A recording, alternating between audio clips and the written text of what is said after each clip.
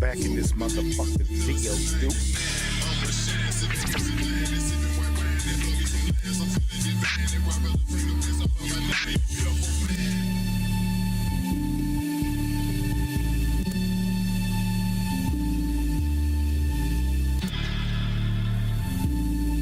It's the news on the ground, motherfuckers.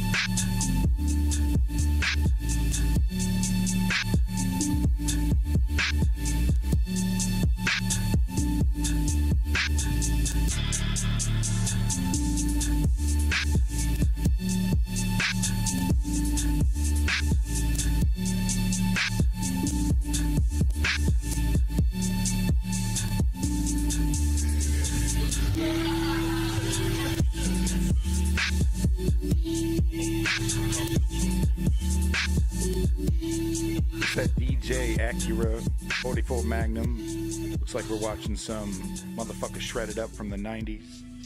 That VHS era shit. Welcome to the News Underground. I am Abandoned Nihilism, aka the realest motherfucker on Twitch. Better ask your mother. Ask your mother. I'm sorry. No, but keeping it real, I am the realest motherfucker on Twitch easily. My agenda is to give you real information. My agenda is democracy. My agenda is liberty. My agenda is equity and equality wherever possible. Peace on motherfucking earth. And I'm unashamed of that. So welcome to the News Underground. We got a packed show. It's positively obese. Soldair over here. Positively obese. I didn't even have time to go through my old shit. I'm back from vacation, as you can tell. Right, I'm unashamed.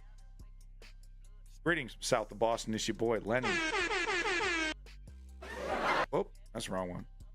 Sorry, gotta get reused to my soundboard. Welcome back, Lenny. Accidents waiting to happen. Make sure you're liking and subscribing to Lenny, folks. Hashtag more Lenny.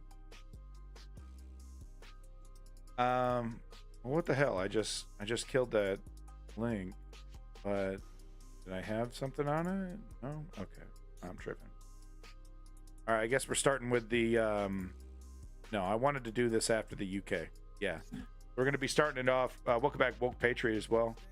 Thank you for all your contributions in the Discord. We're going to be starting off with the UK election. Getting an update on that. I got a big juicy video. We're not going to watch all 44 minutes of it, though. Don't you worry. Going to jump into some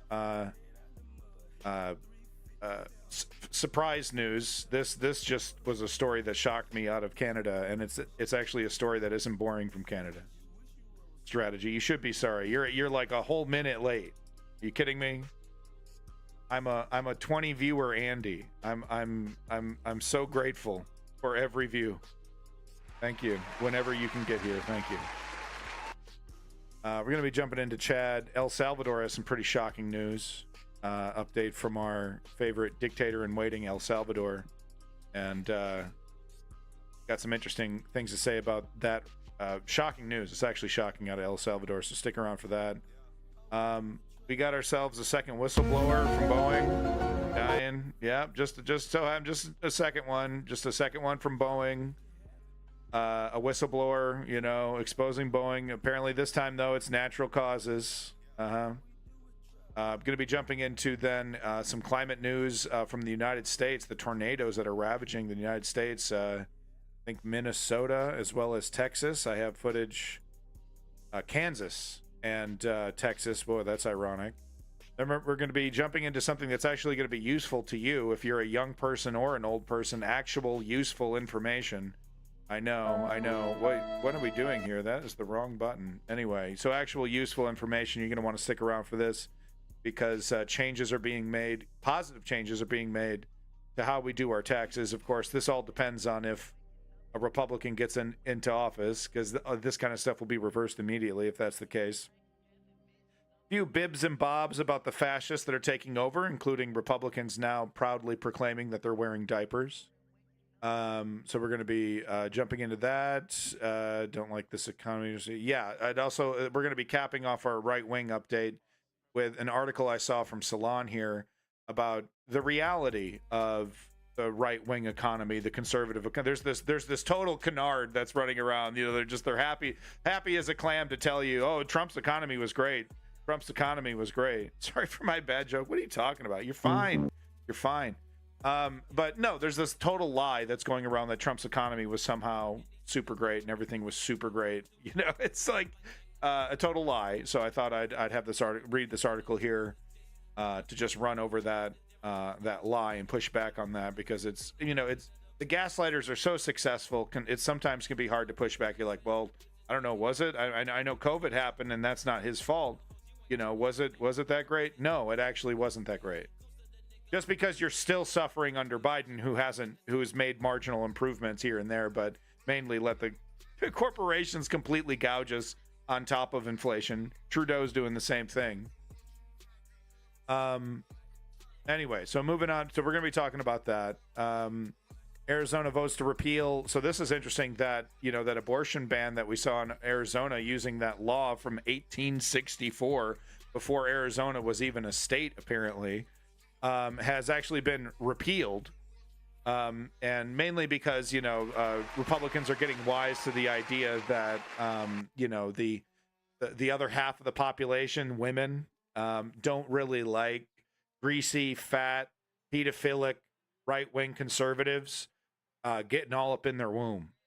They actually don't like that. Shocking.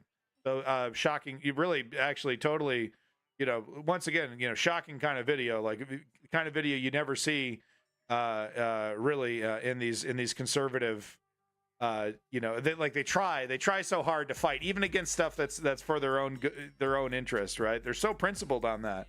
It's interesting how self-destructive they are. They really are principled in some twisted kind of way. Welcome back, Ice King.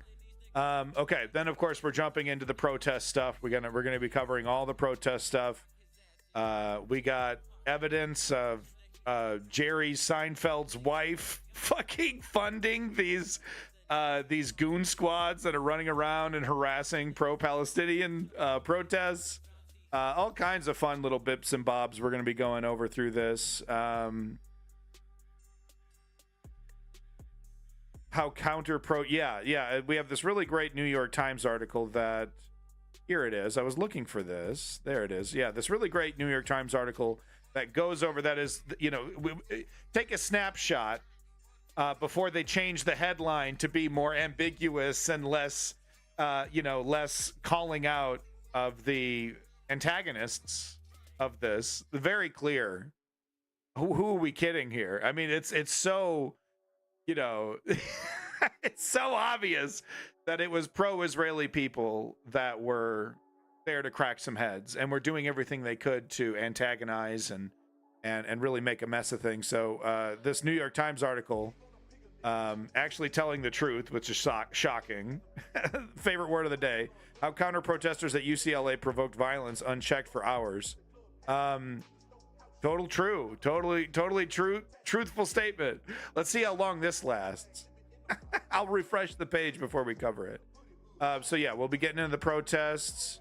Yeah, bunch of clips from that. Okay, yeah, then we're gonna get into Gaza. Just in general, Gaza in general, including a very interesting clip from The View. And before you put up your pitchforks, it's the broken clock syndrome over here. But really, what it is it's a sign that you've lost the mainstream.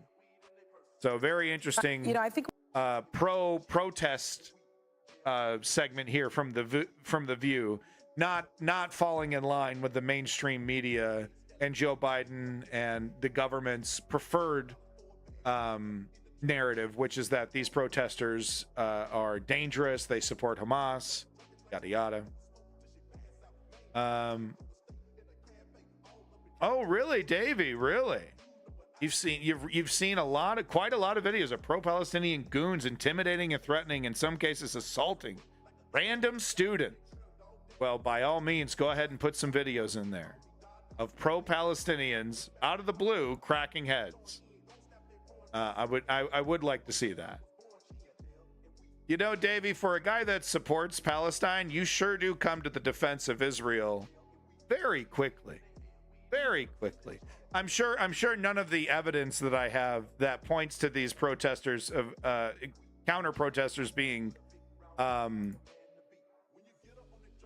astroturfed, being funded. I'm sure you won't be convinced by any of this evidence that these counter protesters were funded by right-wing pro ethnic cleansing, pro kick out all the Palestinians.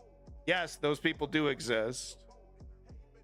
Yeah, so once we're done with Gaza, quick update on Georgia, the protests coming out of Georgia. Just have one video, unfortunately. And then we're going to be doing Ukraine. So how about I quit wasting time and get right into the news then? But like I said, first thing we're covering is going to be the UK. But yeah, I want to see, hey, if there's videos of pro-Palestinians agitating. I think what both sides need to stop doing is guilt by association when it comes to protest, right? Because we could see how it can affect the right and the right-wing protests. We can see how it can affect the left. And there's some frightening laws that are being passed that are basically saying if one person who is part of the protest commits violence, then everyone is guilty, including the organizer especially. And it's shocking that we're kind of allowing this, right? We're allowing it for our side, right, when it benefits us, and we're allowing it for the left as well. It's primarily happening on the left. Because I guess all you need to do is throw on a Palestinian scarf, beat somebody up, put that shit on social media, and there you go. The entire protest movement is invalid. Done. Isn't that great? Isn't that convenient? If we go along with these narratives, right? It's fair to say, according to the evidence that I've seen, the substantial evidence that I've seen, it's fair to say that the pro-Israeli side were the ones agitating, attempting to commit physical violence. The evidence reflects that. But I would be curious to see any pro-Palestinian committing just violent, not defending him or herself, but just, waiting around a corner or agitating in the way that we saw the pro-Israeli protesters doing. He said he's seen a lot. So there's got to be a lot of evidence there. All right, but we'll get to that coming up. Everyone wants to get yelling about that, but no, we got more news to cover than that. Tories suffer huge loss at local elections, but what does this mean for the general one? So that's the obvious question. How effective have the Tories been at slowing down the momentum, and how much has the momentum of the Labour Party, and how damaging has Keir Starmer's Joe Biden-esque knee-jerk defense of Israel's war crimes How has that affected the Labor Party? Spoiler alert, it affected them big time. Not big time, but it will absolutely allow, it will definitely hurt them. It will definitely hit them more than 10%. But let's get into it and see. Well, let's take a closer look at the results. More than 2,500 council seats were up for grabs in 107 English councils. Results are still coming in, but as of a few minutes ago, 91 of those have declared. Labour have gained 8 councils overall, and the Conservatives have lost 6. There's been no change for the Lib Dems or the Greens, and there's 3 fewer with no overall control. In terms of councillors, Labour have gained 164, with the Conservatives losing 386, heading towards the most pessimistic predictions for their overall performance. Duke, looks like you're saying you've seen plenty of evidence of pro-Palestinians agitating violence. I mean, put the links in the chat. I want to see this. I'll get them lined up. The Lib Dems gained 71, the Greens gained 48, and there are 84 more independents. Reform UK has won 1 council seat. In the 4 English mayoral races for which we have results, there's now a Labour mayor in the Prime Minister's backyard after they won in York and North Yorkshire. The PM, of course, is the MP for Richmond. Labour mayors too for the North East and the East Midlands. First time any of them were contested. The Tories breathed a very big sigh of relief after holding on to Tees Valley. Labour had been hoping to unseat Ben Houchen, as we've heard. So some comfort there for the PM, but the day started with a big blow for Rishi Sunak. Labour claiming a massive win in the Blackpool South parliamentary by-election with a 26% swing. That's the 3rd highest Labour to Tory swing in post-war history. Results have also been declared in 26 police and crime commissioner contests. And that's without hammering on Brexit, by the way. Keir Starmer just hands off Brexit, strategically saying, like, people just don't even want to hear it anymore. So this is without hammering on their worst policy decision, that's affecting everything. That's literally the cause of all this, not all, but a good chunk of the pain. So that's quite interesting as well. Tests in England and Wales, to me at least, with Labour flipping 8 from the Conservatives. Plaid Cymru held on to theirs. Krish. Thanks. Well, with so many losses, Rishi Sunak has described the night as disappointing, but is apparently sure voters will stick with the Tories come the general election. Our political editor, Gary Gibbon, is in Westminster. Gary.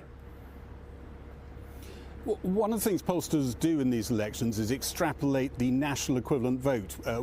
And that is trying to look at basically where the parties stand. And when you look at that figure, and there are different versions available, we've got our own, about a 10-point Labour lead in our one. Other extrapolations come out with something similar. A lot of people might be scratching their heads and saying, well, hang on, I thought Labour had a 20-point lead or something of that order in the opinion polls. What's happening here? And what's happening here is that this is a set of local elections, and quite often the vote dissipates on the non-government side to different causes and coalesces when it comes to a general election a bit more, and that is obviously what Keir Starmer will be hoping happens. But even in these local elections, when you drill down into the numbers and look at the key seats that Keir Starmer needs to win to get a decent majority in a general election, he's doing quite well in those seats. Look, I'm not trying to bamboozle here. If you got some proof of, pro-Palestinians causing some shit, I absolutely want that to be seen. Because it should be called out. And, of course, those that are leading this protest movement should be asked, do you agree with these actions? And then given the opportunity to say, of course not. Because of course they don't. It's a peaceful goddamn protest. No, it's not. They're a bunch of thugs. Oh, it's a bunch of Gazas. But I don't agree with the right-wing framing, says Davey. And Labour would say, look also at the Police and Crime Commissioner elections. Low turnouts really quite often, is it? sometimes dismissed, but quite often more of a two-horse battle, and in those, Labour is doing really quite well. There are some concerns for Labour in these numbers, though, and that is to do with sometimes more left-leaning voters who are drifting away from Labour, maybe in some wards, and as you said, Muslim voters who seem to be definitely walking away from Labour in some numbers. That could end up being more of an issue for Labour in government than necessarily trying to win an election to get into government. But for Rishi Sunak, well, it looks pretty grim wherever you look. That 25% share of the vote, which we think he's going to hit when all the numbers are in, is really quite close to rock bottom for the Conservative Party. There are distinctly flashing red lights on his dashboard. Oh, Davey, do you acknowledge that it was one entrance that was blocked? Okay. That the students could have entered that building from the building that had the entrance blocked from other locations. Do you acknowledge that? And the occupation of the building, is that really a worse crime than what we're seeing being perpetuated? Is occupying a building a war crime, Davey? Because that's what we're talking about. War crimes. Crimes against humanity. Is occupying a building apples to apples? Really, bud? You're so pathetically in line with this anti-Palestinian framing. I don't know what to say, man. There's literally no evidence. There's literally no evidence. It's not a comparison. Okay, so you're not comparing the two. You do acknowledge that the war crimes being committed and supported by Israel and supported by the United States are far, far worse than some fucking students occupying a portion of a fucking building. You do acknowledge that, right? Jeez. It looks like he's going to evade. And those people aren't there to hurt people. Okay? They're not hurting anybody. But they're being attacked. Their violence is being brought upon them. Occupying a space in a building is not the same as physical violence. Jesus Christ. Jesus Christ. You know, I bet your opinions on Occupy would have been just as equally disgusting. Yeah, no, I rail against the police state, but in this case, I think the police state's perfectly adequate. This is a good thing. This is against public safety. See, now I'm putting words in your mouth. But come on, if this isn't considered a peaceful protest, then I don't know what is. Then honestly, then there is no such thing as a peaceful protest. If what these pro-Palestinian protesters are doing isn't peaceful, then there's just nothing that can ever be defined as that. Are they literally just supposed to do a quick 1 hour march and go home? We're talking about what, 14,000 dead children? I'm sure you understand the severity of that. Once again, is the crimes of killing 14,000 children less important than occupying a fucking space in a fucking university? Get with it. Get with it. Is there nothing you won't justify? Get with it, man.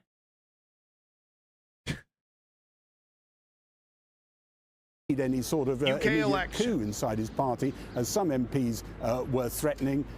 One of them said to me he's got a stay of execution. Well, we'll see about that. But definitely red lights flashing on his dashboard tonight. Here's what we know so far about the results. Congrats, Leon. It's a lot of your hard work there. If you remember one result from yesterday's elections, Keir Starmer would like it to be the Blackpool by-election. Oh, it's always too much for the Conservatives. Nudged post-war records. This was a parliamentary vote. This was directly to Rishi Sunak annihilated? To say we're fed up with your decline. Solid win. Solid win. Annihilated? Your chaos But hey, and your division, you worked really hard, and we want Leon. change. But across the country, Labour brought gloom to Tory councillors. Here in Redditch, Labour snatched control of the council. In true blue Aldershot, Rushmore Council, some Tories couldn't quite believe the results in front of them. Some had to look away. Labour took control, and long-serving Tory councillors were rejected by the voters. Yes, I mean, the national picture didn't help on the doorstep. Some people didn't vote at all because of the situation. But it was quite clear that we were fighting on many fronts. Labour's team celebrating that council gain. Based on the votes cast in yesterday's local elections, in a general election, Aldershot, branded the home of the British military, would swing decisively to Labour. On yesterday's votes, Plymouth Moorview would go from safe Tory to Labour. And in the Red Wall, Great Grimsby, which went Tory in 2019, could return to the Labour Party. Not annihilation. The Red Wall provided some comfort for the Conservatives. Ben Houchen held on as mayor of Teesside after a campaign in which he long-fingered his party and his leader. It's not about... He did what? He did what to? What did he do? Show your hands. Show your hands. He did what? Should make as much effort as not to affect the lives of people who want no part in the protest. Oh, yeah, Davey. I'm so sick of this, man. Look, you have a good point with the highway protest, but now you're just trying to apply this ridiculous standard to all protests, that protests can't be disruptive for you to think that they're okay. Pathetic. We literally wouldn't have the 8-hour work week if we listened to you, dude. Women wouldn't have the ability to fucking vote, and black people wouldn't have fucking civil rights if it were listening to you. Oh, we can't be disruptive. You understand, children and fucking women, innocent, non-Hamas, getting murdered. And you're talking about, well, as long as people aren't disrupted and oh gosh, that's not a good protest when people can, when people are disrupted and it gets in their way. Davey, those two are unfortunately entwined, my friend. Okay? Those two are unfortunately entwined. And what you are arguing for is for, I assume you want these kind of rules enshrined into law, is basically the end of dissent. The final lever of change that the United States citizens have, protesting, creating disruption, demanding change. That's what you were advocating for. It's disgusting, dude. Fucking Rush Limbaugh. You stink of him. After a campaign in which he long-fingered his party and his leader. I'm sorry, he did what? I know, I did that joke twice, I'm sorry. But he fingered who? Is that a political term, Leon? Can you help me out with that? He fingered what now? Side after a campaign in which he long-fingered his party and his leader. It's not about Rishi Sunak or the government. It's not voting on Keir Starmer, Rishi Sunak. The mess that's going on in Westminster. Is that like this? That's what he means? Didn't stop Rishi Sunak rushing to Teesside to bask in the mayor's victory glory. I've got a message for the Labour Party too, because they know baby loves Rishi. that they had to win here in order to win a general election. They know that. They assumed that Tees Valley would just stroll back to them, but it didn't. It didn't. People knew that they couldn't be taken for granted. They knew that it was Ben and the Conservatives that delivered for them. I don't know what the fuck you guys talking about. But within Teesside, Labour took back control of Hartlepool Council. In these numbers, they take back the parliamentary seat Jill Mortimer won for the Tories 3 years ago. She says fellow MPs must stop talking about deposing Rishi Sunak. I think any talk of changing leader going into a general election is for the birds, to be quite honest. Malcolm X was right to be disruptive. We will stick together as a party. Right to be disruptive. Channel 4 News analysis has extrapolated from... BLM was right to be disruptive. Occupy was right to be disruptive. The Vietnam anti-war protesters were right to be disruptive. Yeah, some people were late for work. Boo fucking who? Cambodia was a fucking human rights disaster. Wait, no. I mean, it is, but the damn it, I was on a roll. My Lai massacre. The My Lai massacre is what I was talking about. The My Lai massacre was a human rights disaster and was 100% worth getting in the streets for. That was American-made napalm getting dumped on those people.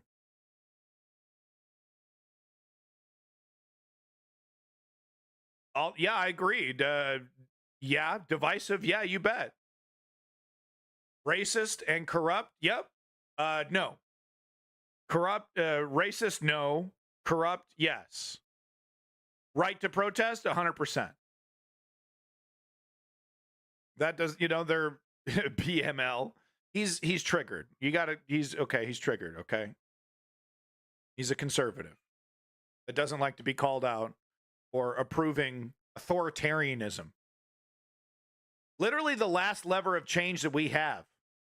Because you know what, Davey? If Trump gets into office, it's in the streets. It's in the streets or nothing. It's listen to you and get rolled over by the authoritarians because we're just too fucking polite, or it's get in the streets. And I'm unfortunately disagree with you. It's literally the last lever we got. And yeah, BLM, remember the Rainbow Coalition, or what the fuck were they called? The pro animal, no, the Weather Underground. That's what I'm thinking of. From the Vietnam era. Divisive. Oh, but essential. Essential. Showing people how to resist, reminding people that this is an option, inspiring people to get off their fucking ass. Stonewall, great example. Oh, well, that was too disruptive, Leon. Yeah, well, gay people were getting bashed up in bars just trying to be themselves. What were they supposed to do, Davey? Petition the government that was acquiescing to these cops? Fucking sick of it. Yeah. Racist? BLM was not racist.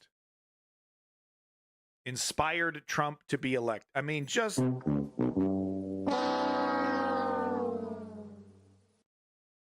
leave, dude. What the fuck, man? Just go. From the results so far, share of the vote figures for the two main parties. You're gone, It projects dude. Labour could be on 35%, and the gone. Tories skirting an all-time low at 25%, a 10-point Labour lead. Labour in opposition has had smaller leads in local elections and gone on to lose the general election a year later. This lead is closer to the sort enjoyed by Tony Blair ahead of his landslide general election victory. But it's not as big as the 20-point opinion poll leads Labour's been getting. Local elections are a very different beast to general elections. What we're seeing in terms of the Conservatives' performance is among the worst performances that they've ever had in local elections. But what's different in local elections is that you get a more fragmented opposition vote. I mean, the Dems do better, II, right? The Greens do better, Independents do better, and all of that is even more true now than it used to be in, say, the 1990s when Tony Blair was opposition leader. So many of those voters will rally behind the Labour banner when we get to a Westminster election. The Lib Dems celebrated victory in Winchester, parading dinosaurs with blue rosettes. Make this Conservative government history. But the party's 17% projected share of the national vote will be hard to match in a general election. UK politics is straight up corny sometimes. There were Green Party gains, some on councils where they've never won before. In Pendle, independents who've left Labour over Keir Starmer's policy on Gaza won seats from Labour. And across the country, wards with larger Muslim populations showed a distinct drop in Labour support. Yeah, Leon. Keir Starmer travelled to North Yorkshire, a few miles from... Yeah, this this Channel 4 also tries to poke holes in this, you know, in the, like, you know, it was all super pro labor, you know, annihilation, you know, kind of. And I'm sorry I keep harping on that, because no, I mean, really, it's about as close to an annihilation as you can get. But what troubles me is that it really wasn't, you know, just a total victory across the board.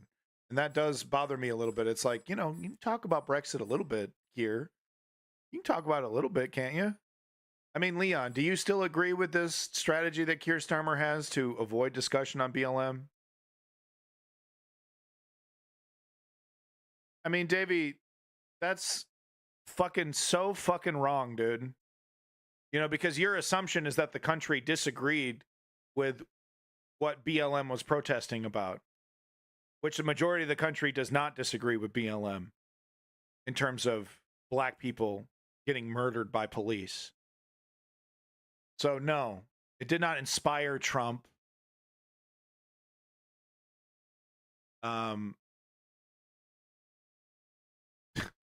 Just so ridiculous. It's just so ridiculous. Oh, there's this disgusting bug in my water. Rishi Sunak's home to celebrate the election of a Labour mayor there. I think we're in his constituency now, celebrating this victory. Rishi Sunak had started his day a few minutes' drive away at Catterick Barracks. On the evidence of results out so far, his party has not advanced on his watch. I'll go dump Some him out. who plan to mount a coup against him in the coming days say they won't move on him now, but don't rule out trying again a little later. Gary Gibbon, well, in a few minutes we'll be hearing from Labour's Yvette Cooper. But first, the Work and Pension Secretary Mel Stride joins us from Westminster. Thanks for joining us. Rishi Sunak went to Tees Valley and claimed that Labour has to win there in order to win the general election. That is just not true, is it? In fact, it's patently nonsense. It's right at the heart of the Red Wall, as you will know. And Labour certainly have to make major inroads back into the Red Wall. Now, what Ben Houchin, of course, has done is won emphatically there, over 60% of the vote. Yeah. And you've got to remember that in 2021, the last set, when he got 73%, that was a high watermark for. So you believe the lies that Antifa, that this was, that, you know, that Antifa was, that this was like Antifa riots. You believe those lies, and you were cool with the racism, I mean, all the other red flags with Trump. You were willing to forgo all of that because you believe the lies about these protests. You do believe in evidence, right? I've shown the evidence on screen that over 90% of these protests were totally peaceful. No damage whatsoever. Over 90%. Will you acknowledge that it's a total lie, that the BLM Antifa protests were riots across the city, the whole country lit on fire? In retrospect, with the evidence right in front of you, in hindsight, will you acknowledge that reality, or you're still going to believe that trash, those fucking lies? Man, Davin, it's just, you know, I don't really have time for Davies in my life. You got evidence staring you right in the face, and you know what you're doing? It's feelings over facts, Davey. It's feelings over facts, man. For us, we had the COVID bounce, we were riding high in the polls and so on. And in fact, he won in every single one of the 5 boroughs that sit beneath that but as you know, area. It's a personal vote. There's a big result. I mean, the point of the mayors was to create big personalities. That's what Ben Houchin is. He's got a big personal name recognition, a personal vote. He barely mentioned the Conservatives or Rishi Sunak in his campaign. He was the only one not wearing a party rosette. Not Antifa, though. Not Antifa, though. I mean, what does that even mean? The Antifa presence was completely scattered, wasn't organized, totally random, divisive, and racist. To be fair to Davey, there were members of BLM that made statements that were quite frankly anti-white, which is, yes, racist. The entire movement and what it stands for, no, not racist. We're not going to guilt by association, right, Davey? The movement does not stand to lower white people. The movement stands to treat black people the way that white people are treated by the law. That's what it stands for. On the platform, didn't mention the Conservatives or Rishi Sunak in his speech. It's about him, not about the party. And, you know, it's just nonsense to suggest Labour needs to win there. No, look, Ben Halchin stood as a proud Antifa, Conservative. I agree with Antifa being a physical presence, resisting fascism. But as we've seen with the right-wing conservatives, how easily they capitalize it and how easily they, oh, victim, victim, victim. The property damage shit doesn't work. So I implore Antifa, who I support and I agree with, stop doing the physical damage. Continue being an intimidating and physical presence in front of the fascists that love to show up. These Proud Boys, these Boogaloo boys, show up to our protests with fucking guns and shit, intimidating us. Legitimate. We need Antifa. We need anti-fascism to exist. But I implore Antifa, you know, wherever they are, stop with the property damage. It doesn't do shit. But allow right-wing, crusty-ass, boring-ass, right-wing conservatives who are not interested in free speech or dissent, who want to find ways to legally justify capping that. It just gives them tools and ammo. We've seen it time and time again. The burning down the McDonald's and robbing the fucking Apple store was more politically effective for the right wing than it was for the left. Don't give me that both sides bullshit, Ken. How about you pull some nuance out of your ass instead of some stupid bullshit? Huh? How about you give that a shot, Ken? Both sides. You're going to bust out the both sides? You fucking amateur? Pick up a book and come back, motherfucker. Jesus Christ.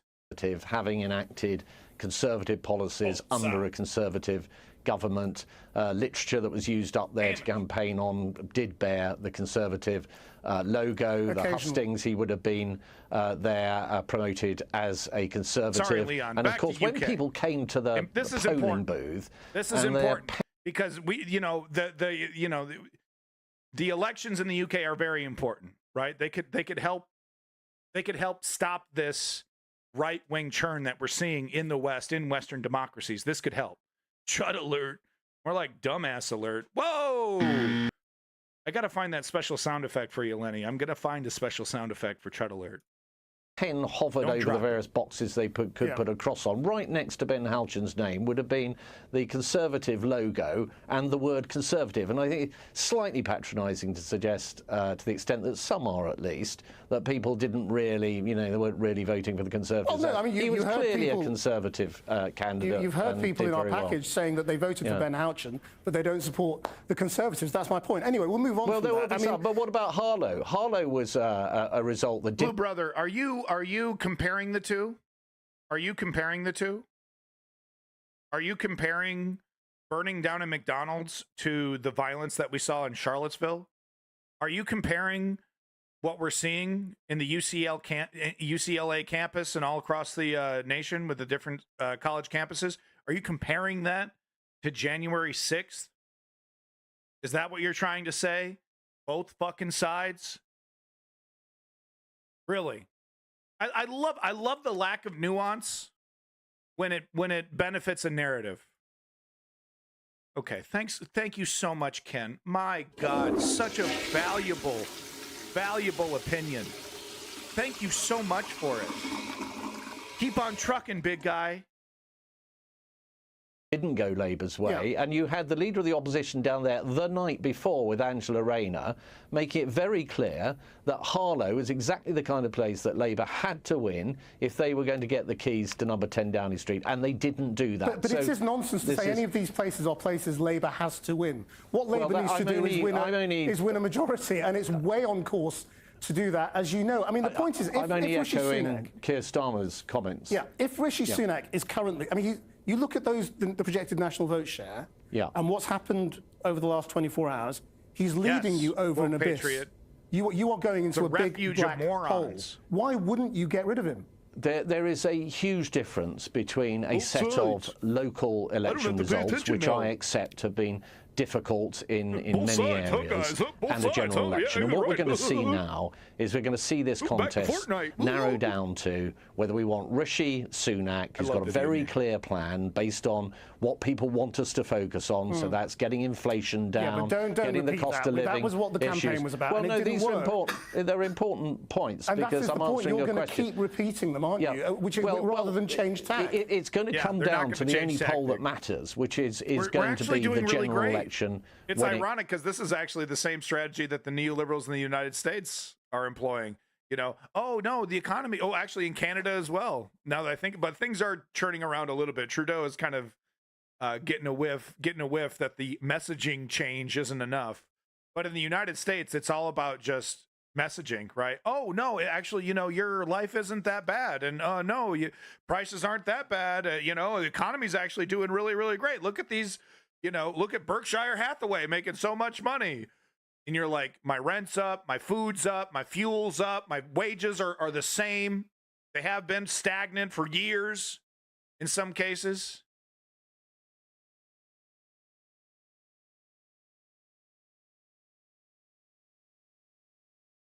Oh, interesting comment, Blue Brother.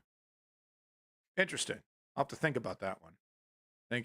But you know what I'm saying. Let's get back to it.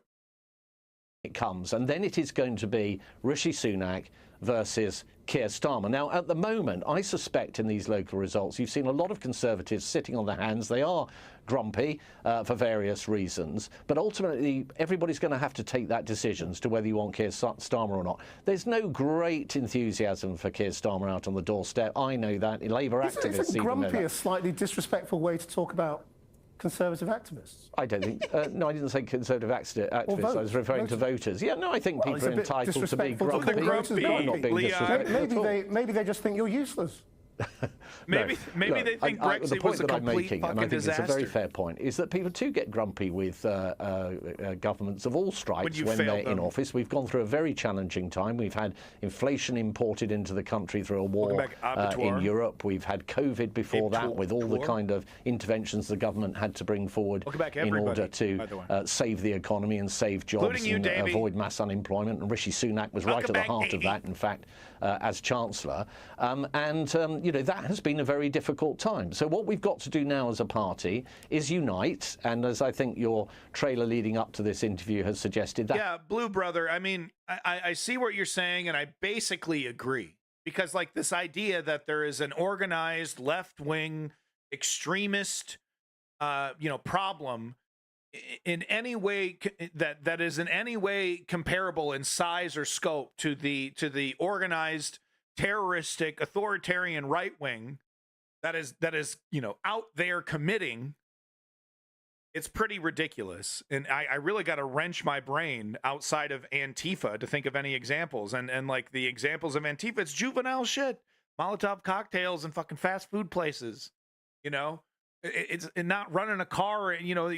There's not been a single left-wing Antifa activist running a car into a group of right-wingers. That is precisely what the Parliamentary Party is now going to do. Unite behind our leader, unite behind our very clear agenda and the things that we are doing. So you're not going to change course. And you're going to come forward to the country with a manifesto that will address and continue to address the key concerns. So what you're doing is asking people to change their minds. I mean, you're not going to change. You're going to keep saying the same 5 messages, and you're going to hope that the voters somehow change their minds about I know you, Christian, I know you don't want me to explain what these 5 messages are, for example, but some of your viewers may be getting a bit confused now because we're talking about things in the abstract. So I do think I need to lay them out. People care about the cost of living. They care about inflation coming down. They care about the fact that real wages have been increasing in each of the last 9 months. They care about illegal migration, where we have a plan in place to deal with that and have a deterrent. And Labour is saying, in fact, for 90,000 plus people, what they're literally, so the voters clearly told them, gave them a message. This people in boats and the immigration scaremongering and all this and that your real wages are going up,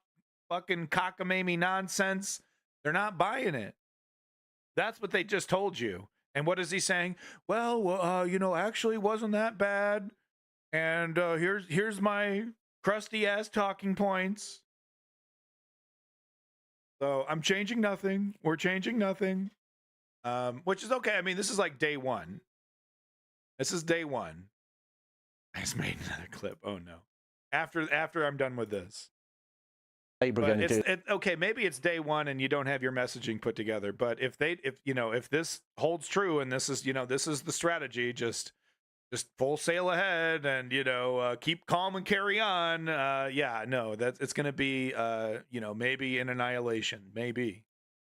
Is effectively a soft amnesty for those people. Now, as we go towards the general election, Keir Starmer is going to come under the kind of scrutiny that only happens during a general election campaign. And whereas at the moment he has no plan and we don't know what he stands for on many, many different things because he's frightened of saying anything lest he jeopardise his poll lead, we're going to start to have a serious debate and he will be put under scrutiny. And I think you'll find that the polls will narrow through time. Well, Labour are going to be under scrutiny right now. Mel Stride, thank you very much indeed. Now over to Jackie. No, Blue Brother, and that's actually a big problem. I have a lot of criticism for, and one of the reasons I think that is true is that I feel like a lot of communists don't want, they're super nostalgic for a lot of shit that people don't want. And I really do think that there needs to be a modernization of communism. Because it's ironic, because socialism is so essential to balance capitalism that we can't just throw communism away like we can throw, it's a legitimate political ideology in certain aspects, just like capitalism is a legitimate political ideology in certain aspects. Like I said, they balance each other, socialism and capitalism. But the current state of the Communist Party is kind of fucking pathetic. Correct me if I'm wrong. With that said, when's the last time you've seen Tapper Jake have a conversation with a educated communist about anything? Let's not forget that the mainstream media has been, basically in the United States since its inception, doing everything it can to suppress those kind of conversations, those kind of debates. So that's not really the fault of communism. That's really the fault of the authoritarian, the citizens kind of allowing the free press to not truly be free, right? Bet Cooper, the Shadow Home Secretary, is here with me now. Bet Cooper, was it a good night on your own merits, or as Mel? No, I mean, Zio Duke, socialism and communism are basically the same thing. That they're just they basically represent the same thing, and the whole idea is that we have way too much capitalism. It needs to be balanced out with more socialism. And if we go too far into socialism, well, then we got a fucking scary ass Brave New World nanny state kind of shit going on. We don't want that either. We go too far right, we get full blown fascism. Go too far left, we get Brave New World kind of stuff, Aldous Huxley kind of stuff. Oh my God. Can the communists stop? Marx used the terms interchangeably. I've heard that from academics. Marx himself used the terms interchangeably. But here we go with the communists. Oh, it's actually this, it's this flavor, it's that flavor. This is what I'm talking about. Clean it up. Clean it up. I like democratic socialism. That for me, that explains it all. We get the socialist aspects, but it's democratic, so the people get to keep what they want to keep. Okay. Cooper, the Shadow Home Secretary, is here with me. I want to. Sorry, Leon. This is the worst. I'm sorry. Everyone wants to talk about the fucking protests, and then we get into a debate about the legitimacy of protests. Let's hear this side from Labour, and then we'll move it over. Now, Bet Cooper, was it a good night on your own merits, or as Mel Stride suggests, just a good night because voters are grumpy with the government? Evening, Jackie. Well, I think dismissing voters as being grumpy just it completely doesn't get what's happening across the country. I think people are desperate for change and they were supporting Labour to deliver that change. We obviously had a very good result in Blackpool. That was the one parliamentary result that we had, a more than 20% swing, and that's the 6th parliamentary by-election that we've won with a more than 20% swing this Parliament. But we're also got to keep working. And we know that we will keep working. We really need to see a general election. That's what I think everybody wants to see as soon as possible. As you suggest, Labour's mantra is that you cannot be complacent. So where would you identify the potential weaknesses last night? Was it Harlow? As Mel Stride said, Keir Starmer had said it was critical. Was it Ben Houchen hanging on to the Tees Valley? Are there areas that you are worried about? Well, I think we saw progress right across the country. So, for example, the Police and Crime Commissioner elections, which took place really in every corner of the country, we saw Labour wins for the first time for Cumbria, for Norfolk, for Cleveland, for Avon and Somerset, really all corners of the country where we saw strong Labour results. And that was really a Labour turnouts and failures in Harlow. Keir Starmer had said it was absolutely critical. Ben Houchen, you know, one of the arguments being made that when Conservatives deliver in their area, voters are not looking to run to you. Well, just to finish the point on the Police and Crime Commissioners first, and then to address that, is I think it was important, you're right, those were off sometimes areas where there were no other elections. However, it was a strong support for Labour on law and order, on an issue the Conservatives continue to think that they're doing well. And actually, they're doing really badly because we're not seeing the police on the streets, when people are not getting justice through the criminal justice system. But on the Tees Valley mayor, obviously, look, I think there's not just personal factors involved. There was also a 17% swing from Labour to from the Conservatives to Labour. So that was a big increase in that vote. And we also won the Cleveland Police and Crime Commissioner, which was a similar area.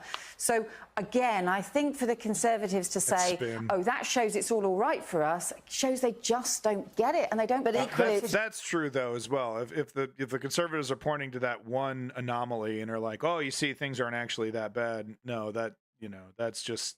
You got lucky with that one. Not all right for Labour either, is it? What is clear, what is very, very clear, is the issue of Gaza and the Labour Party's response to it has cost Labour councils seats.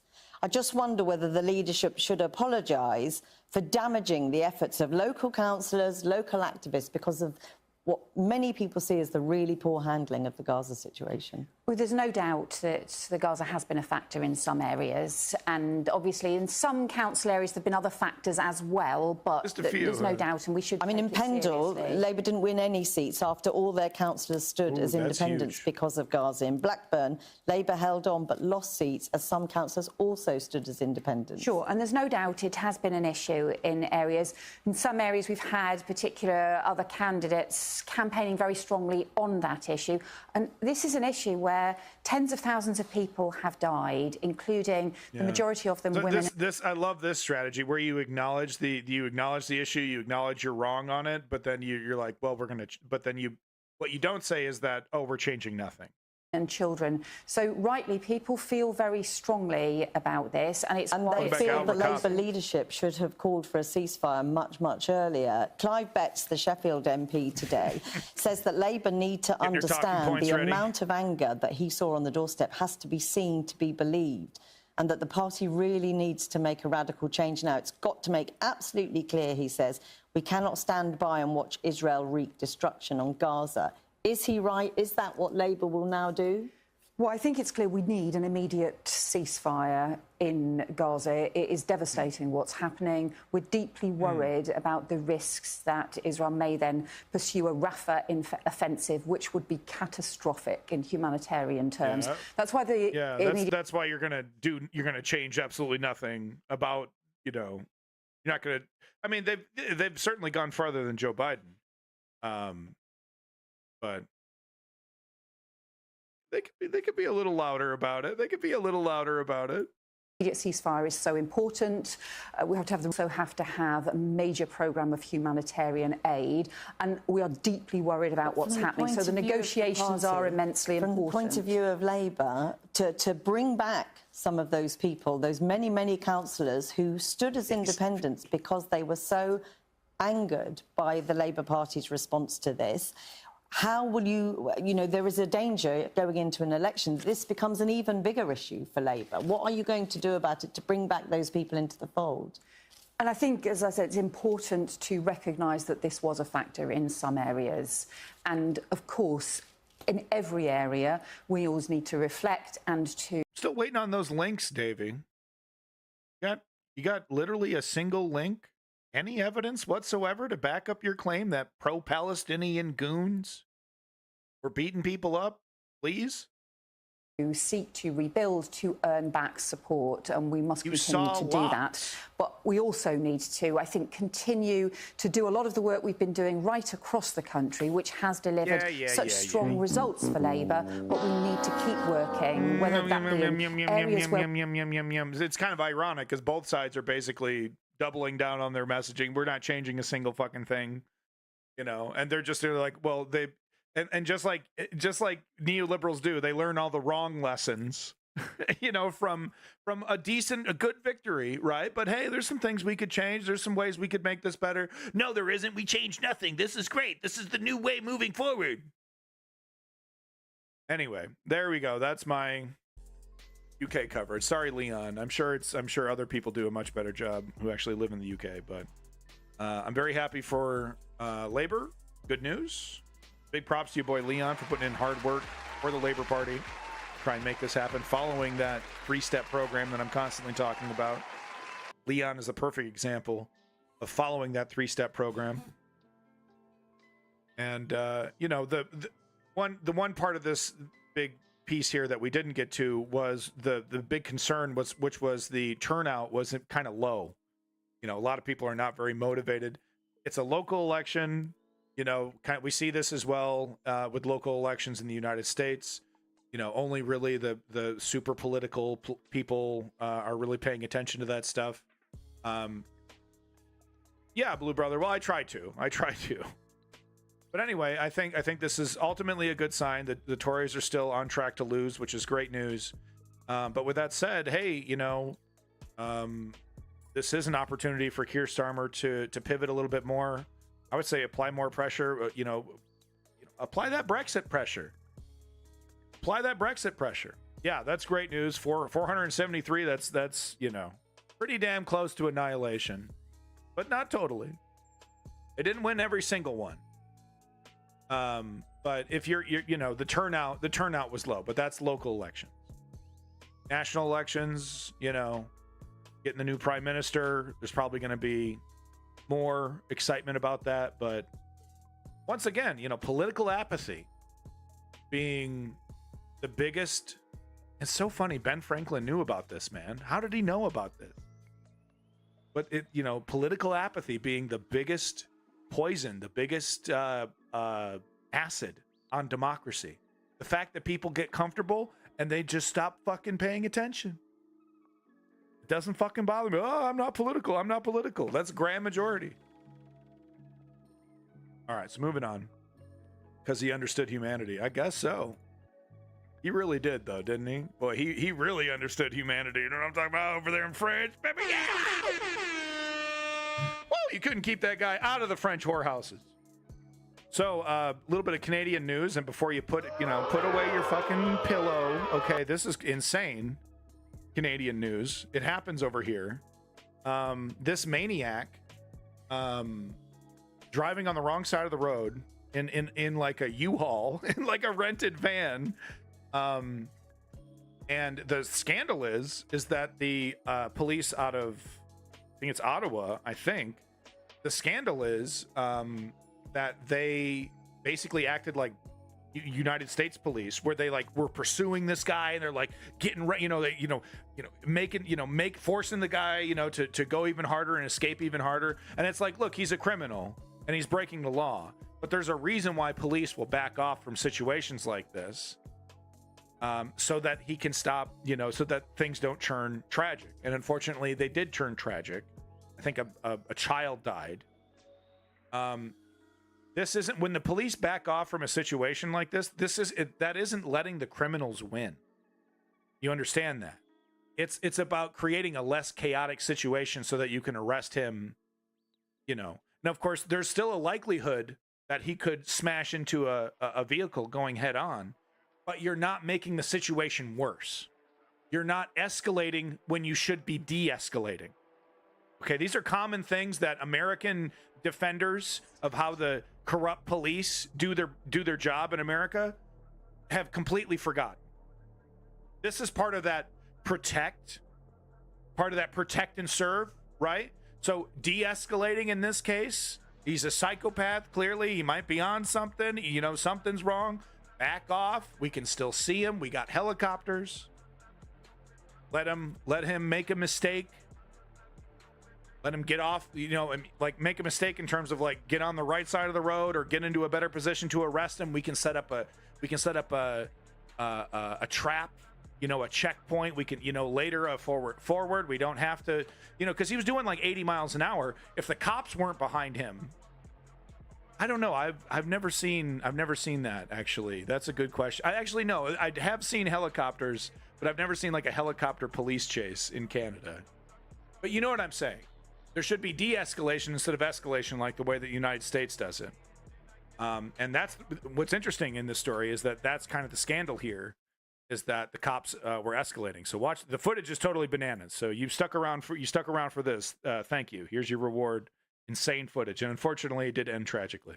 Dashcam video shows how this driver had to move over fast to avoid that U-Haul van barreling the wrong way down Canada's busiest highway, pursued at high speed by Durham police. Now, CBC News has learned the license plate that officers were told was on that van wasn't registered to that vehicle. The plate is unattached, so I don't know where it's going to be going, but again, description was a U-Haul. Ontario Transport Ministry records show the license plate is listed as unattached, missing, or suspended, and was last associated with a Dodge Ram pickup truck in Blue Brother. The fact that America is one of the most well-armed populace does not remove the obligation of police to put the citizen above their own safety. Police unions are, of course, arguing against that. But when you talk to your average American citizen about what the duty of a cop is, they would say it's to protect and serve. That does mean putting yourself, putting the people that you're protecting and serving above your own safety. That's why cops get handsome salaries. That's why cops get awards and are considered heroes, and and all these different things. And I believe are well-deserved, because in my eye, to be a cop is to protect and serve. And that does mean putting the safety of the public above your own. And that is heroic when that actually happens. I do find it ironic, though, that cops are incredibly, usually right-wing conservatives, and they totally support arming the citizens with all kinds of body piercing ammo. You'll see cops supporting extended mags and all kinds of pseudo military, straight up military hardware that is then used against them in crimes, or usually in like shootouts after they've killed their family or something like that. But it is incredibly ironic to me that a majority of police are conservative, who support unrestricted gun ownership for everybody. That absolutely puts them in danger, because I've seen the footage, at least, and I'm one of the few lefties that acknowledge that cops are absolutely, like, it's crazy, because the violent incidents have actually gone down for cops, But the violent incidents that do happen are incredibly violent, and cops will get straight up gunned down. You know, I've seen tons of footage of it. One reason is that no one wants to go to jail because they'll be raped.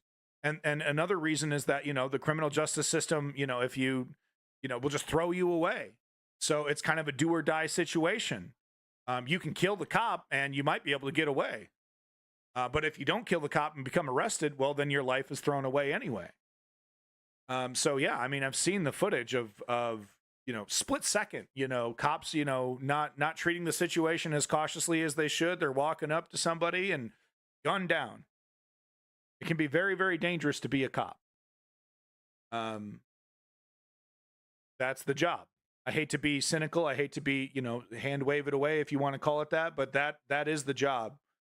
And if you want a safer society, then maybe cops shouldn't support arming the citizens with armor-piercing weapons, etc. 2017. The minute it entered the wrong way on a freeway at a high speed, absolutely, there's no justification for carrying on with a pursuit of that nature. Oh my God! That wild chase on Highway 401 near Toronto ended with a fiery crash and a tragedy. The death of an infant and 2 grandparents. The suspect also died. The driver of that mangled transport truck spent the night in hospital. The trucking company tells CBC News their driver saw the cargo van first smash into a car, then lift off the ground with the van flying into the front of that semi. The most egregious, mindless, high-speed pursuit going the wrong way at that time of day on a major artery that I've ever seen. Investigators say it all started with a robbery at a liquor store. But it's not clear what prompted the intense nature of the chase. Before the pursuit reached the highway, provincial police were told the operation involved 12 Durham police vehicles. Durham advising there was a male inside the LCBO. He tried to rob the store. He pulled a knife on an off-duty officer. Ontario's police watchdog is handling the investigation. So it was I think that's it. That's the key right there. Pulled a knife on an off-duty officer. Back the blue. We've seen this in America. I'm sure this happens in Canada as well. It's, you know, being a cop, there's camaraderie with your fellow cops. When you hear of a fellow cop being attacked or assaulted or, of course, killed, we see police action, you know, double and triple and quadruple. So here we see they heard over the radio, oh, guy attacked a cop with a knife, and they put their revenge over the safety of the public. And look, I'm not saying they're directly responsible for killing that infant. It could have very easily have happened had the cops de-escalated. We don't know what kind of state of mind this guy was in, right? And we're talking about a hypothetical. With that said, it's easy to imagine a hypothetical where that infant doesn't die because that guy no longer feels the pressure to be doing 70, 80 miles an hour. He's totally in his wrong mind. He's in the wrong lane. But like, how would that person react if he thought the pressure was laying off him? Would he accelerate? Would he, you know, commit more risks? Maybe. Irrational people do irrational things. But I'm pretty sure if you were to look at the history of these kind of incidences and the difference between these, you know, what happens when cops lay off versus when cops apply pressure, I would be interested to see that information, that study done, because I would venture a guess that the incidences like this where the cops backed off resulted in less death than the cops riding this guy's ass, you know, like a Grand Theft Auto, right? Like the cops, you know how the cops will, like, you know, the army will be chasing you, running over civilian vehicles and killing civilians on their way to kill you. You know, not exactly effective. So interesting stuff. And if I do hear a follow-up on this, I definitely will report on it. And wouldn't comment on whether a knife was used in the robbery or whether the van pursued by police had been rented or stolen. Oh, who fucking cares? Who fucking cares, man? Infant died. Cops dropped the ball.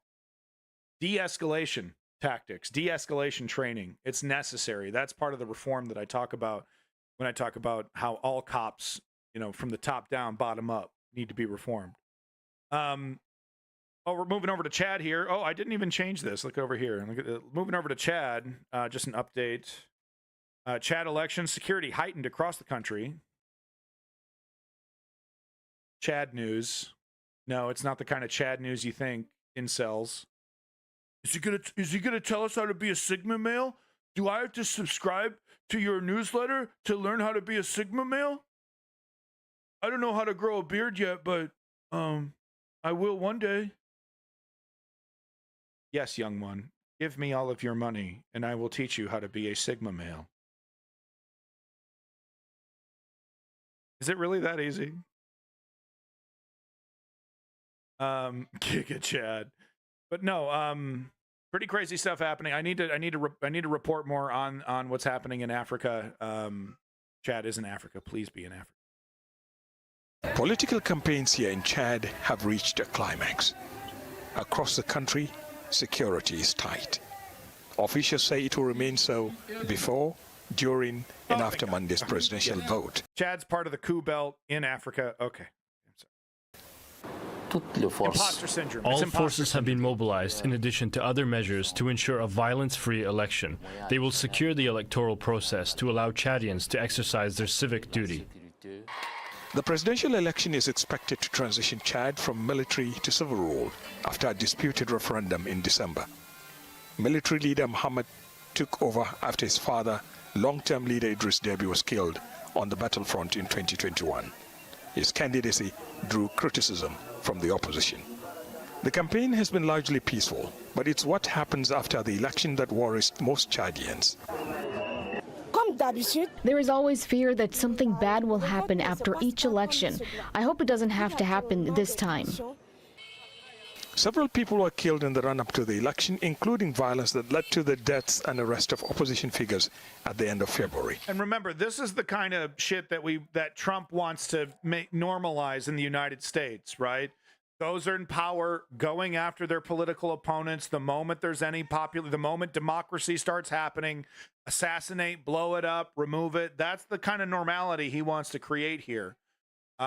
Clamping down on protests, I need to add, sorry to pile on, Davey, but your opinions are right in line with these tin pot dictators who would love to clamp down more on dissent and protesting. Oh, well, protest over here where it's convenient in a park for an hour where it doesn't bother anybody. I love your idea. I love your idea of targeting the government specifically and avoiding disrupting the public as much as possible. But like I said before, that's impossible. And to have that standard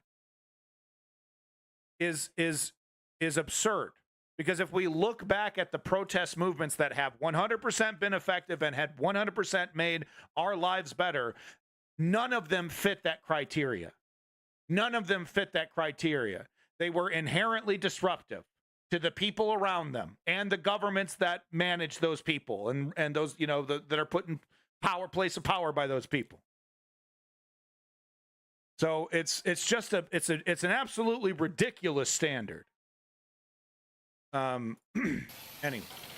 Many Chadians are looking forward to this election, just as some say they are staying away. Those opposed to the vote insist the process that produced the candidates is flawed. As a result, some groups are calling on Chadians to boycott it. The Electoral Commission says preparations for the elections are complete. We believe after the election, constitutional order will be restored and the security situation will improve a great deal. But to get there, the main opposition party says there must be an acceptable, free and fair process. And what the people of Chad will decide is going to be what everybody should respect. This is what we are pushing for, and this is going to be, I hope, the case to make sure that for the first time of our history, the Chadian people can choose their leader.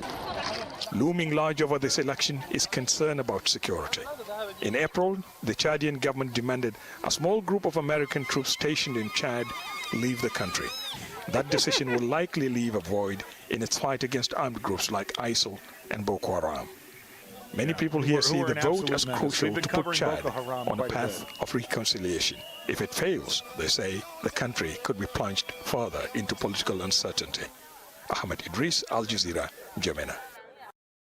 Well, we'll definitely be following up on that, seeing where that goes. Like I said, there's been a lot of chaos happening in the coup belt. So, you know, it would be nice to see a, you know, peaceful election, a peaceful transition of power. Foreshadowing. All right, so moving on to El Salvador next. This is shocking. That's how I described it when I was going over the recap, and there's no other way to put it. And this is a feather in the cap for characters like Davey, but you know, this is, you know, the conservatives have just been absolutely blowing their load, being like, look, see, authoritarianism works, police states work, you just have to do it the right way. So what we're seeing here, just to, you know, just spoil it a little bit, just to give you a little context, so I can give you my opinion, and then we'll just watch the clip. I'll try to interrupt it as little as possible.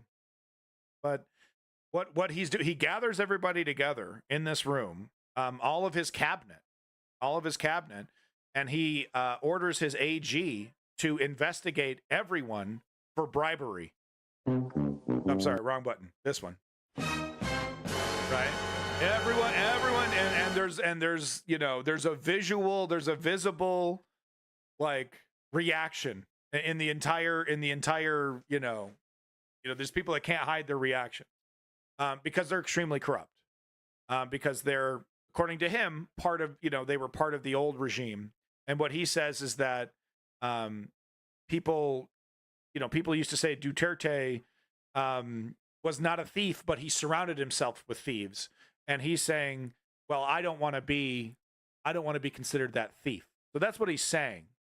What I think is happening is kind of like when we see corporations hide layoffs behind removing remote work. You know how when a company wants to lay some people off, they all of a sudden change the rules on remote work? Oh, we're no more remote. Everyone to the office, because they know a certain amount of people are gonna quit. So they're not really announcing a layoff.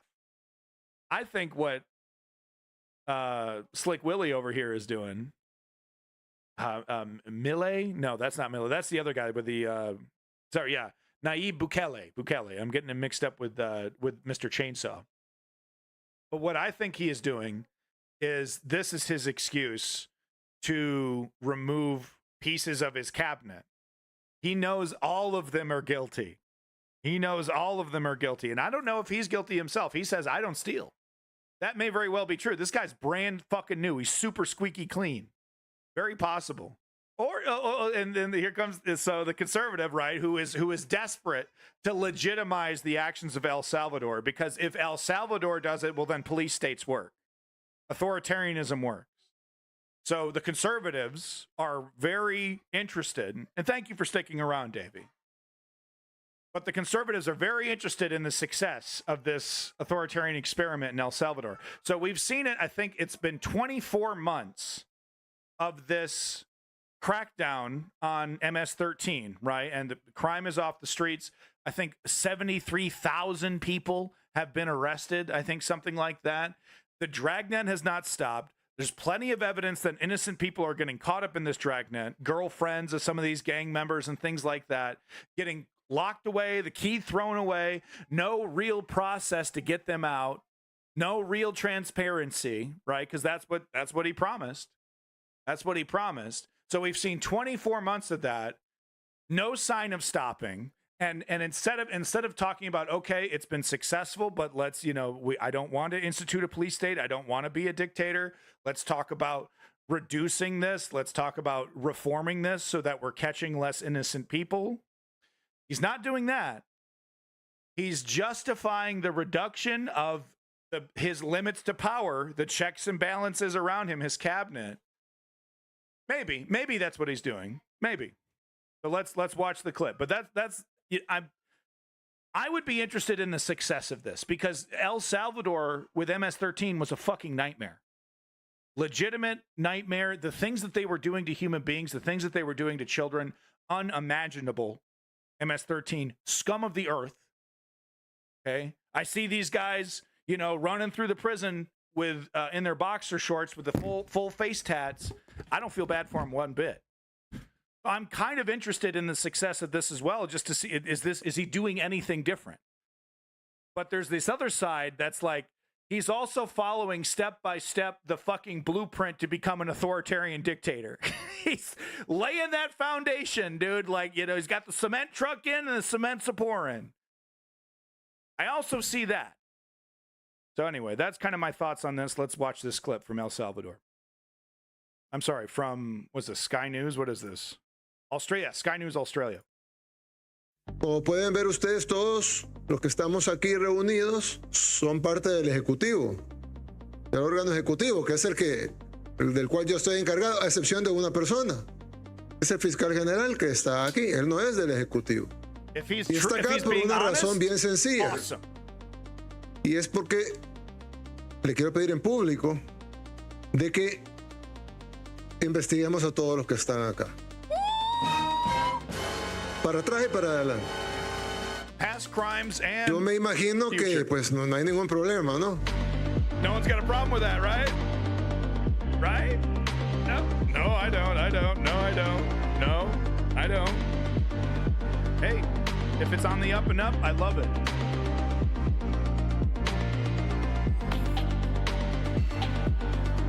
Could also give him the ability to kind of just push people out of his way. Might be that.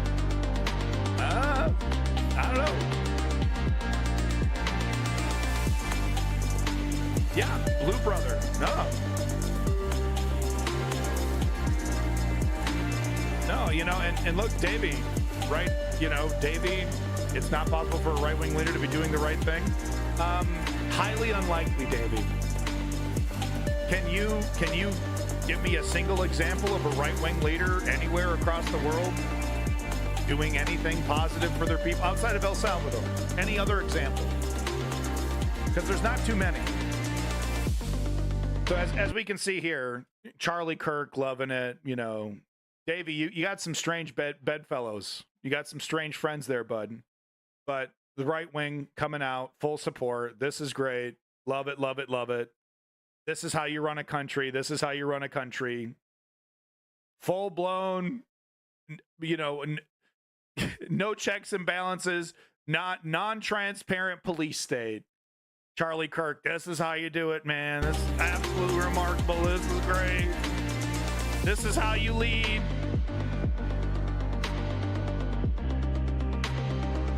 Welcome back, Kissing Gonzo. Right? I mean,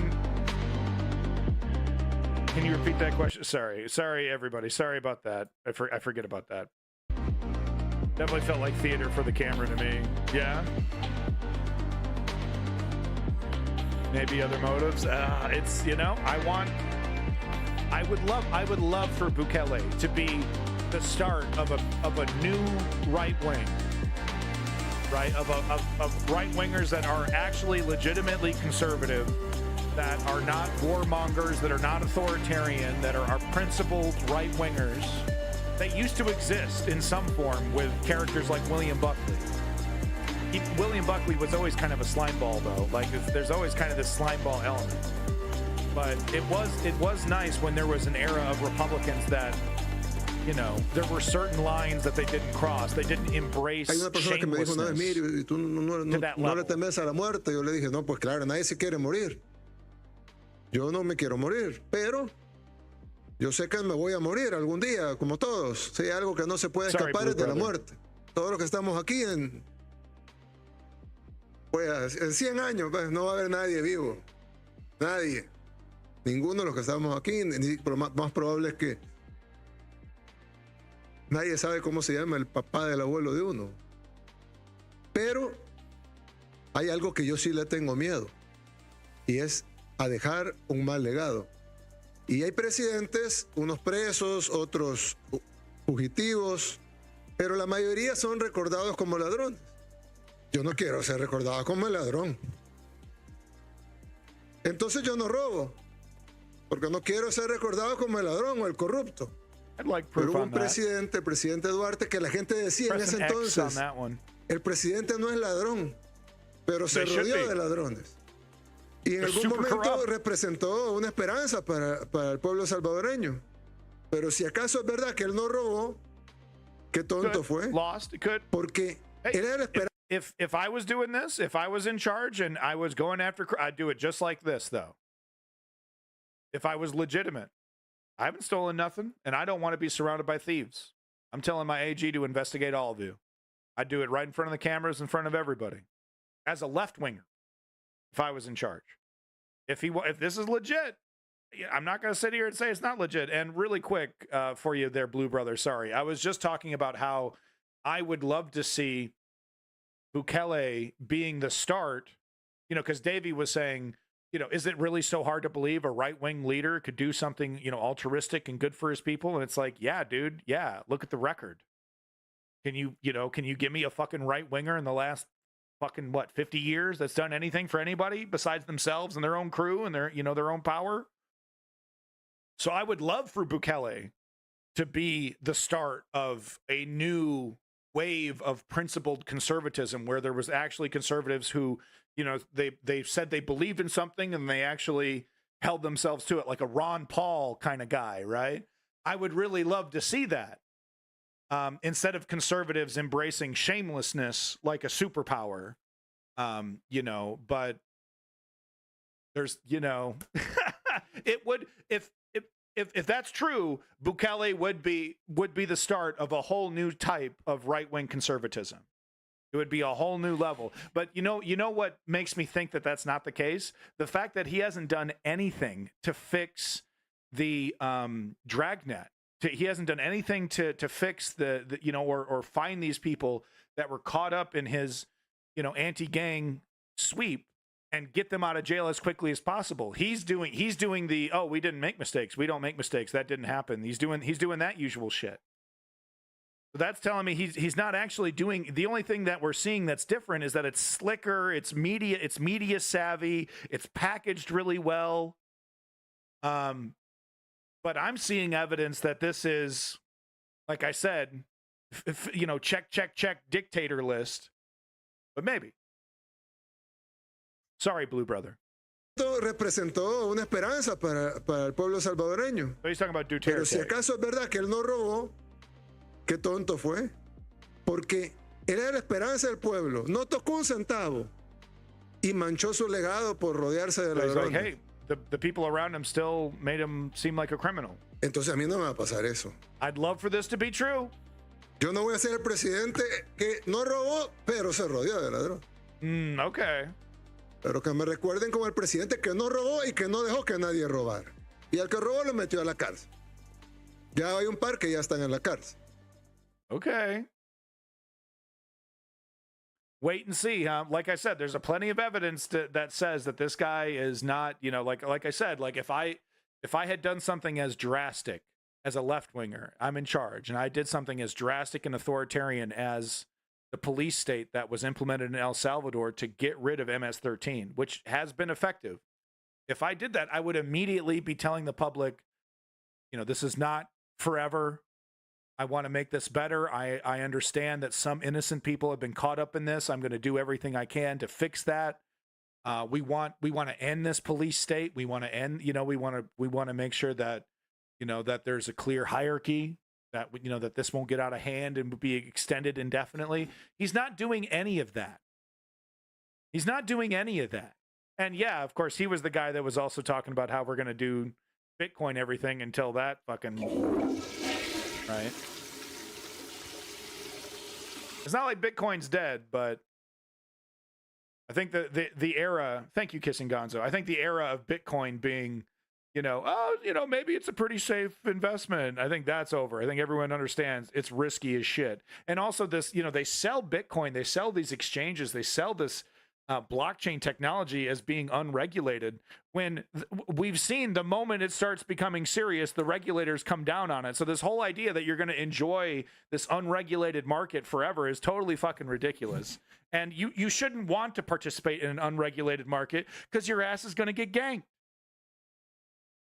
Hosh's CPAC speech? No, I did not. I didn't miss that. So over here in the mystery files, second Boeing whistleblower dies after short illness. Need to remind you that Boeing is connected to the U.S. government in a myriad of ways. Boeing is not a normal company.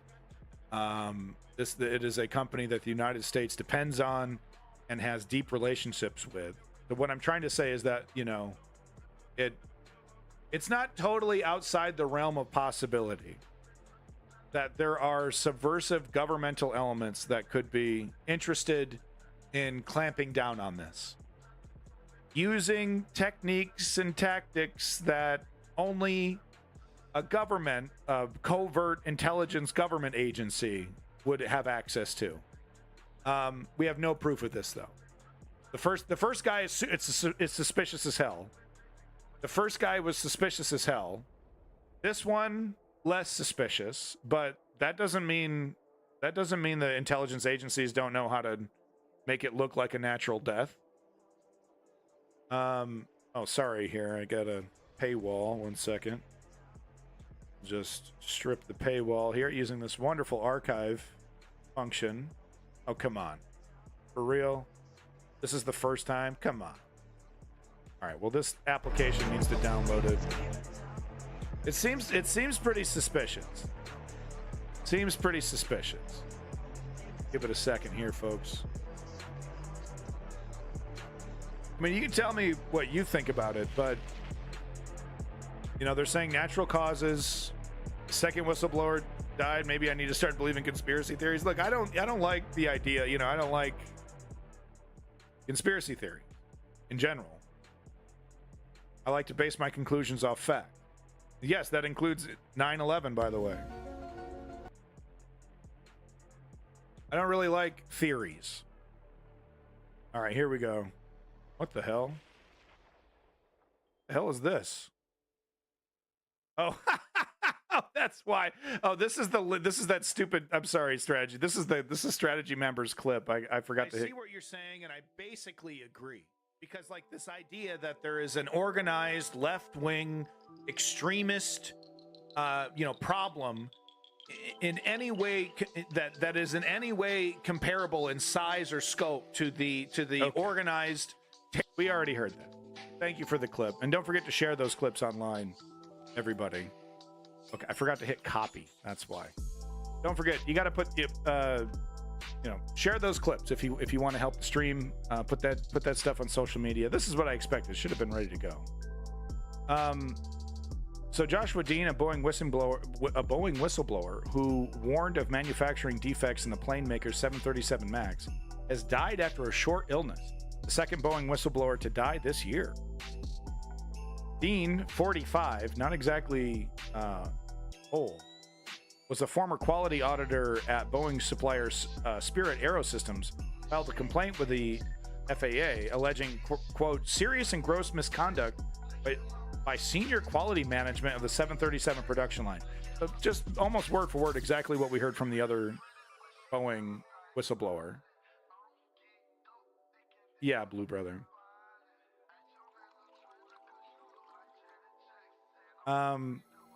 Yeah, I mean, I kind of agree with you, Kissing Gonzo.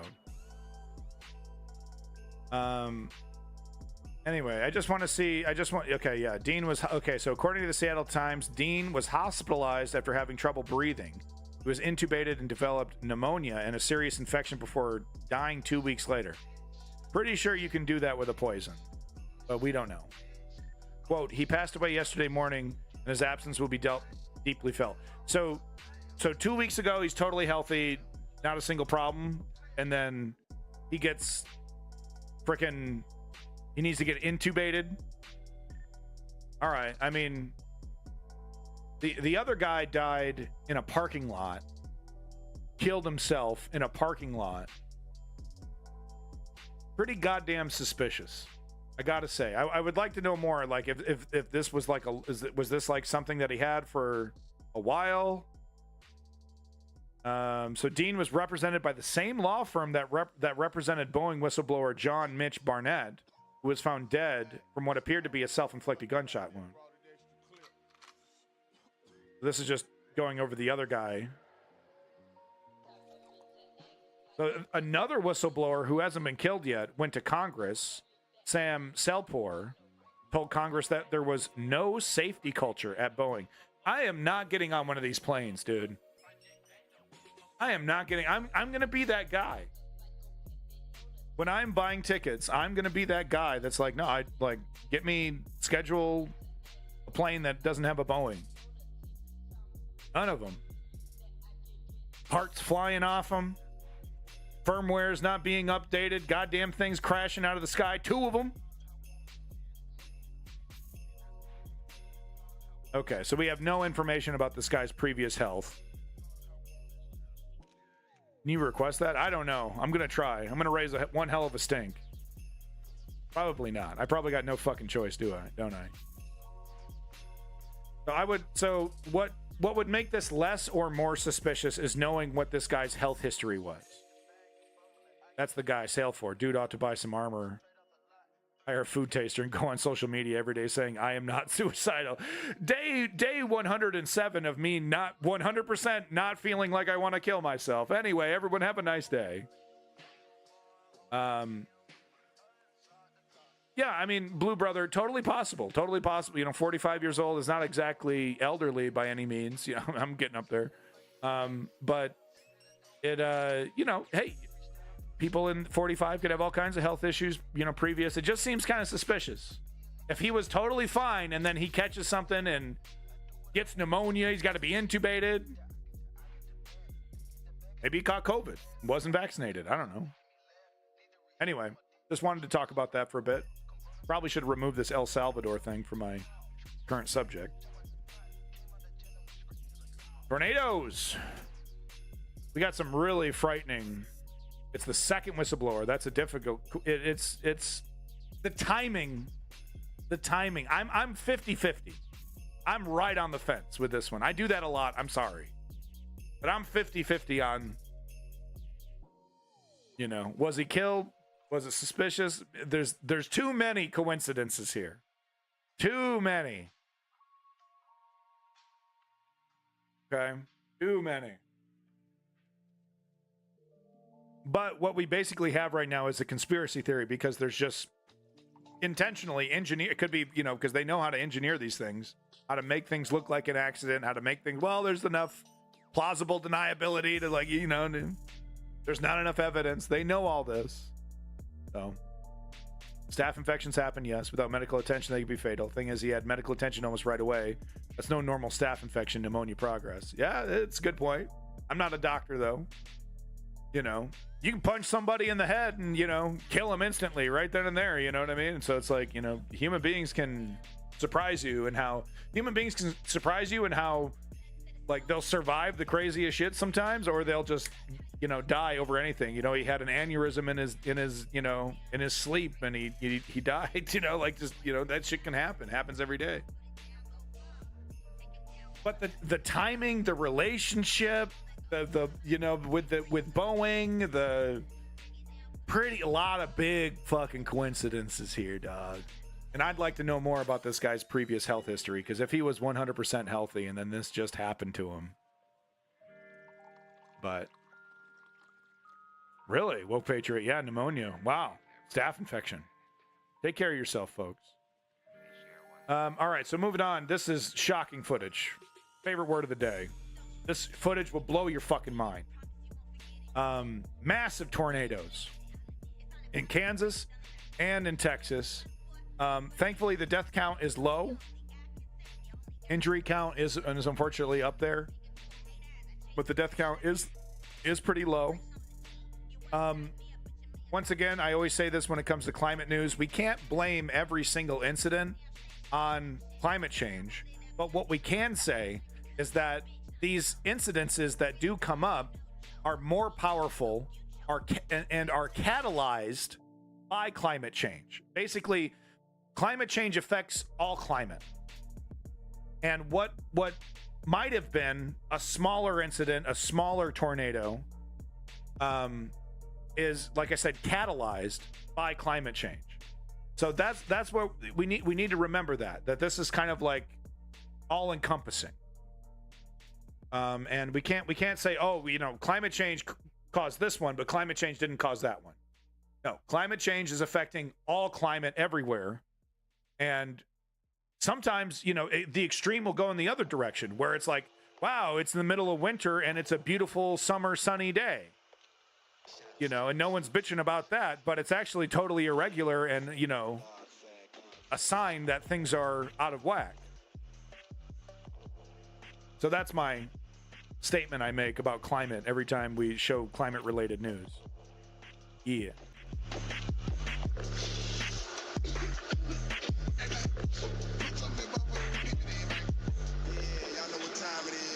So watch your back, niggas.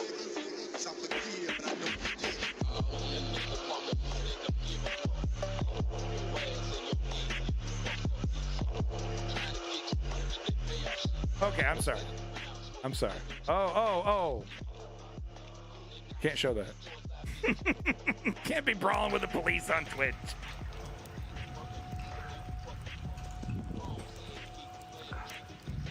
This was a while ago. Well, I clumped it together. Ouch. Yeah. Don't go 1-to-1 fisticuffs with the cops, man. Remember hearing about a YouTube family whose son literally died at the kitchen table while eating cereal. He's feeling tired and suddenly died from an aneurysm. The son died at 13. That is, his name was Caleb Radalehi. Well, R.I.P. That is, yeah. Look at it, look up. Yeah. Wow. That's a crazy. Basic inclusion, guys. Westmoreland. Dangerous tornado here. Dangerous tornado. I'm standing right in front of it. I'm going to get killed by the tornado. Look at this tornado. Like and subscribe. Oh, man. This is pretty intense. Like, look how clean the funnel is. And it goes all the way up. Debris around it. Yeah, death surround us all. Look how far up. It's pretty awe-inspiring. I still got the drone. It's coming right towards us a little bit. It's gonna... Then look at this. Look how much shit's in the air, dude. How you get to Oz. I'll reduce the volume here for you. Sorry. Oh, Jesus. He put the camera outside. He doesn't know what to do. Sir, you are not equipped for this. I'm gonna get on YouTube! He's like in the tornado right now. Holy shit, dude! You're like 10 feet away from the tornado. You could easily your entire truck could get tossed away. It's right to our left. It's right there. What are you gonna do? You're driving? Oh no, he's getting out of the vehicle. My God, man! Violent tornado here. Yeah, we know. Honey, we know. What a loop! Look above, Edgar. Edgar, take a look at the tornado. At this moment, he knew. Edgar, look at the tornado! It's gonna kill us! Yeah. I mean, at any time, like, a piece of debris can go right through your head. Look at all this dangerous debris that could kill us at any moment! Debris is raining on us! Look at the curlicue! Edgar's a good name, yeah. God, that roar! Pretty intense stuff. Yeah, I mean... You got people, get off the fucking road, you moron! I'm trying to get out of here! There's a black tree! Uh-oh. Tree blocking the road! There's a tree down! Good job, Obama. You need help moving that tree? Okay. Yes, sir. All right, he cuts, yeah. But man, look at this, dude. Oh, look at it. And you see his drone over to the left over here. He's got a drone going too. Hear the roar. Here comes the roar.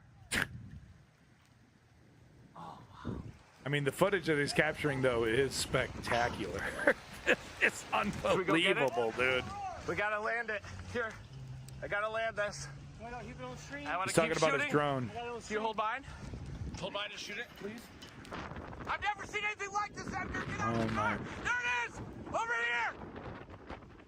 Touching down. I mean, so he's catching the moment it's touching down. Here it comes! Spectacular. It's in nose! Holy shit! His commentator is his commenting is awesome. He's adding nothing. Oh my god! The last book he cracked was in high school. He knows nothing about any of this. But fuck me if he's getting just the sickest video. You know? Bravery and stupidity, they go hand in hand.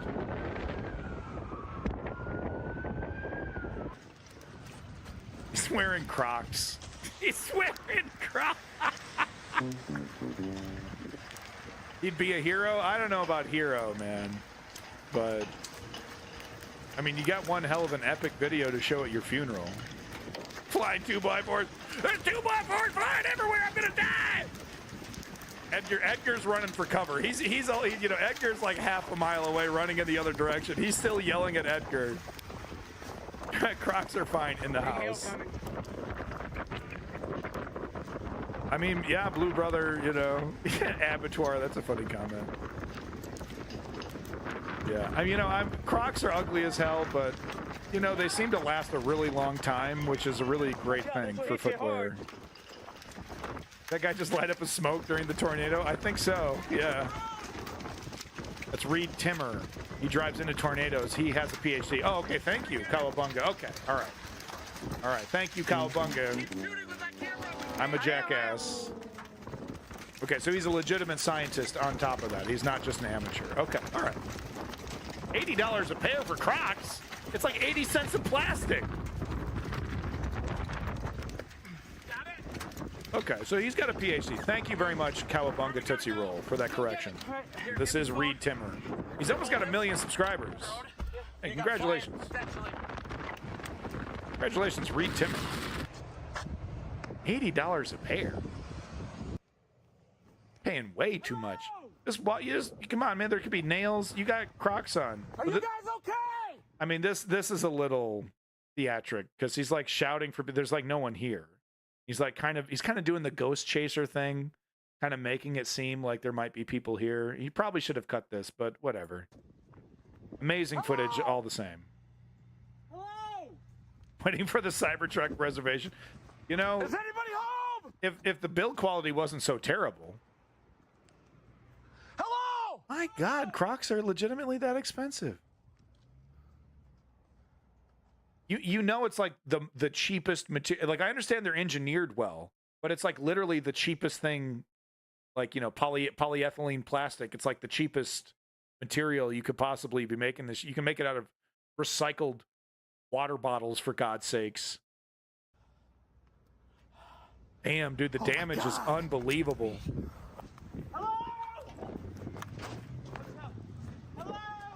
Yeah, you're gonna get we're talking about staph infections over here. This is a great way to get an infection here. Okay, these are regular shoes. I don't know, maybe did he change his shoe? Different guy? I won't date women that wear Crocs. You would if she was hot. Shut up. Hello? She's all looking cute and she's got some Crocs on. Oh yeah, I'm done with you. Pineapple on pizza, bitch. Structure fire. Yeah, the sewer cover sucked out of the road here. Sewer sucked out. Oh my God. Yeah, put it back on there, Slick. This is a perfect one to put the bird up. He just leaves it. Look at that occlusion. Thank you, sir. Appreciate it. There's a bunch of hail just a mile east. Maybe if he had a big booty too. No, you said it, kissing Gonzo. You're gay. You're busted. You're so gay.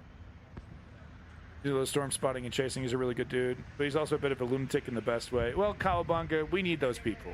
Thank you for correcting me. I'm glad Yeah, look at that vertical wall on the left side. I'm glad we got maniacs like this out there. You know, like I said, this part was a little, this part was a little, Mr. Beast chasing tornadoes, but I'll let it be. I got more footage. We're not done here, folks. So moving over to Texas. So that was Kansas. So very ironic tornado out of Kansas. But we have Texas feeling the heat just a couple days ago. I think it was just 2 days ago. I think. That new round of devastating weather in Texas, already battered by torrential rain. Look at this. This footage is bananas. This guy's over. He's getting. He's like, I'm fucked. I'm totally fucked. He's getting out of his damn car, dude. Does anyone have an extended clip of this? Yeah, God hates. There was one gay couple in Kansas. That's it. That's Pat Robinson was right. That new round of devastating weather in Texas, already battered by torrential rain, flooding, tornadoes, and huge hail. Samara Theodore is live for us in Conroe, Texas. Good morning to you, Samara. Good morning, Janae. So Conroe, Texas sits about 40 minutes worth of a drive north of Houston, and this house sits along the San Jacinto River. The river has swollen so much that it has completely inundated the grounds of this family home. In fact, I'm standing in the driveway. You can see the saturated grounds have caused 2 large oak trees to fall. That's fascinating. It wasn't a tornado that knocked it over. It was the water making the soil loose, and it just fell over. Completely impeding access to this family reaching their home. And unfortunately, there's that more could be rain. the That's scene terrible for news. many more Texans as we gear up for another round of severe weather and heavy rainfall through the weekend. Yeah. Oh, wow. Throughout the weekend. This morning, Texans bracing for more severe weather after dangerous storms slammed the state. Tornadoes Why would gay tearing people through do this towns, to leaving Texas? wreckage in their wake. Heavy rain flooding towns, closing roads, and shutting down schools. My God, that's a Buc-ee's. With rivers rising, authorities enforced mandatory evacuations while coming to the aid of trapped citizens. First responders arriving in. I'm from Michigan. I've been in a few tornadoes. I've at least been in tornado, get in the basement situations. I've never actually seen one up close like that.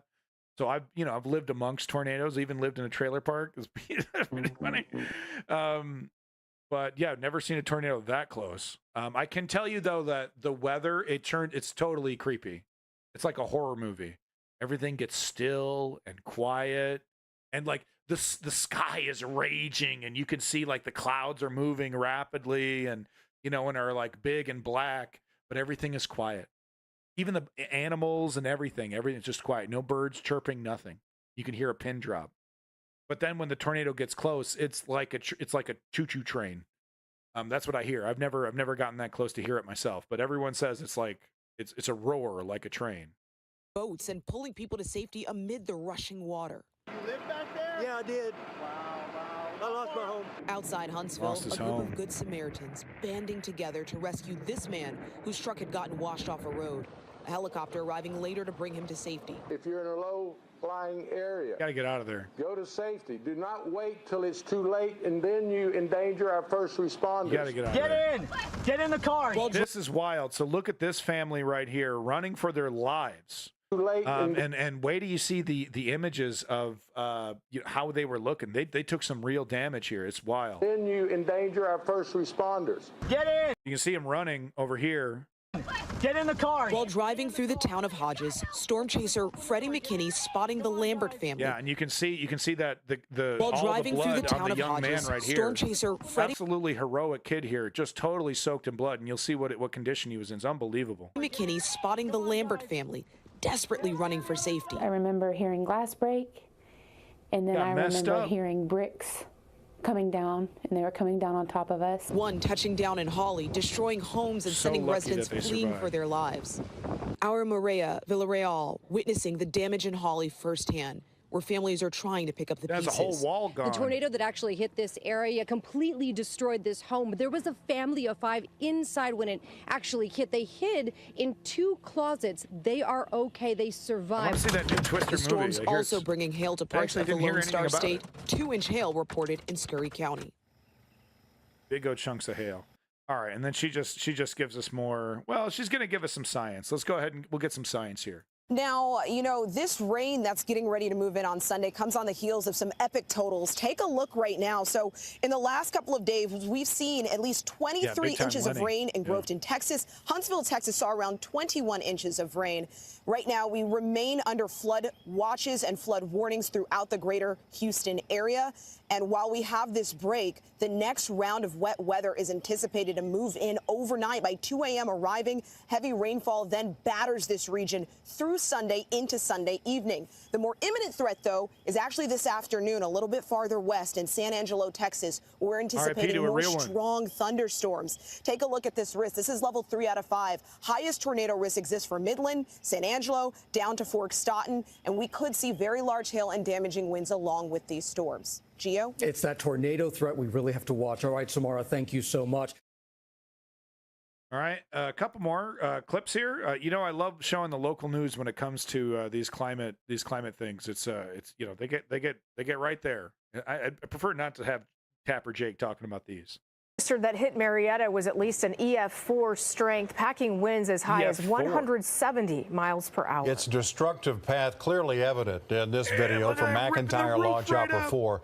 The twister peeled off the that is the contents of the warehouse. You can see the shelving. Whoa, roof of this Dollar Tree distribution center in Marietta, a major employer in that area. Other buildings flattened, just now piles of twisted metal and some insulation. News 4's John Hayes has been in Marietta for much of the day. And John, so devastating down there.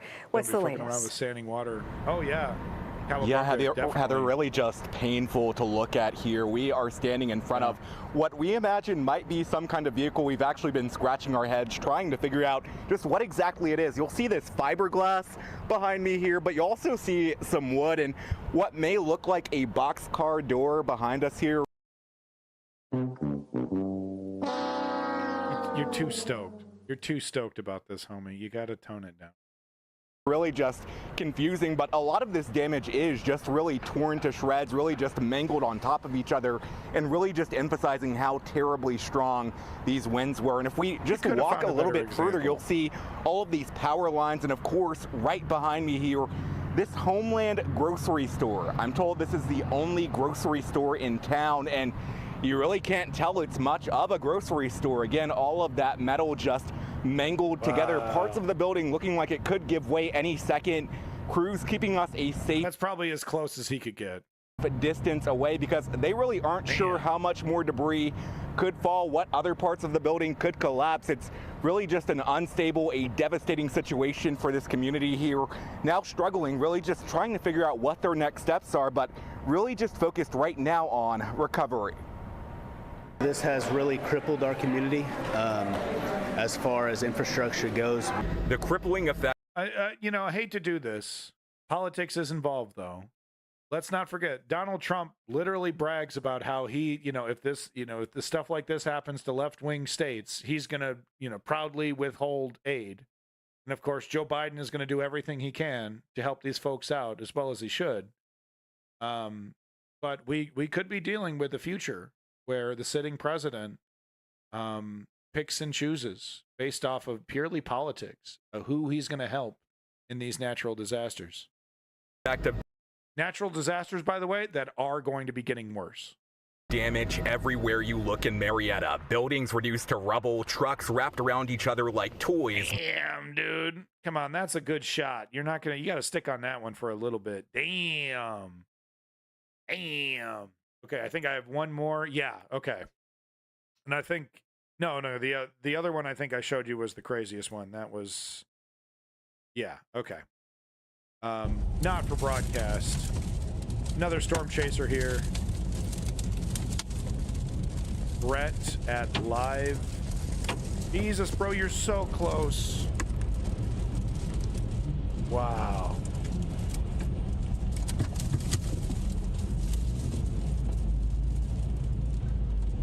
Backing up. Beep, beep. Is it the train video? No, I've not seen the train video.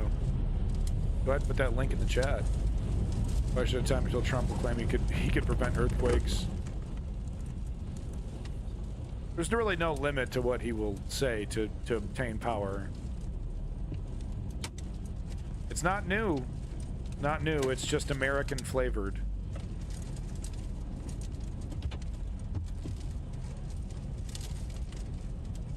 Damn, dude.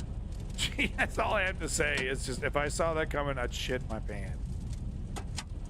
Look at how destructive that is.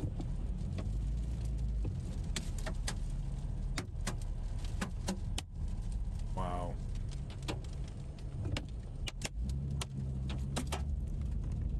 It might be coming towards you there, bud.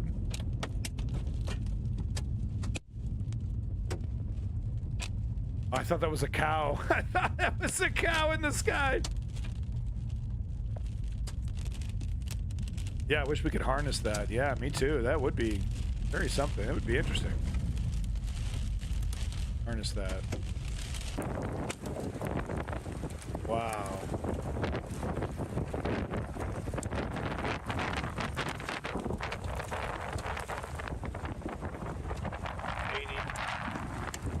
Taking a look at your link here.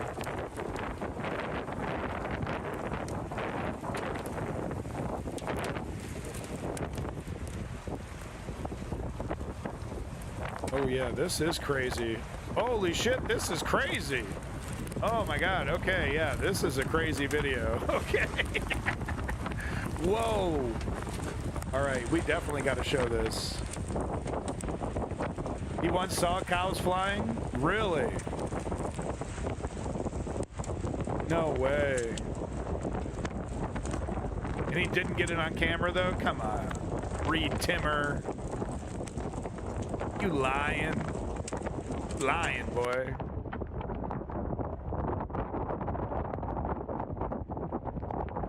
Just saw the Wicked Witch in there. There goes Dorothy. No, this is totally bananas. Cowabunga is correct.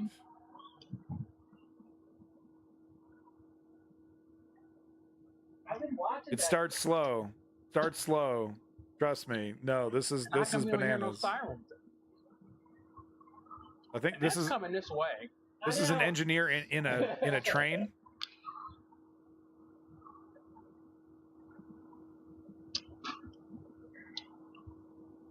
That's the quiet. Yeah, this is that eerie ass quiet that you sends a shiver down your spine, dude. It's weird. It's weird. Oh, he's got video, son of a bitch. Okay, okay. I don't have time. Well, I can't be talking about tornadoes. But this is... Going back up. Okay, this is from 2018. We'll do this one next stream, I promise, Woke Patriot. Thank you for that proof. I'm thinking it is. Hope it stays small like that when it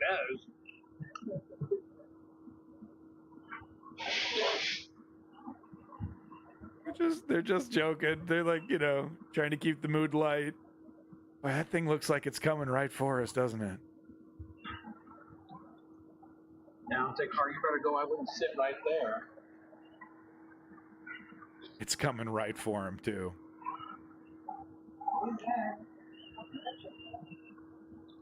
Oh my god, dude.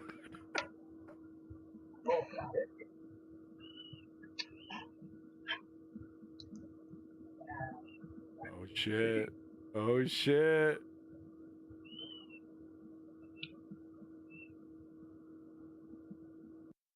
I think it just ripped him.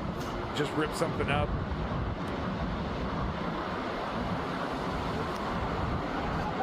So I think he went from his headphones to the camera's mic or something like that. I think he disconnected his headphones or something. Just checking.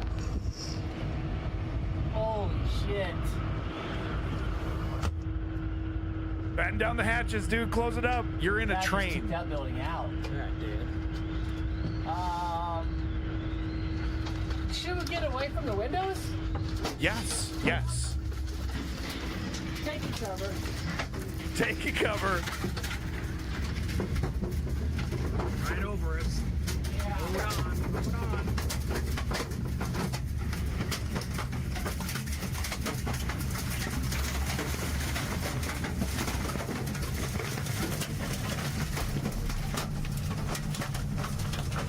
We'll have a car on the ground? We're gonna have something on the ground. I guarantee we will. Yeah. Crack this shit out of our windows. Windows cracked. Shit all on the thing. shit. Yeah. Oh, it's a double plane window. We're in emergency. Yeah, I'm sure. We're in emergency. Yep. Let me see. Yep. Yeah, we got trees and everything else. Oh, you're not going anywhere, buddy. Yeah, you're not going anywhere. Radio that shit in. The car over. Hit the car over? No. Yeah, we ain't going nowhere. No, you ain't going nowhere, buddy. Yeah. There's a Wow. Hey, and you know what? Total professionals the entire time. Batten down the hatches. Right? They were like, okay, yep, it's happening. This shit's happening, boys. Real professionals there. So good job to these guys holding it down. Last little bit of tornado news before I get to a useful bit of news about how you can do your taxes. How soon you'll be able to do your taxes in a much cheaper way. But no, I saw this while looking up some tornado-related stuff. I saw this and, got to give credit where credit's due. Hold on, sorry. No, I'm doing it again, sorry. He's smoking weed. But no, this kid, total hero, 9-year-old hero, 9-year-old's heroic act saves parents after Oklahoma tornado.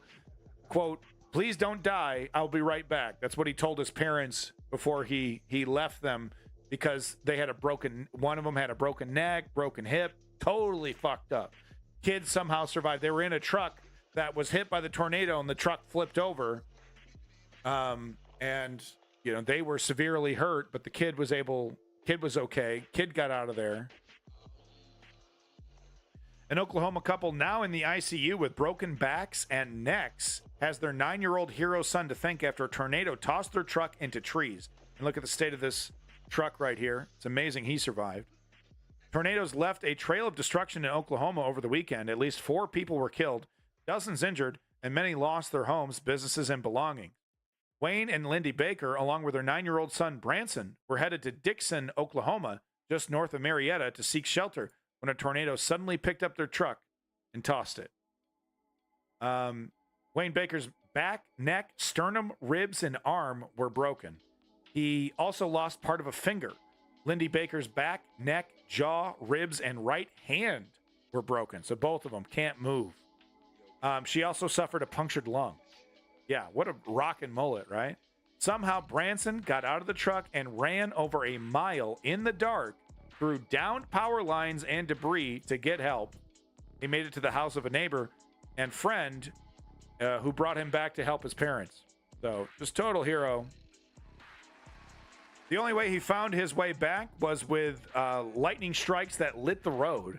He ran it, so he's just pitch black, total dark, no street lights, no flashlight.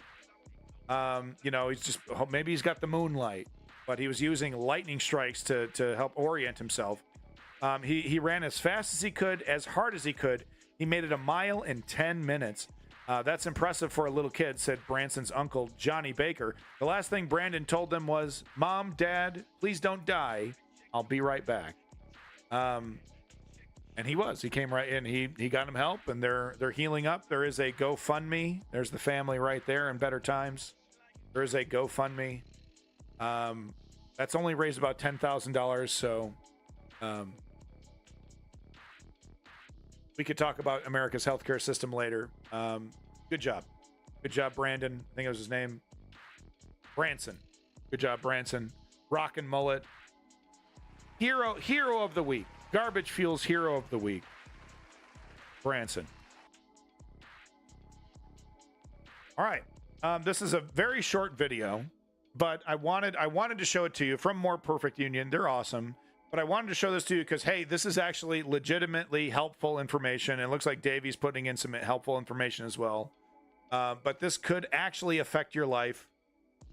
Everything we talk about seems so ethereal, because we look out our windows and it's like, it doesn't seem that bad. Even though it's very, very, very, very important. But it's not like, the information, what you learn about Chad is going to change your trip to the grocery store. This could change your trip to the grocery store. This is the financial well-being of America. We're currently being victimized by this, TurboTax, Intuit company, who is ripping off America.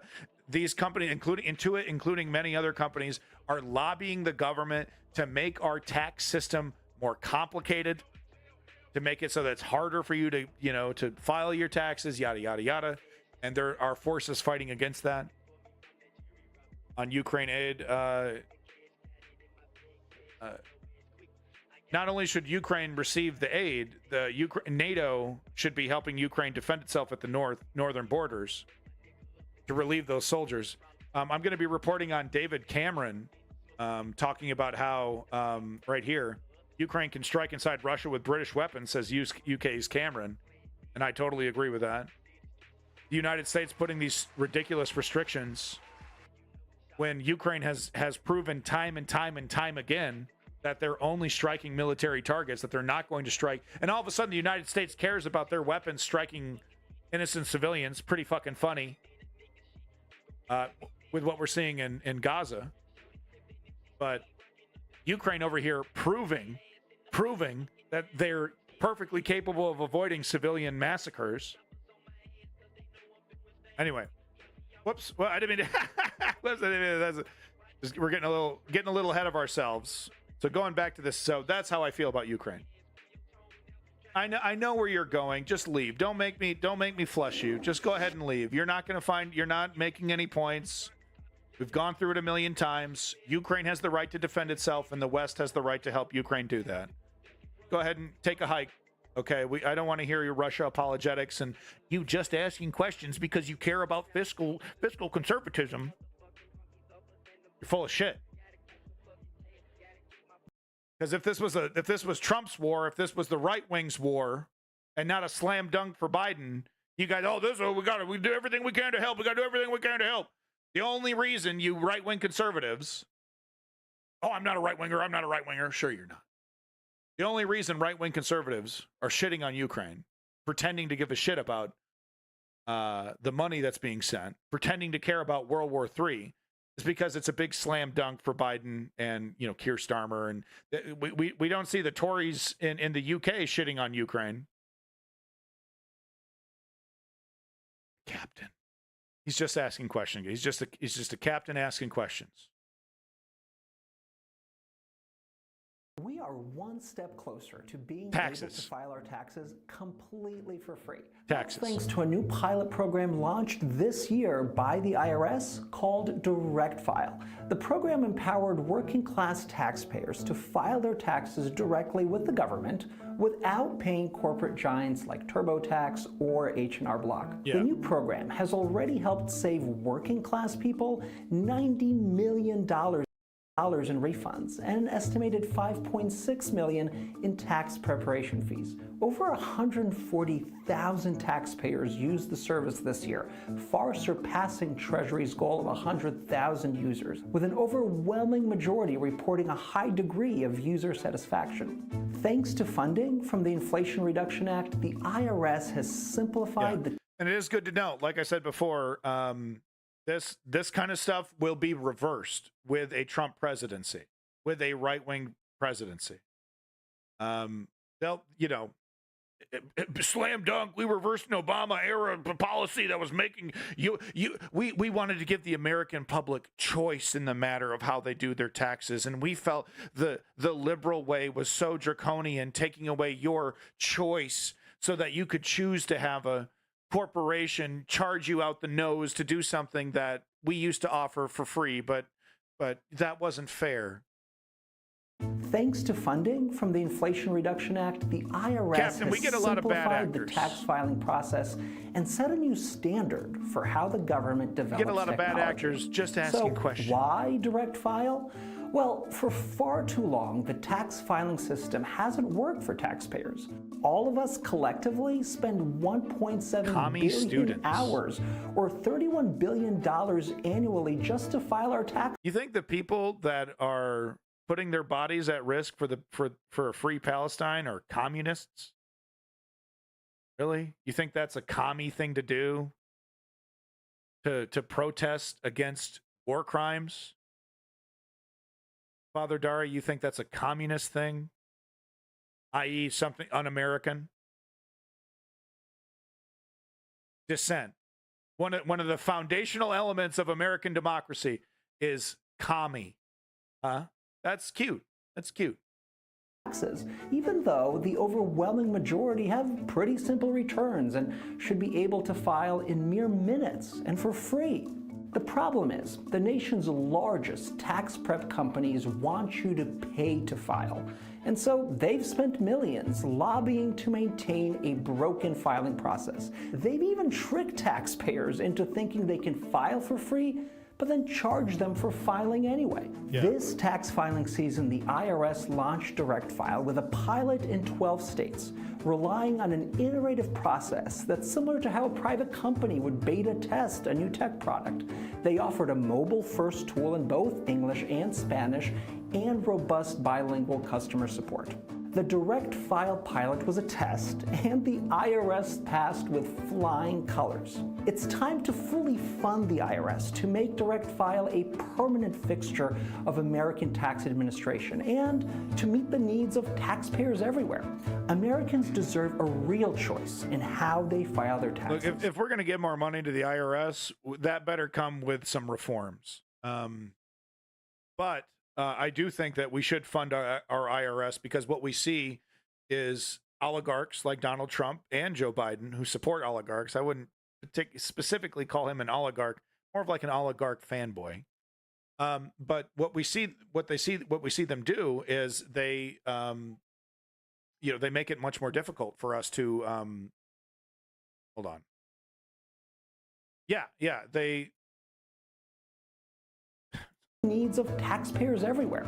Americans deserve a real choice in how they file their taxes, and the IRS is setting a new I totally lost my train of thought. for how I was the reading the government comments. I got can completely and flustered. should work for its people. Visit better. So I wanted to show the map real quick, just so if you live in one of these states here, it looks like you do have the ability to direct file, and you should absolutely do that. Oh, okay, that was the train of thought. I was going to say is that oligarchs like Joe Biden, oligarch fanboys like Joe Biden, and oligarchs like Trump, they want to make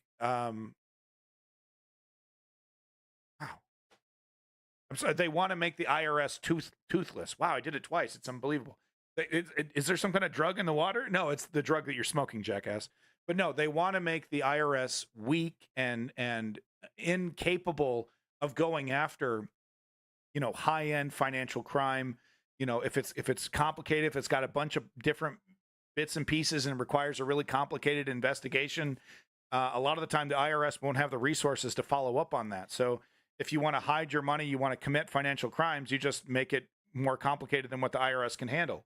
So what we see is the IRS going after small fish, easy to get, but they tend to ignore extremely rich individuals because it's so complicated to actually catch them on the financial crimes that they're committing. Check out Cash App Taxes for a totally free filing service. All right, well, there you go. Davey's recommending Cash App Taxes. Do your taxes with Cash App. No, hey, maybe it works. Hey, it's fine. All right. Moving on to our, what's up with the fascists segment here. I just got some quick ones, some tweets, some other evidence, just to once again reinforce that our democracy is under assault from the conservatives that are embracing authoritarianism and fascism. Davey somehow thinks that these conservatives are somehow going to drop MAGA one day and go back to the Bush era Tea Party shit. It's not happening. I'm sorry, Davey. The Conservative Party is lost. They've embraced MAGA. They've embraced authoritarianism. What other direction can they go in? They are a direct assault to our democracy. They are a direct assault to our liberty. American conservatives. Even the good ones like Liz Cheney basically fully support fascism, and like they'll surprise you. You think Adam Kinzinger is not going to vote Trump? Adam Kinzinger, he's the right winger, right? He's the right winger that was part of the January 6th committee. Is he voting Trump? Let's see. Did he make a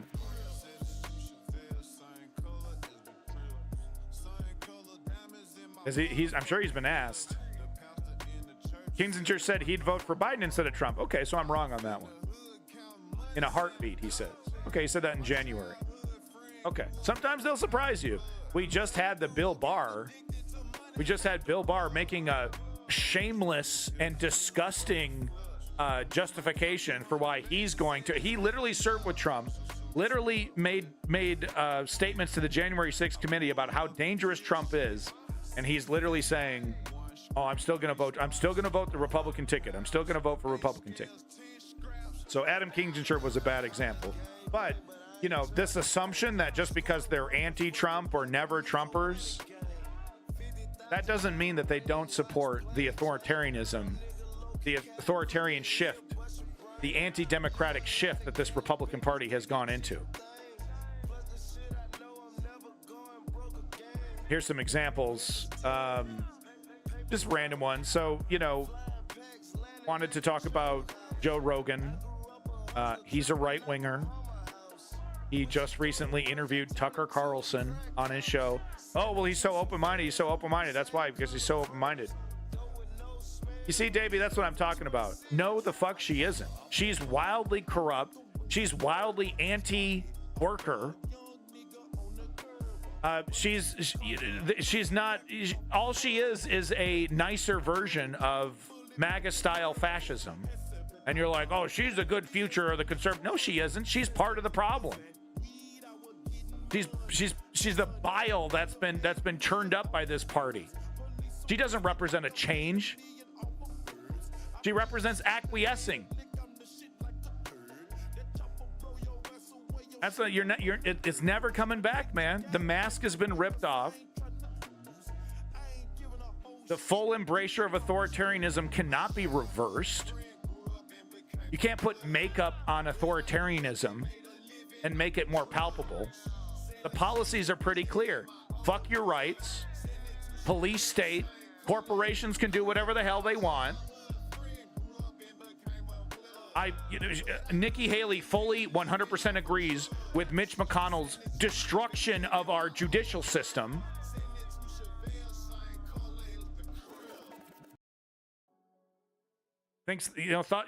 Fully agrees with Mitch McConnell and what he did to our justice system. Fully agrees with what's happening to the Supreme Court. Nikki Haley is not the future of the fucking conservative party. She's a symptom of the fucking disease.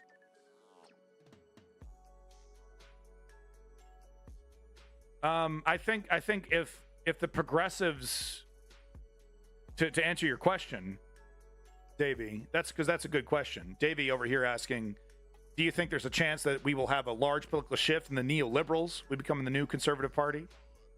If progressives gain ground, continue to fight, use political leverage, organize, gain power, then yes, that is what we will see.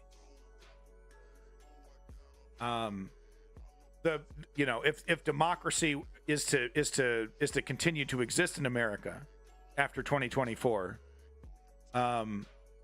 it's very possible that the Republicans could become irrelevant, but that would be several decades.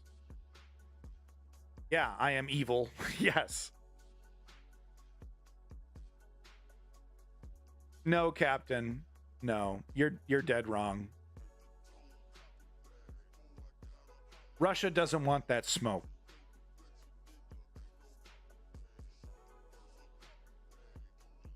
Better watch out, World War III. I'm just saying, I know you guys are talking about right-wing fascists, but I'm just saying if we continue to help Ukraine, it can cause World War III. If NATO were to get involved, it could cause World War III. I'm just saying.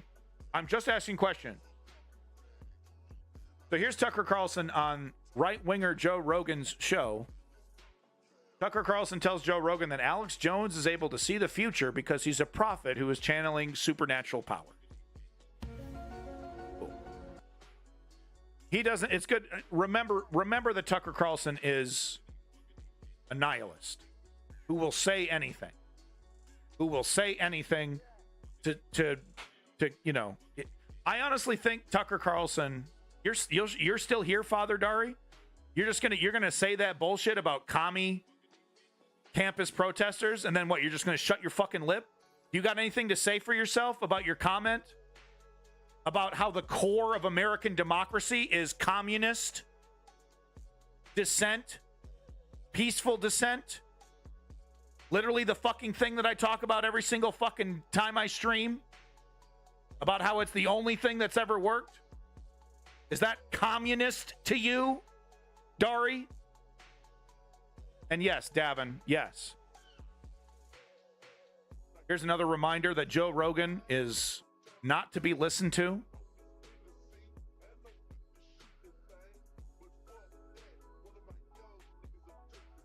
Quote, Elon Musk may have very well saved humanity in some way by buying Twitter. So I think he said this early on. But he's fully captured. He's 100% red-pilled. He's 100% right-winger. This whole idea, he's so open-minded. He's so open-minded. Because sometimes you'll have some left-wingers, and he does, The guy's still talking about ivermectin, still talking about how our liberties were infringed because of COVID. Just a few months ago. They lifted the restrictions, cue ball. Yeah, the people's billionaire, yeah. Stop with the lies. Stop. Don't let the gaslighters convince you. This motherfucker's right wing. And he's voting Trump.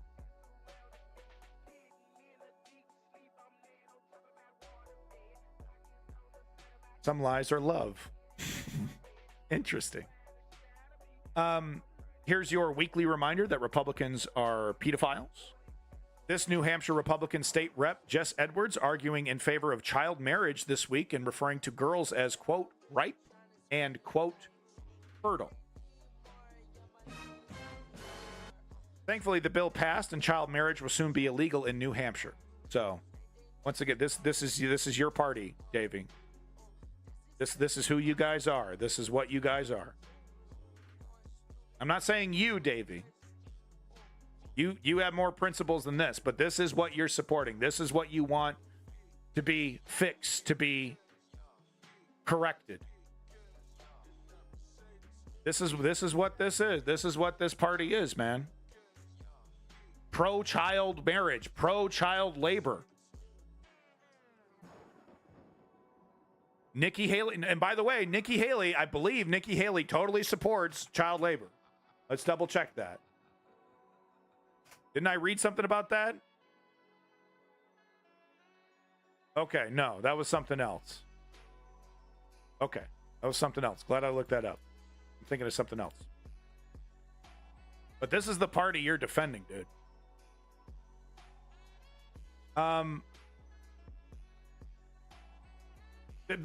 Jordan Peterson has always been crazy. Yeah, true steal. Jordan Peterson is so fucking crazy. It's the only reason I talk about him is because he's still brought up as some kind of defensible intellectual, as in a kind of a similar way that people defend Joe Rogan. Right? There's like this myth. There's this myth around this individual that he's like he slam dunks the left and he's a good exemplar of intellectual conservatism. Well, here's him commenting, quote tweeting, the Associated Press reporting a New Jersey city that limited street parking hasn't had a traffic death in 7 years. Wow, a regulation that works and has resulted in a better society. What does Jordan Peterson think about this regulation? You have become pathetic beyond comprehension, and the woke death will soon visit you.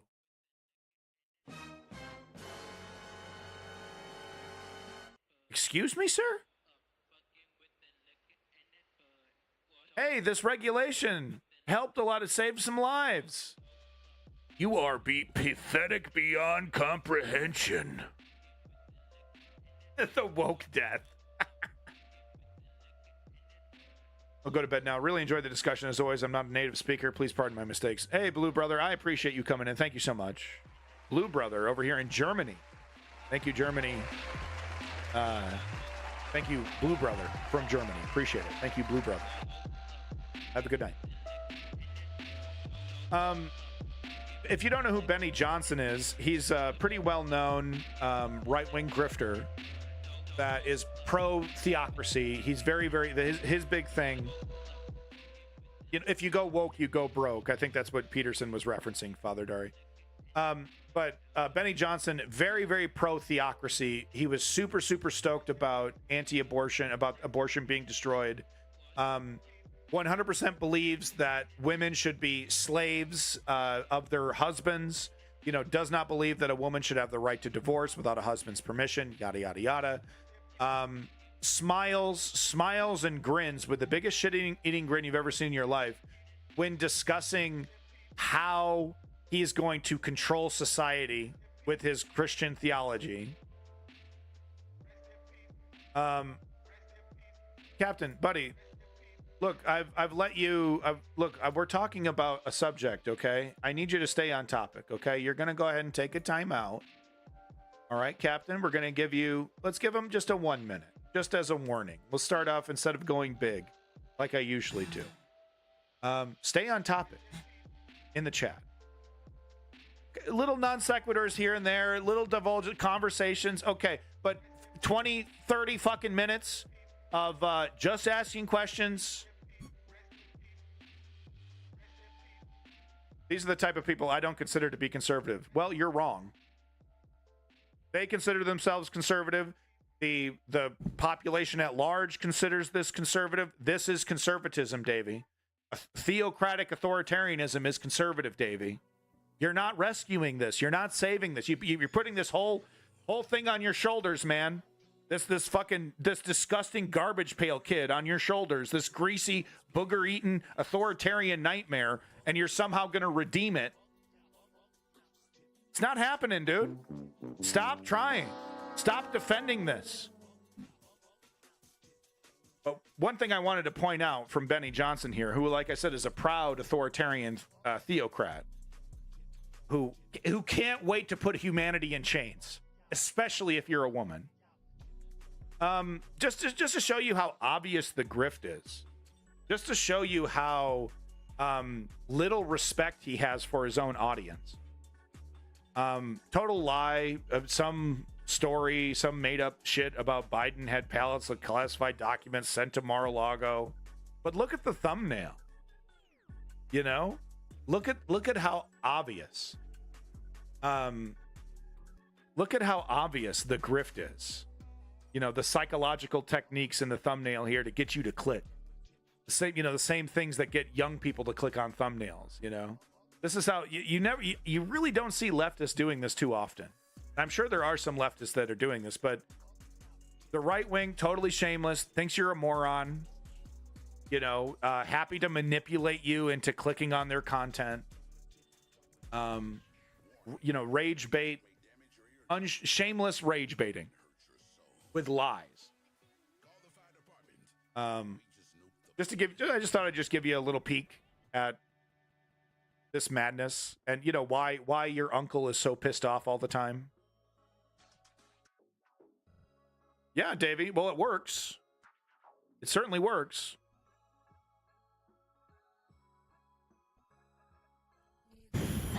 Wow. I did not see this one coming.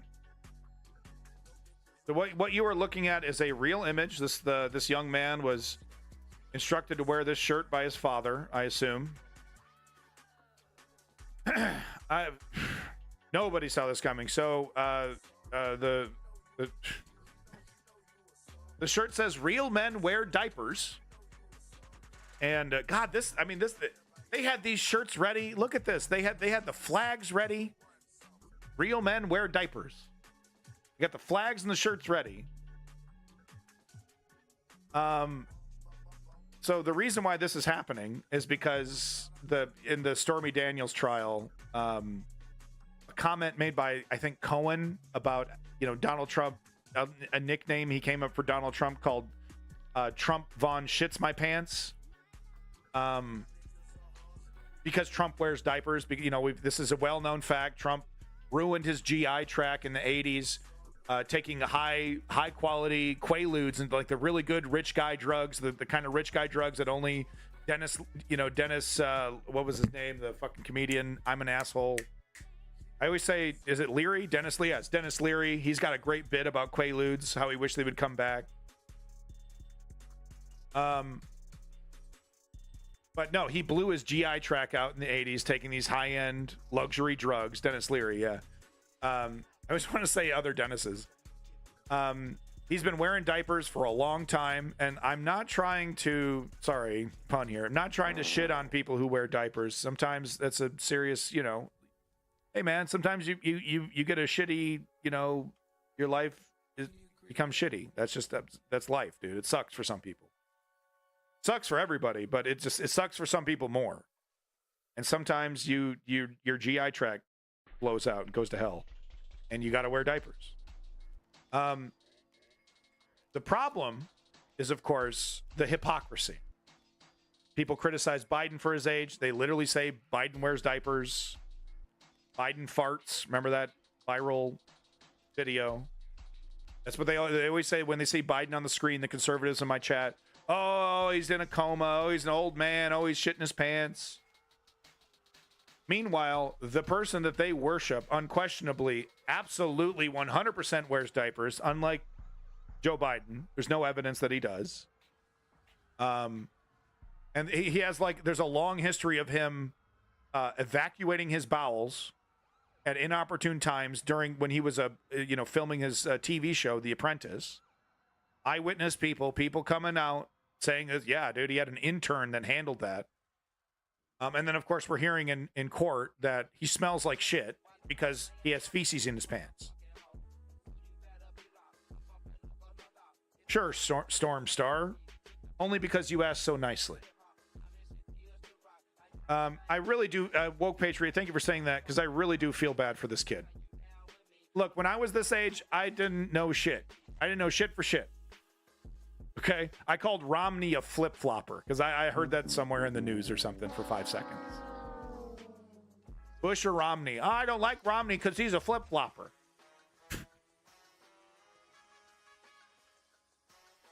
So, if I was, you know, it's just pathetic. You know, I just feel so bad for this kid. And this man as well. They're so quick. They're so quick with this. All politicians, both sides, huh? Both sides, right?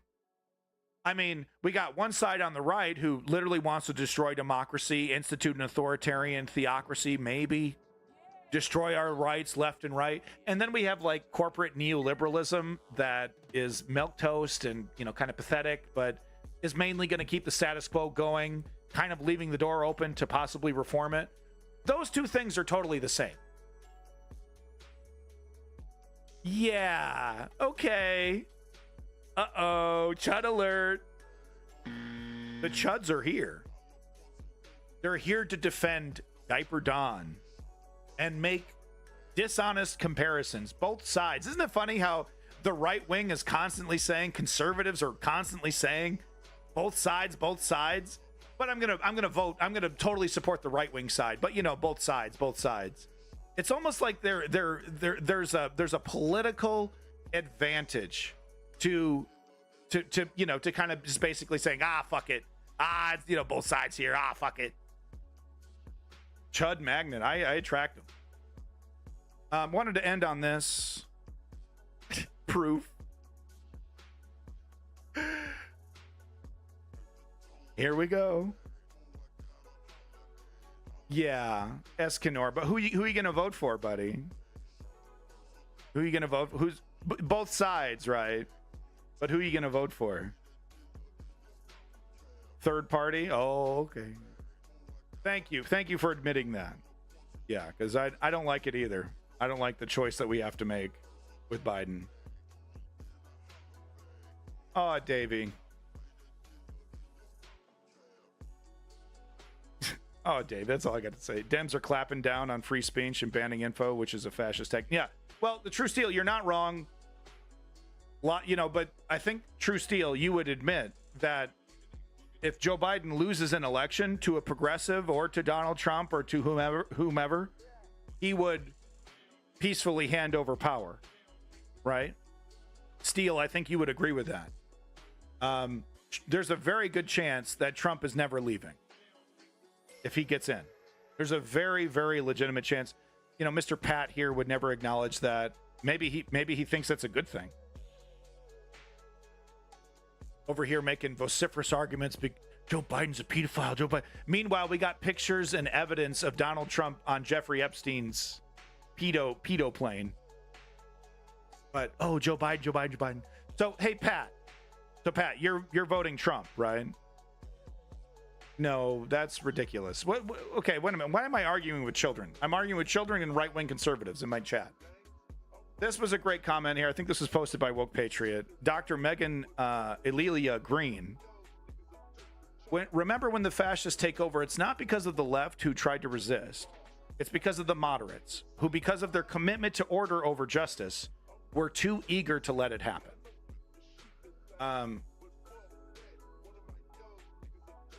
Okay. Thank you, Pat. Thank you so much, Pat. We'll go ahead and give him a 10-minute. See if he wants to give me the view. Totally agree with this statement. And we're experiencing right now exactly what Martin Luther King warned us about when it comes to the white moderate. Or it doesn't even need to be white, but just the moderate in general of any race who prefers order over justice. And that's exactly what Davey is talking about. Order over justice. Right? That's exactly what he's arguing for. Well, I agree that protesting is, and we see this so much from it's not just Davey, but we see this from a lot of so-called conservatives. But I agree with protesting. Yada yada. It's it's part of our country's heritage. Yada yada. But it shouldn't be disruptive. You got to protest the right way, and there's never a right way. There's never a right way.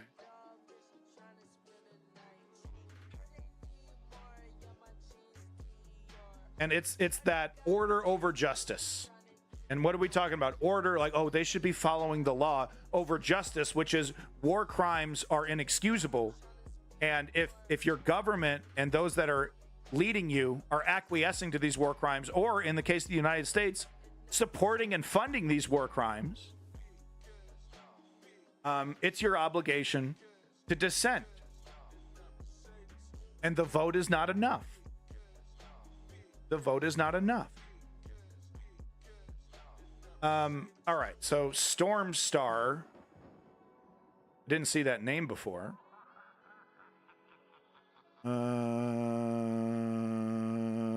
Right.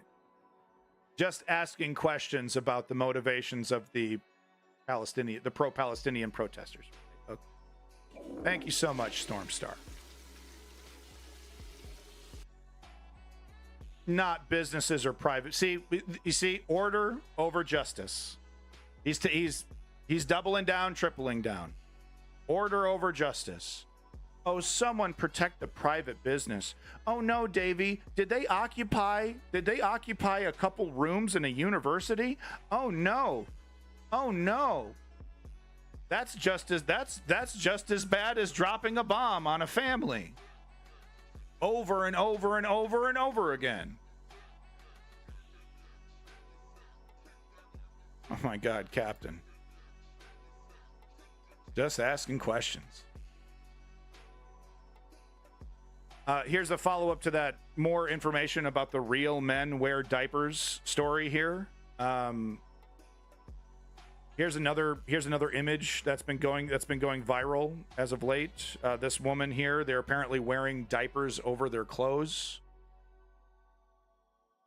Diapers over Dems. They had this so quickly. They had this. The Von Shits My Pants thing. That was like 4 days ago. Yeah, I bet Trump loves this. He hates rednecks and hillbillies. That was his one criticism on January 6th, is that all the people that were there to support him were rather uncouth, unwashed hillbillies. Yeah, Trump can't grab them now. All right, that's a funny one, Dari.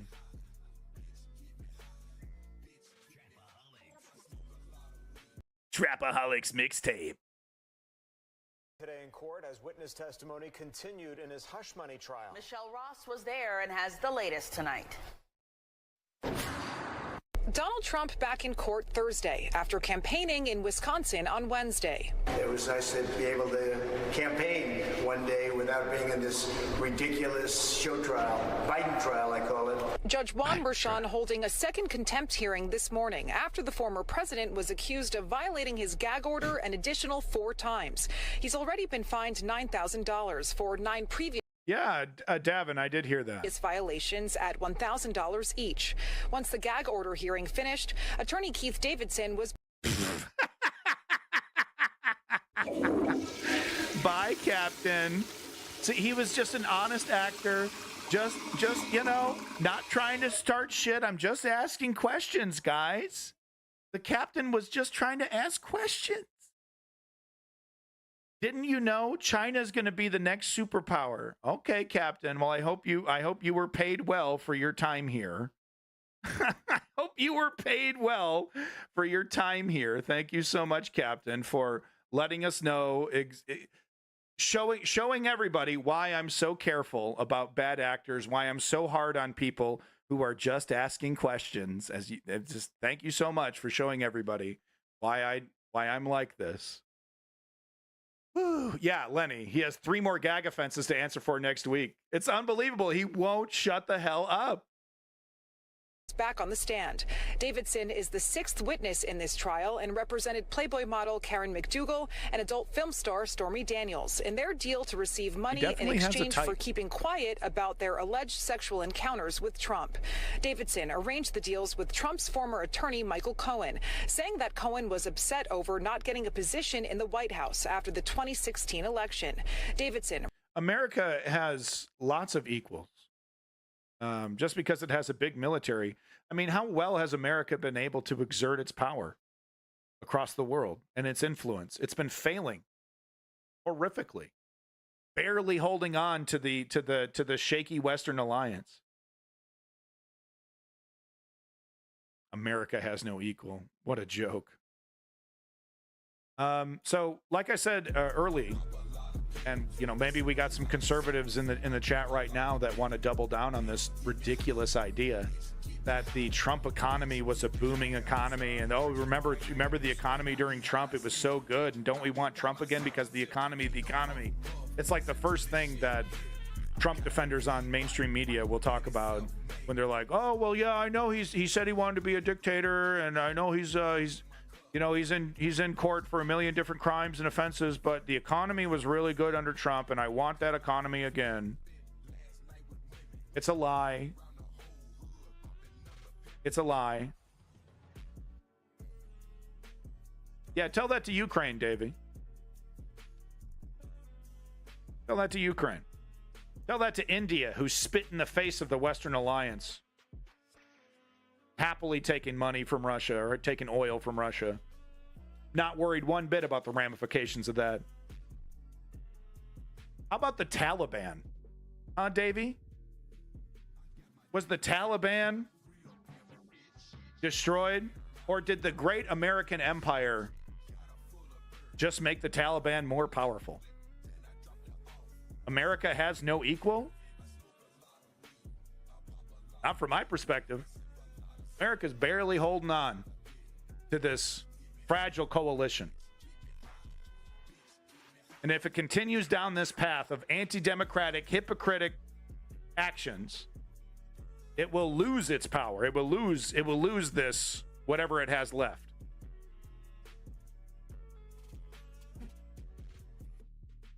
America is, of course, powerful. Of course, America is influential. But this idea that it's the greatest, the best, unequal, you cannot be challenged, ludicrous.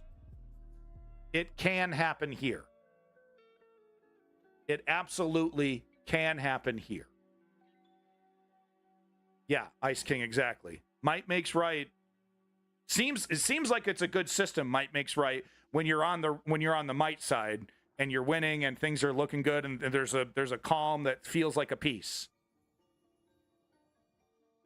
There is a expiration date on might makes right. So back to what I was saying before. It's a lie.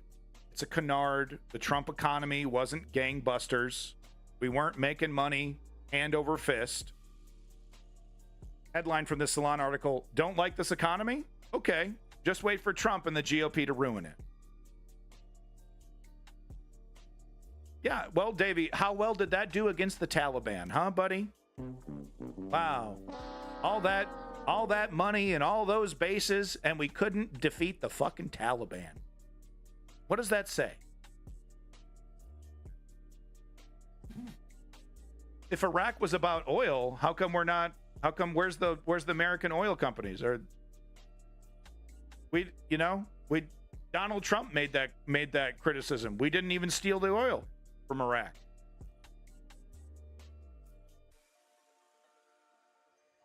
Uranium the second. Vietnam and Afghanistan were about opioids. Oh, the fuck they weren't. Oh my God. Okay. Thank you, Escator. Thank you. If you think the military-industrial complex spent trillions of dollars for opium, you're fucking not. You're only paying attention so much. You're wrong. Before they took back the country. Good point, Lenny. Halliburton made some money. Thank you, Pucker. Pucker's plugged in, seems like. He's kind of getting what I'm getting at. Started this article. You're unhappy with this economy? Okay, that's your right. But you should seriously consider whether you want the available alternative. Last November... You're really, Davey?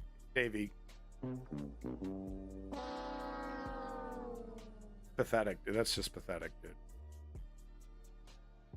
Last November, I wrote that I was, that what I thought was a modest commentary about how Biden economy was doing remarkably well, at least by most standard macroeconomic measures, and much of the corporate media wasn't reporting about it. This is true. It could be a lot worse. And this whole idea that, the neoliberals are going to convince you that the economy is really great while your food prices are too high and your oil prices are too high and your wages are stagnant. Those things are also true. But like at Walmart, Wall Street made a lot of money. Corporations make a lot of money. That does offer a bit of stability. Hello, Truth Seeker. Job numbers were historically high, unemployment low, and the U.S. has done the best of all G7 economies in bringing down inflation resulting from the worst pandemic year. So all these things are true. Does that result in real world benefits for regular Joes? Unfortunately, no, because that's how rigged the system is. Wall Street's disconnected from Main Street. We all know that. Yeah, woke patriot. I mean, Davey, why do you say that shit? I want to respect you. I know you're intelligent. But then you say some shit like an unwilling country can never be controlled. As Lenny said, we did defeat the Taliban. No, the fuck we didn't. There is no other way to describe the Taliban and Afghanistan as anything other than an abject, total fucking failure. And here you are carrying water.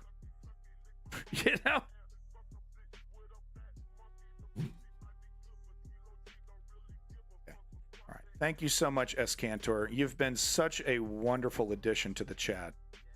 Thank you so much for your contributions. Bye-bye. I was careful to note that my wife and I and members of our daughter's generation were still feeling economic pain around the cost of food and housing, and that many younger people felt that they could not get their lives started due to high student debt and high housing prices. So, he wrote an article, he said, okay, it's both sides. Not both sides, but there's more to the story than just, hey, the economy's doing great. I got considerable grief from readers for that one, but I stand by what I wrote about the Biden administration's active economic moves as a renewed focus on industrial policy to accomplish goals that simply cannot be left to, quote unquote, the marketplace. And this is true. This is objectively true. I've reported on it. There's some real dubs coming from the Biden administration when it comes to Wall Street, when it comes to the larger economy. Yeah, Truth Seeker. No, big victory. Leaving infrastructure work to the marketplace is how America wound up with so many embarrassing airports, shaky bridges, and pokey, increasingly dangerous trains. Whoever reported on the train derailments, all happening at once, seemingly. There are things that we must do together. As I wrote at the time, Biden's manufacturing plan invests in rural areas and will transform local economies. So he just has a quote from his article. More evidence of fact. The general economic news has not improved since then, including strong job numbers for March and April. As Democratic strategist Simon Rosenberg writes, the U.S. economy typically does much better when a Democrat is in the White House. Fact, right-wing conservatives. Davey, do you acknowledge this fact, or are you still, are you doing the Trump economy was so great canard as well? Are you buying that lie as well and repeating that lie? That blatant lie that the Trump economy was so great? Or do you acknowledge the fact that the economy does better under Democrats? Biden's record for more than 15 million new jobs amounts to 8 times as many as were created under the last 3 Republican presidents combined. Do you acknowledge these things, Davey, or are we rejecting reality on this level too? Yeah, isn't that weird, Pucker?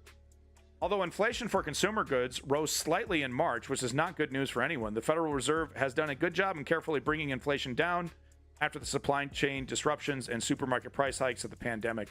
That's arguable. Good job. They did a good job for Jeff Bezos. Remember the corporate media braying endlessly about the coming recession? Well, it never came. Well, there was a real danger. So it was good that the Fed stepped in to reduce inflation. Because had they not, it would have gone out of control. And right-wingers, Trump, he didn't want to change those interest rates. So here we are. The macroeconomic indicators look great, but your household budget may remain a struggle. Gas prices keep rising, but that's largely the result of decisions made in Saudi Arabia and Russia, well beyond the Biden administration's control. Not exactly true. Last time I checked, America is one of the largest oil-producing countries in the world, right next to Saudi Arabia. Biden's got no control over this? That's a lie. Can he magically make the gas prices go down? No, that's not true either.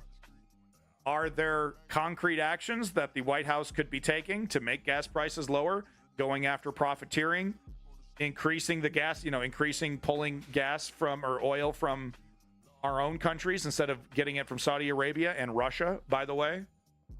Yes. I don't really think the economy has been particularly great over the last 4 years, but I don't think it was really anything to write home about under Trump either. Thank you, Davey, for acknowledging reality. I appreciate that. See, he's a mixed bag, folks. He'll frustrate the hell out of you, this guy. Blah, blah, blah. Lots of shit about Biden. Anyway.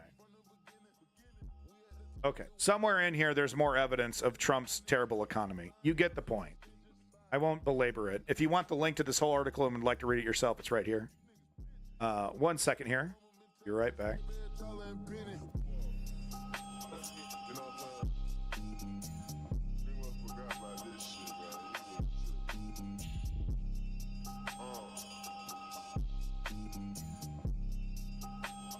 Yeah, let's have fun. All right, just got to get an update there. Seeing what's going on with my family, where my family's going. Where's my family going? Here's a great clip. I set this up at the beginning of the stream, but the conservatives are reaping what they sow, and they're the dog that caught their own tail when it comes to abortion. Turns out Republican women don't like conservative men telling them what to do with their wombs. Shocker. It's really actually hurting their politics, their day-to-day electoral prospects, their ability to keep their jobs. Kharkiv, Ukraine, so we can watch Shogun on Amazon Prime. Hey, thank you, Truth Seeker, for helping them out as any way you can. I do appreciate that. Congratulations, Truth Seeker. I do appreciate you helping out the Ukrainian military however they can. Been meaning to watch Shogun myself. Let me know what you think of Shogun. Trump really was a continuation of the strong growth built by Obama, then COVID crashed things. I mean, we see that quite a bit. Republicans coasting off of the success of the Democratic, the previous Democratic establishment or administration. But I mean, I remember like the first year of Trump's presidency, there was the tax cut was passed, and there was, there was clear indicators that the economy was not doing great. Shogun's very hit or miss. Oh, it's a shame. But you get the point. You get what I'm saying. Don't believe the gaslighters that things were so great under Trump. Because at best, they were nominal. Didn't get horrifically worse because Wall Street was happy. Certainly didn't get any better. And then COVID hit. COVID definitely confuses things a little bit because I wouldn't put COVID on the back of Biden. I'm not going to put COVID on the back of Trump. That shit was, an anomaly. All right. Anyway, back to abortion, back to Republicans here. They're reaping what they sow. The dog that catches the tail. We saw Arizona pass a law that says the law that was made in 1864 before Arizona was a state, apparently. I don't even know what that means. When it was just a fucking colony of Puritans or something.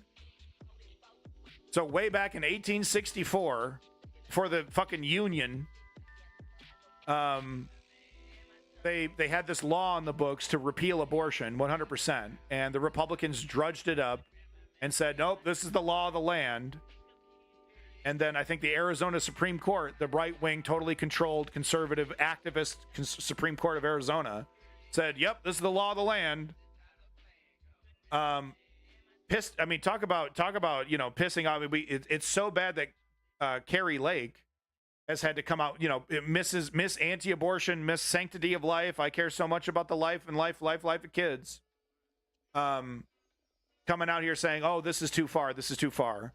So now they've repealed the law. But what we're going to see here is Republicans, you could call them principled in their own twisted way. It's not happening, Davey. If you go to Reddit, it's filled with people who have been waiting for the crash since the 90s. Been waiting for the crash since decades ago, and are really filled with regret that they didn't buy sooner. I would like to see it. As a homeowner, I would like to see the housing prices go down. Anyway, back to the clip here. So this is we see a right winger still defending in a like I said, twisted, principled way. The Republicans willing to destroy their party, destroy their politics, because they believe in the sanctity of life. They're true believers. Abortion, no matter what, even if you're raped by your dad, is a bad thing. And even when you have a dead fetus in your body, you should be forced to give birth to that because it's a miracle.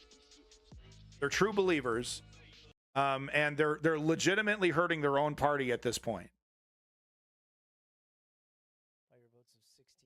Oh, super quiet, of course. The vertical video, super quiet. But this is the vote right here. By your votes, 16 A's, 14 nays to repeal the abortion ban from 1864. So enough Republicans got on board to make this happen. It's mainly Republicans in this body. You have passed House Bill 2677. And I am disgusted at the fact that the political propaganda in this room, including from all of you in the media, continues to call this the territorial law, when you know full well that that is not the case. Who cares? It's not even the same statutory reference number as the prior territorial law. First, I want to explain that the graphic descriptions of abortion given here today do not bear any resemblance to the vast majority of abortions that are performed in this country. So she's being shouted down as a liar for saying it, because she's pointing out, as a Democrat, she's pointing out that the Republican lie that all abortions are, late-term abortions, the baby's about to be birthed, and the Democratic pro-abortion doctors smashing the baby's head as he's coming out of the mother, is, all these absolutely horrible edge cases. Because when there's late-term abortions, it usually has something to do with something being really, really wrong with the fetus. Even in super, pro-abortion California, you can't go in your third trimester. You can't go to the doctor. Well, I changed my mind and now I don't want to have this kid.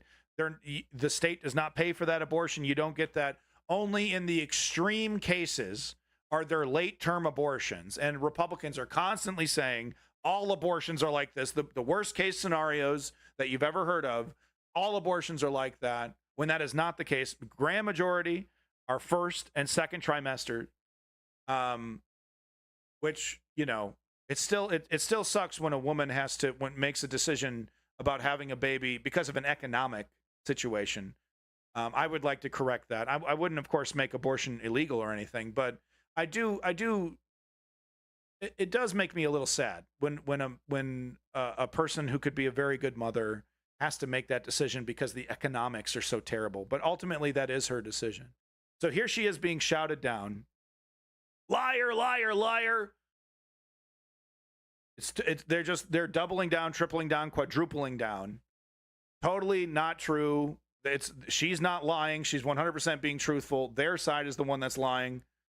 Like I said, late-term abortions, late trimester abortions do not are super edge case. I mean, look it up. Look at the numbers. It's less than 5%. When members are speaking on the floor, there is no outbursts in the gallery, please. So there's the Republican Senate, head of the Senate there, telling his right-wing colleagues to stop making fools of everybody. Did I make it? You made it, Trailhead. We're still streaming. Yeah, he really meant it, too. Wow, really passionate, right? Please follow the rules. But they're true believers. You know, some of there's, you know, Davey is correct in that there is a old Republican guard that still believes in some kind of process, and that there is this rising extreme minority. That dynamic does exist. But the problem is that this guy has to appease the minority, whereas the neoliberals don't seem to really have to. I mean, they pretend to use the language of progressivism. Okay, we're getting off the rails here. Scratch that. Scratch that train of thought. Okay, now here we go. Now we're talking about the commies, I guess. The protests. The super communist protests that are, they did it the wrong way, and how dare they occupy a building. Meanwhile, 90% of residential homes in the Gaza Strip are fucking gone. Oh, we're gonna clutch some pearls over a couple rooms in a university being occupied by some fucking Zoomers. Oh, it smells like vape smoke in here. Oh, no. They didn't protest the right way, says the right wing. They always say, you're not doing it the right way. You're not. I would agree with freedom. I would agree with protesting, but you're just not doing it the right way. Wanted to start off with this news. The pro-Israel counter-protesters at UCLA were organized. Okay, hold on here. Were organized by a group funded by billionaire Bill Ackman and friends, including Jessica Seinfeld. Yes, Jerry Seinfeld's wife. No, not the 16-year-old that he banged in the early 90s. Not her. The other one. See here. We'll just do protests. Did I spell that correctly? Okay, yeah. That counter protest was BS. I bet they get away with it too. Well, it only perfectly aligns up with the oligarch and the police state and the United States' narrative. So, and I have examples of the mainstream media framing it exactly the way that the anti-protest, anti-democratic movement wants it to be framed.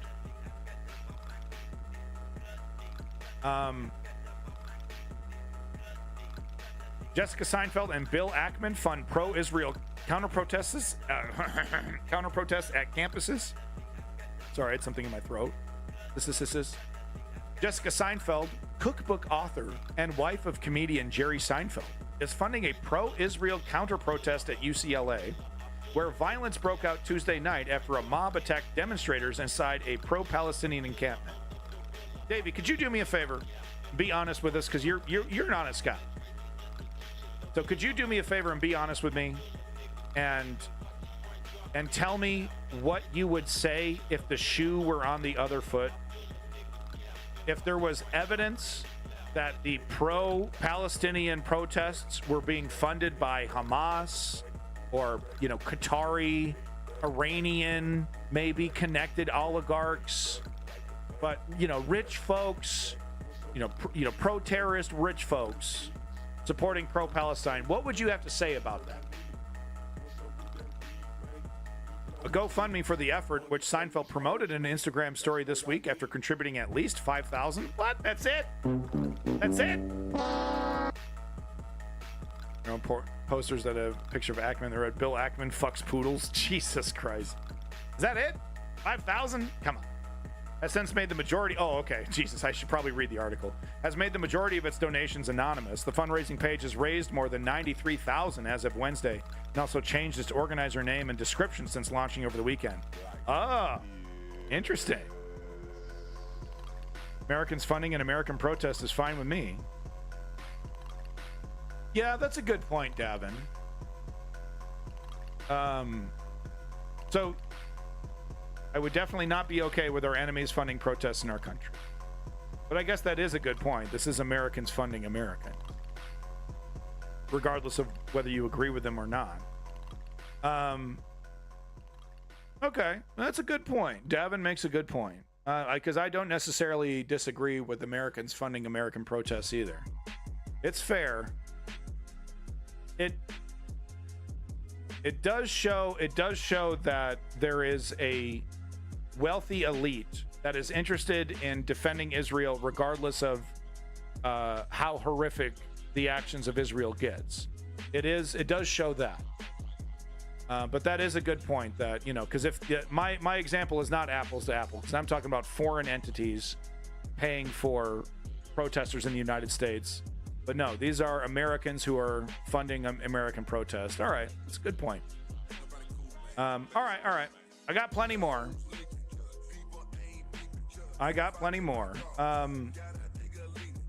This was posted, I think, by someone in the Discord. Please let yourself be known.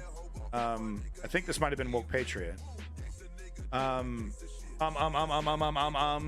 Israeli pro boxer identified as assailant intimidating UCLA protesters. So we have video of this guy, unlike Davey, who apparently has seen lots of pro-Palestinian goons attacking people, but was not able to provide a single link. I'm going to keep harping on that until I get my link, Davey, because I want to show it. But Mr. Sexy Britches, who needs a better face cleaning routine, you can't do anything about it. It's hormones. There's footage of him throwing bones and getting up in people's faces, spitting on people. Surely Davey would agree that spitting on people is assault. I don't think he would disagree with that. Davey is not denying that the counter protesters were violent. I guess Davey was just trying to throw in both sides' argument about pro-Palestinians. The violence is pretty one-sided. I have not seen a single clip of pro-Palestinians instigating violence. I've only seen pro-Palestinian protesters defending themselves.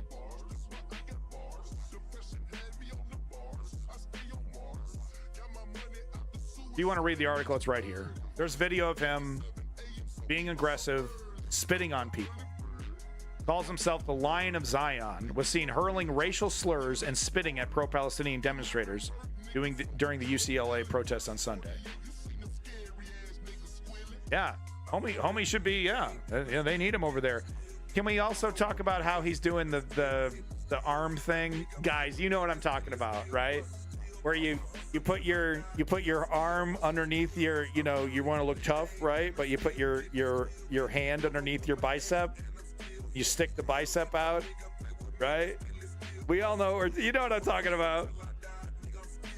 Mr. Sexy over here. No, he's obviously fit. He's obviously cut. doesn't really give him an excuse to defend ethnic cleansing. He's doing some duck lips too, yeah. Well, you know, sexy is as sexy does. Wanted to show this clip here. You know, Biden, you know, we saw this with Obama during Occupy, and you know, I'm sure Davey was totally on board for it. You know, great crackdown, great job, police state, taking care of those hippies at Occupy. Am I wrong, Davey? You said you were 16 years old. You were mad. You were sad at fucking Mitt Romney losing. I can assume. Should I assume what side you were on during Occupy? All right, we got to stop picking on Davey. We're done. We're done picking on Davey today. You say such outrageous things. Okay, Davey, you say outrageous things. Not in a good way. But we saw this during Occupy. Barack Obama's full embrasure of the police state that was put in place during 9/11 during the Bush era. We saw, of course, Barack Obama making those temporary emergency laws, making them permanent. Of course, the tax cuts, making those permanent, but also the temporary powers that were given to the state to spy, to enhance our law enforcement, to give them more ability to infringe on our rights. I saw a video just yesterday of a guy getting completely surrounded by like 10 people, all extreme bright flashes shine directly in the guy's eyes, and saying he's going to regret trying anything. Are you okay? So I've seen video of pro-Israeli protesters kicking the shit out of somebody. He was desperately trying to defend himself and the barricade. He was knocked to the ground, and then pro-Israeli people were kicking the shit out of him. Do you have an equivalent, Davey? You just told me they were flashing flashlights at him and then telling him he's going to regret making violent decisions. Not exactly the same fucking thing. Oh, we could be blinded. We don't know the medical state that guy was in. He was getting the shit kicked out of him. He's in the fucking hospital, maybe. I don't know. So I got video of real blood being spilled. You got videos of people with flashlights. Are you trying to make my point for me?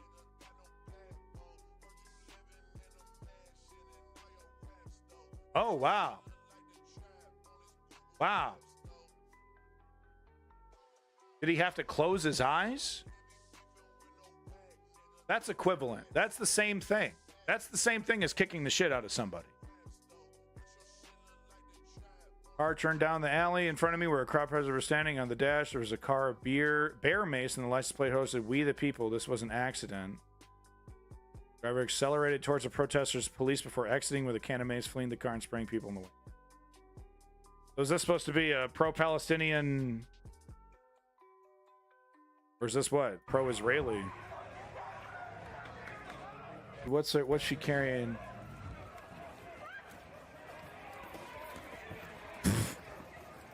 What a fucking idiot. He's got the bear spray. Wait, is this? Oh, We the People. Oh, I see. Gee, okay. Then the protesters fucked his car up.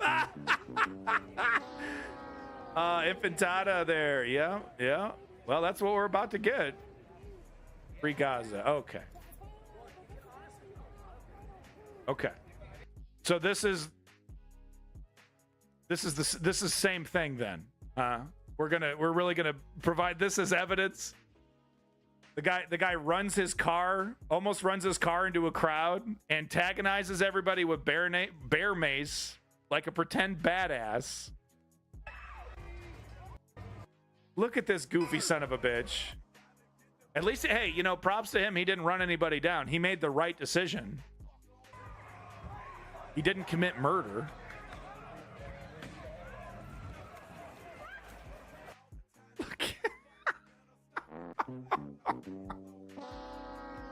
Yo, 40-year-old with the kick in the butt. Well, he kept going, Davey. stopped right here. No, he almost went into the crowd. Hey, get away from the car! Yeah. Okay, so so this guy gets bear maced. That's why he's kicking him. Okay. So because of this, it's okay to violently assault this. I love it. I love the guilt by association. I love it. Well, this look what they did to his car, man. Look. They're just as guilty. They're just as guilty, guys. As the guy covered in blood, like putting his fists up. Same thing. Same thing.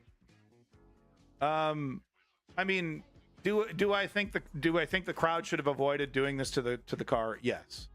But once again, this idea that a protest movement has to be responsible for every single individual action of the protester, of every protester who says that they're supportive of it. It's a really dangerous and stupid path to go down, because all you need to do is show up in the colors of the other side and break a window, right? Spray paint free Gaza, whether you believe it or not, and then that's it. That's the end of the legitimacy of the protest movement.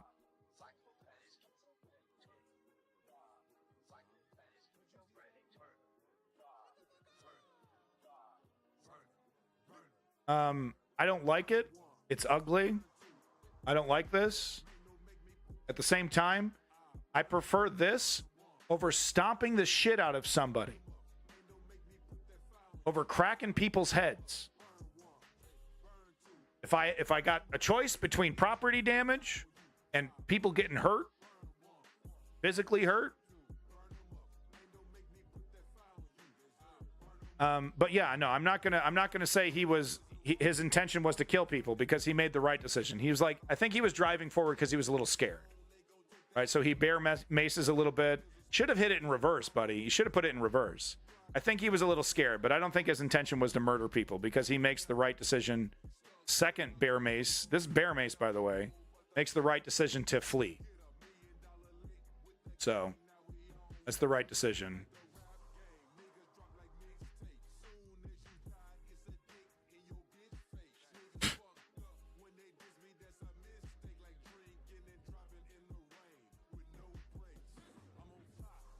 We're not going to both sides this. People defending themselves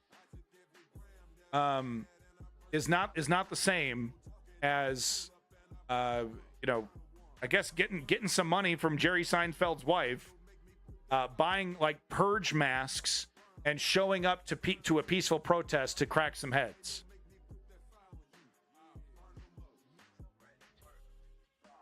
Biden, of course, happy to take advantage of the situation, to lie to the American public about the situation. He knows full well the pro-Palestinian protesters were not there to hurt anybody. They're occupying some property. They're not hurting anybody. And I'm sure you can find some evidence of some of these pro-Palestinian people shouting some pretty nasty stuff, but my observation is that a grand majority of these people are not shouting anti-Semitic slurs. There's a lot of Jewish people that are amongst these people in the Free Palestine movement, and they would be horrified to hear that kind of anti-Semitism. I'm not saying it doesn't exist, but it's not like this is not a movement fueled by anti-Semitism and fueled by hatred. It is the exact opposite. It is a movement fueled by a desire to see the killing stop.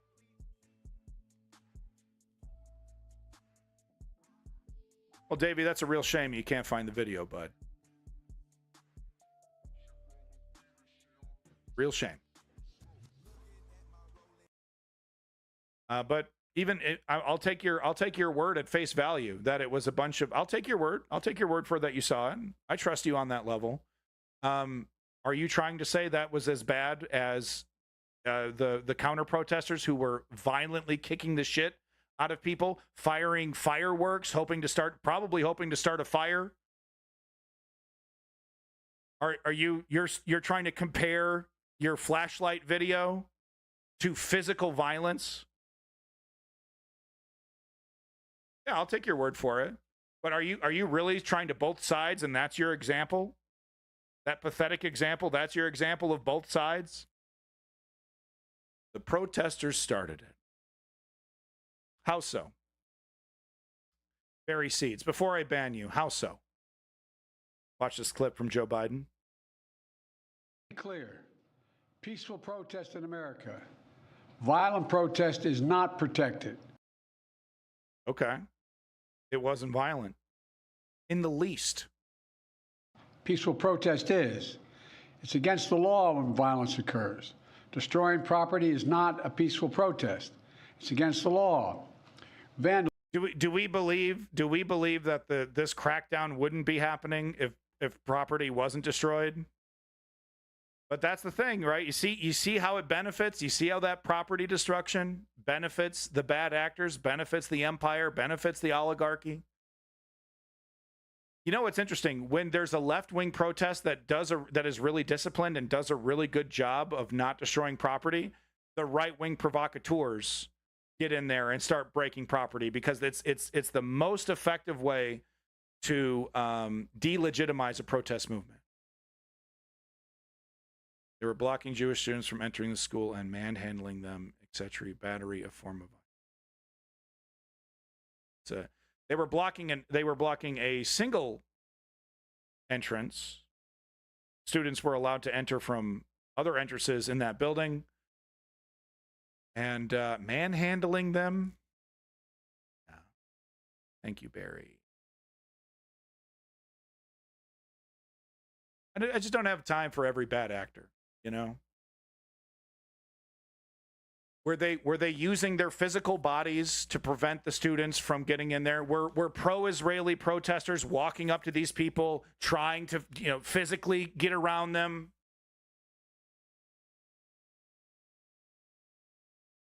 Yes.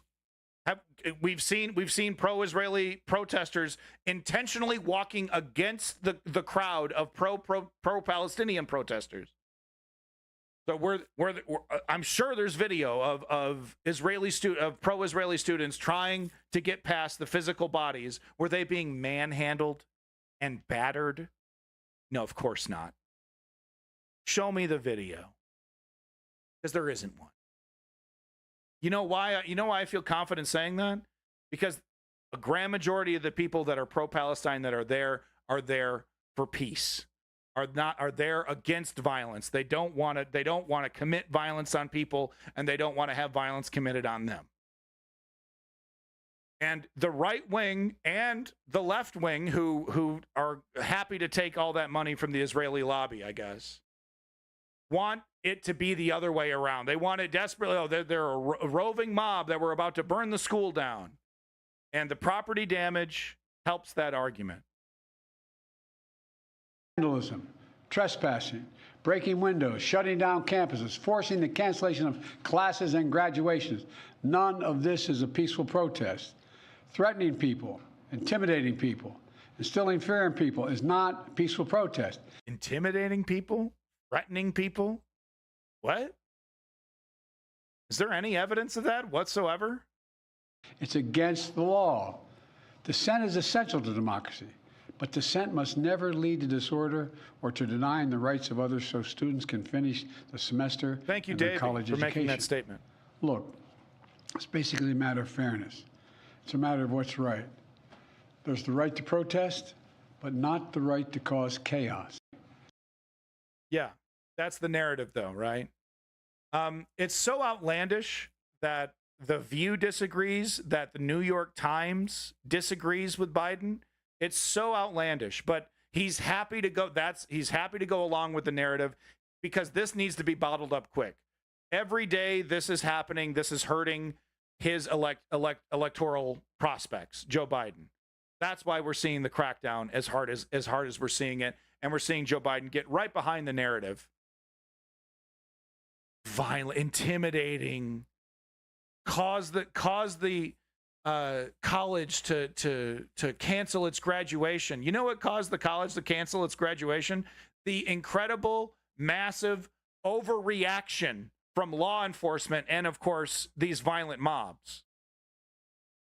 College could have had its graduation, right? They would have had their graduation to the sound of protests. Oh, we can't have that. Clutch some pearls. Oh, you're protesting the wrong way. You're disrupting our graduation. Oh, you got to protest the right way. There's a right way to protest for human rights. And I'll be sure to tell you every step of the way. I'll tell you what you're doing wrong. Of course, I'm not going to participate. Thank you, Woke Patriot, for this link here. New York Times article. Let's see if they've changed the headline to the headline telling the truth, how counter-protesters at UCLA provoked violence unchecked for hours. Wow. The truth. Let's see if they've changed it. Let's hit refresh. They have not changed it. Wow. New York Times used videos filmed by journalists, witnesses, and protesters to analyze hours of clashes and a delayed police response at a pro-Palestinian encampment on Tuesday. So this is kind of one of those, they did this during January 6th as well, like, you know, kind of like an interactive kind of thing here. You know, they hired somebody who knows what he's doing with HTML. On Tuesday night, violence erupted at the encampment that pro-Palestinian prisoners had set up on April 25th. So they're saying, oh, these pro-Palestinians, they couldn't do a graduation, guys. There's no other place to do a graduation. There's just no other place on this massive, sprawling fucking compound to do. The pro-Palestinians hate people. They just hate people. They hate school. They hate graduation. We had no choice. Clashes began after counter-protesters tried to dismantle the encampment's barricade. Pro-Palestinian protesters rushed to rebuild it, and violence ensued. Police arrived hours later, but they did not intervene immediately. The New York Times examination of more than 100 videos from clashes at the University of California, Los Angeles. I guess they just couldn't find that flashlight video. Found that. Okay, I'm done. I'm done, Davey. I'm done. You've been a really good sport. Thank you for sticking around. I'm done picking on you. So you read through this and you're still doubling. The first comment you make is, no, there were pro-Palestinian thugs too. You're irredeemable. You're incorrigible. And quite frankly, your feelings over facts, homie.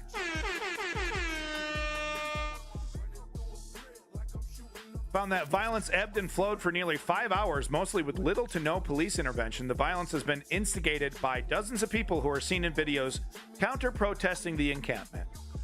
So Davey read that, and the first comment was, oh, I've seen lots of evidence of pro-Palestinian goons too, guys. I keep saying I'm gonna stop picking on you, man, but you keep saying absurd things.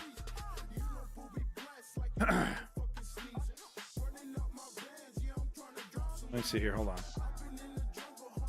The video showed counter-protesters attacking students in the pro-Palestinian encampment for several hours, including beating them with sticks, using chemical sprays, and launching fireworks as weapons. We have video of all that.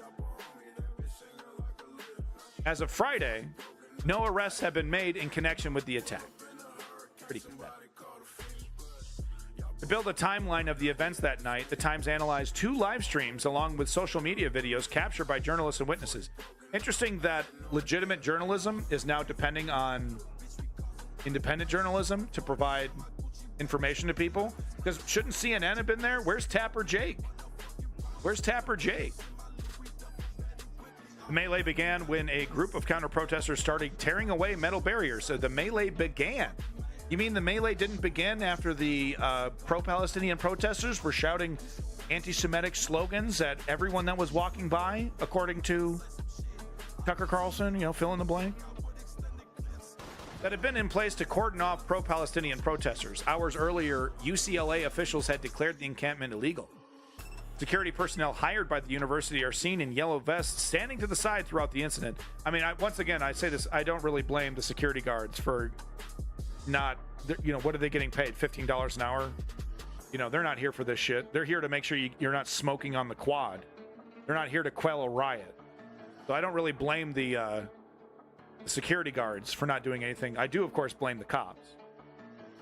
A university spokesperson declined to comment on the security staff's response. Oh, here are those flashlights. Oh, man.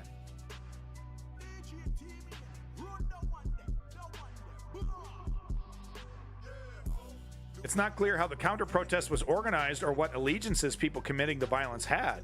Oh, yeah, it's not clear. Here's the New York Times. I knew it had to be in here somewhere.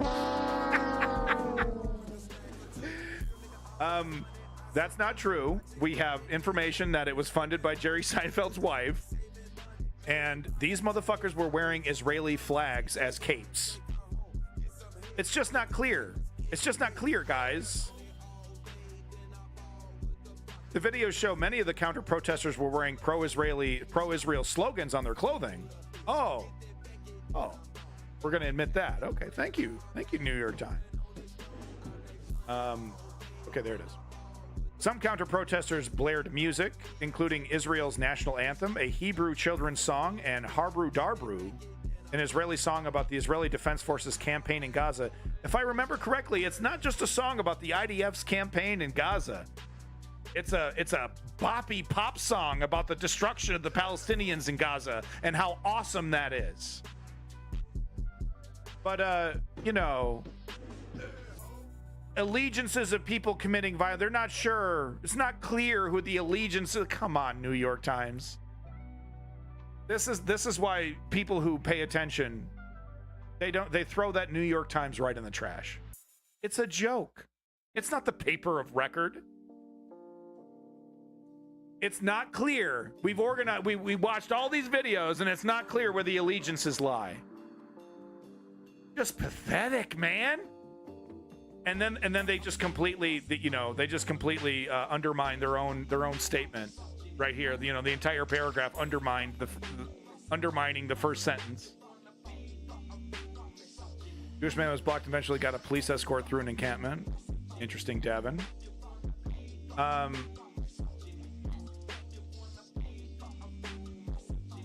Should we film? Okay, all right. I will show this out of fairness, but honestly, shouldn't we be wary of people who are performing fear, who are pretending, who are pretending to be victims? See what I mean? Walking into them, walking up to people. I'm doing nothing. I'm hurting nobody. And then, you know, if they're pushed back on, oh, I'm the victim. Oh, you're hurting me. Oh, I'm dying. The cops call them out because that's what they are. They're being incredibly provocative, and they're performing fear. It's a performance. Oh, I'm so victimized. I'm just a victim. I'm the victim here. Stop touching me as I'm walking towards you, as I'm trying to put my body as close to you as possible. Stop provoking me. By the way, this guy, I believe, so is this blocking the entrance? Is this one of those videos? Could have walked around to a different entrance. That building where the entrance was being blocked, there were other entrances that were wide open. Not going to try, okay? But I don't understand what the purpose would be, because I think you know where we will end up. And do we want that? Respectfully, I am not the problem. If there's violence, wait, let me finish. If there's violence against me because I'm provoking them, it's their fault. Right. I am practicing my First Amendment rights. Wait, No, you're not. It's not your First Amendment right to walk against a crowd.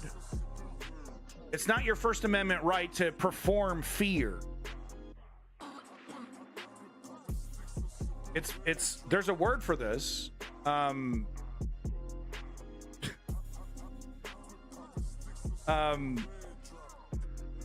Provocateur. Thank you, brain. But this person is what's called a provocateur.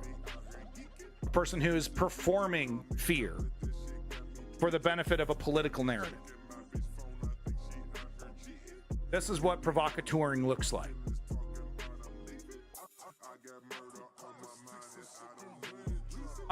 I walked down the streets of Compton with "I hate N-words" on my shirt, and I got beat up. Huh? I was just expressing my First Amendment right, minding my own business, walking through Compton with my "I hate N-word" shirt, and they beat me up. Evil Empire, laughing all the way to the bank. Let's show it. Let's be fair. Flashlights. Oh, adult content. All right. Well, let me watch this first. Let me make sure this isn't just disgusting. Watch this. Is being beaten. Okay, I see what you're doing here, strategy member. With a stick and punches in the middle of the lawn. Don't do that, dude. Somebody is being badly beaten at the. Okay, so here are the. This looks like pro-Israeli protesters cracking the head of pro-Palestinian protesters here. The quad. Look at this. Somebody is being beaten. Somebody is being beaten with a stick and punches in the middle of the lawn. Davey, if you are walking against a crowd, or if you are walking into a bunch of people that are locked chains, you don't have the right to claim victim. Davey, you can't have your cake and eat it too. You can't put yourself in direct opposition physically and then get butt hurt if you get touched. Davey, coming to the defense of provocateurs, man. It just never ends, man. It just never fucking ends. Don't do that, dude. Somebody is being badly beaten at the bottom of that brawl right there.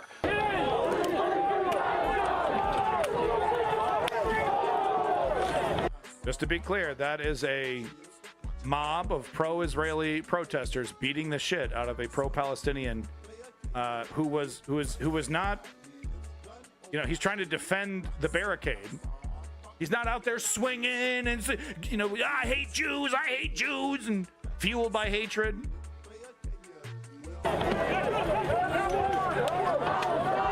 Look at that. Look at that. Somebody is being dragged and beaten in the front of that plywood wall.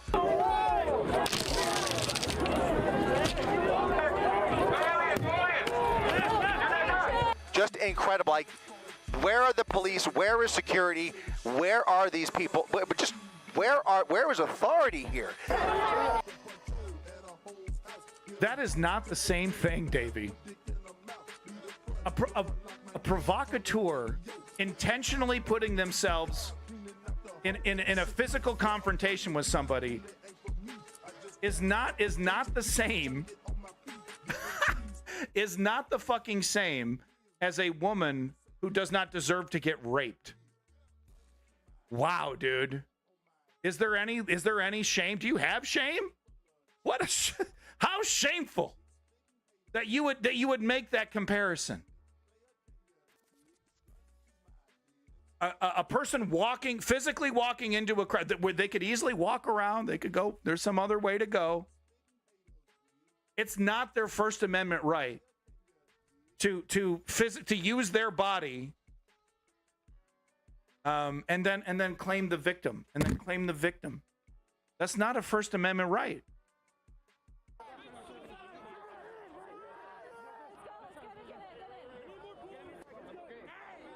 It is something I have never covered without any sign of enforcement, law enforcement, security whatsoever. This has gone now on for over an hour and a half, and it is absolutely appalling, in my estimation, that we have not seen any response. Yeah, but both sides.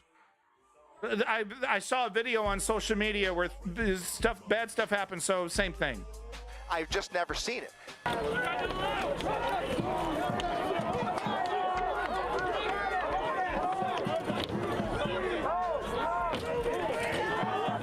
You know, this may be a sign of things to come, or this may be what, you know, society has become, but I have never seen it. In my career, I have never seen this level of violence without any response from any kind of law enforcement or authority.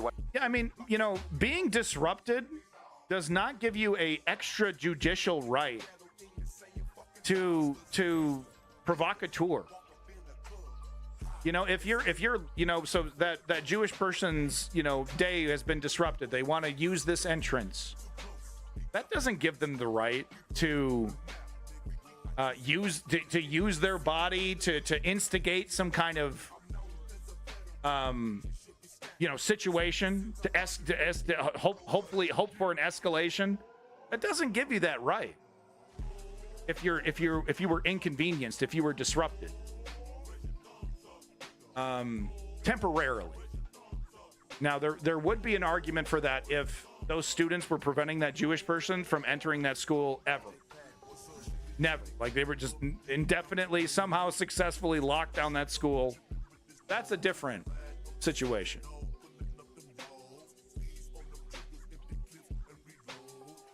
Yeah, no, Davey, yeah. If you see a group of people that disagree with you, and you intentionally walk in, you intentionally try to walk in and get as much attention, and you're pushing against people.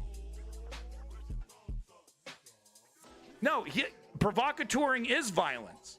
That's exactly what he's doing. He wants violence perpetuated against him so he can justify more violence against them. Against him so they can violence against them. His intent was absolutely to provoke violence. That's what he's doing.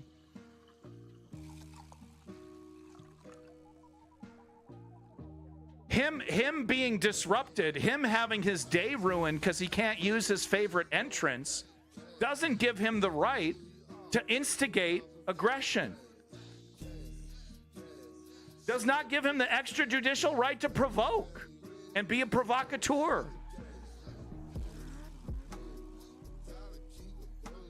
Whatsoever.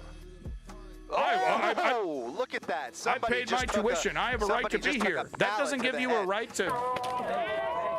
Certainly doesn't give you a right to do this shit. But it doesn't give you a right to be a provocateur. You're right. The plyboard, the plywood, excuse me, the boards of plywood are moving up. They've been dislodged from that makeshift wall where they were set up with tripods almost, and now you can see them manually being moved up into the crowd of counter protesters, and you're seeing these scuffles break out one after another. Lots of very heavy sticks, very heavy barricades.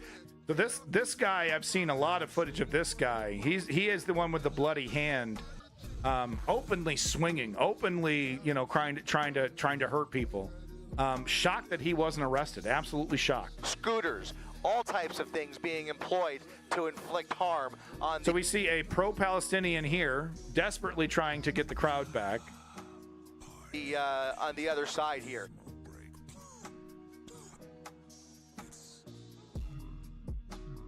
No, I don't think that's true, Ice King. I do think these guys will be eventually arrested, eventually tracked down. It'll be quiet, you know. We'll you know, there'll be a little blurb. I do think they will eventually be arrested. Doesn't seem to be a big hurry, though.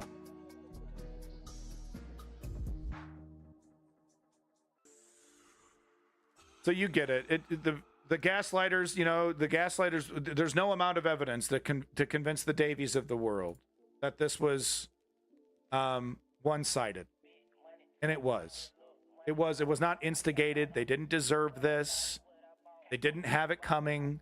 They're not anti-Semitic. This isn't a hate protest against Jews. But there's no amount of evidence that will convince the Davies of the world, because they have an agenda.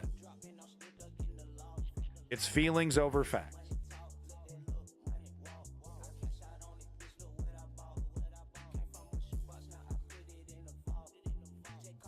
Right up in there, right up in there. Thank M Gutter. Thank you for that follow.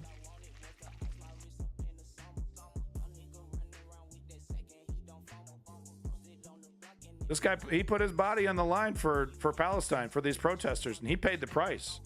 That one guy got cracked in the head with a 2x4.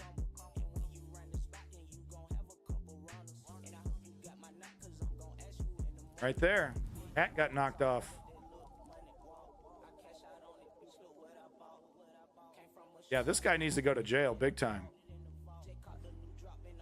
Thank you, Davey, for acknowledging that this is bad.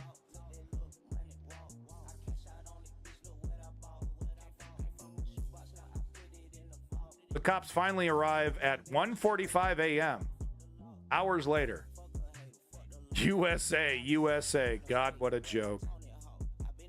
Of course, the pro-Israeli people would be chanting USA, USA, the fascist chant of choice. Not that pro-Israeli people are fascist. Probably shouldn't have used that word, but I just noticed that whenever there's something despicable happening, the USA, USA chant isn't far behind. Can't remember the last time I heard the USA, USA chant happening because something progressive or good was happening. Thank you, Davey. Wow, that is quite a series of opinions there.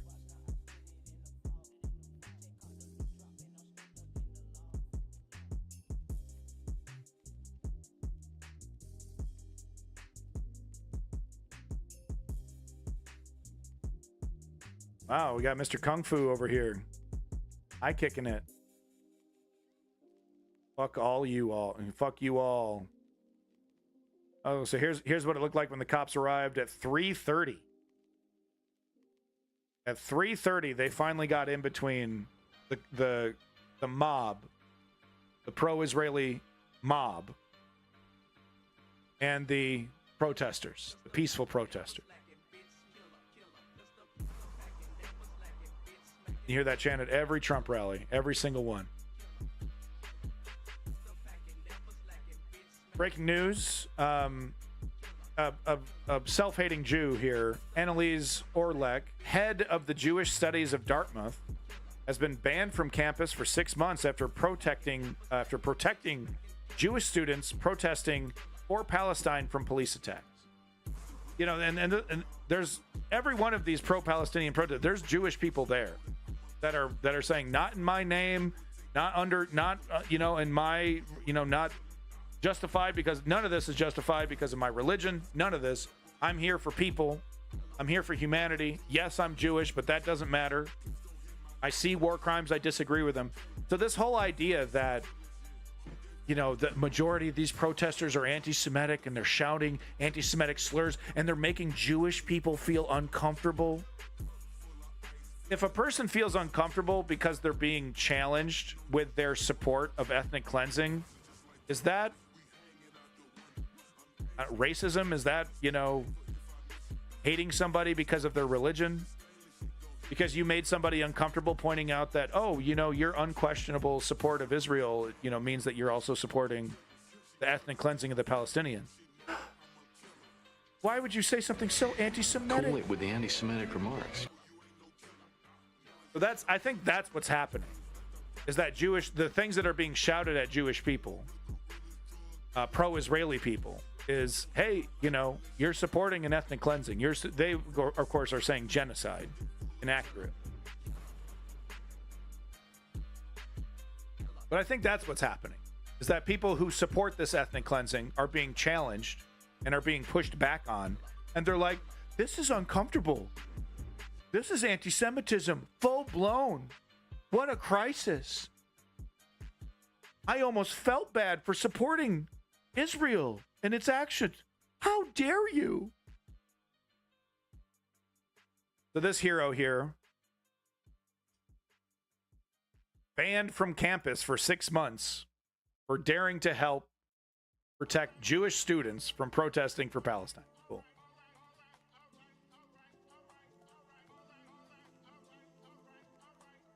Yeah, woke patriot.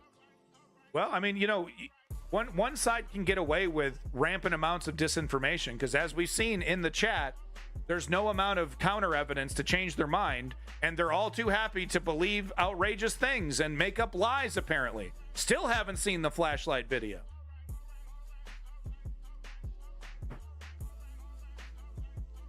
University of Mississippi abhorrent counter-protesters condemned. Well, they changed the headline on this one. The headline was different. It was, it was calling out the headline was calling out. Let me see if I have it on my Discord here, actually, because I made a comment on it. So they've already changed this headline to be more ambiguous, to be less specific. See if I can find it in the Discord here. Yeah. So the headline used to be, oh no, it's updated in Discord too, because that's how the internet works. Son of a bitch. So the headline was mentioning that there was one guy making or making racist statements towards these black women.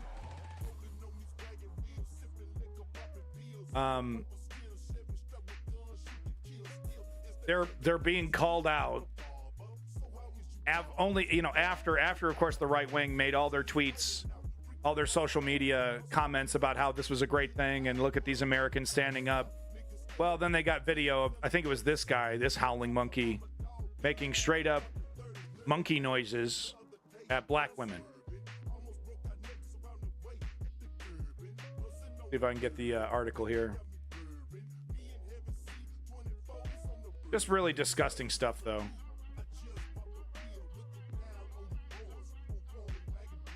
Largely white male group taunts pro-Palestinian protesters on campus, and one man makes racist gesture towards black woman. And yeah, they're exactly what idiot offspring of the rich, of the well-to-do, the petite bourgeois, as the commies call it. The middle managers, they got a couple million in assets, and they got a good job that pays them over $100,000 a year, so they can afford to send their shitty kid to a shitty school. But they're exactly what you expect them to look like. Dozens of students at the University of Mississippi gathered this week to protest against Israel's war in Gaza and to call for the state's flagship university to be transparent in its potential dealings with Israel. Not really a, hardcore, like a Norman Rockwell painting, Actually, Ice King, very, very great observation. But not exactly an earth-shattering request, Not exactly a difficult request to fulfill. Be more transparent. Not even saying stop, but just let us know how you're supporting Israel. Totally outrageous suggestion. There were hundreds of counter-protests in contrast to the few dozen pro-Palestinian protesters. So they were totally overwhelmed in Mississippi. Go figure. The scene evoked memories of the resistance of the civil rights struggle in the U.S. South 6 decades earlier. Kind of true. It was overwhelming, pro-white, anti-MLK, and a small, strong minority standing up to that.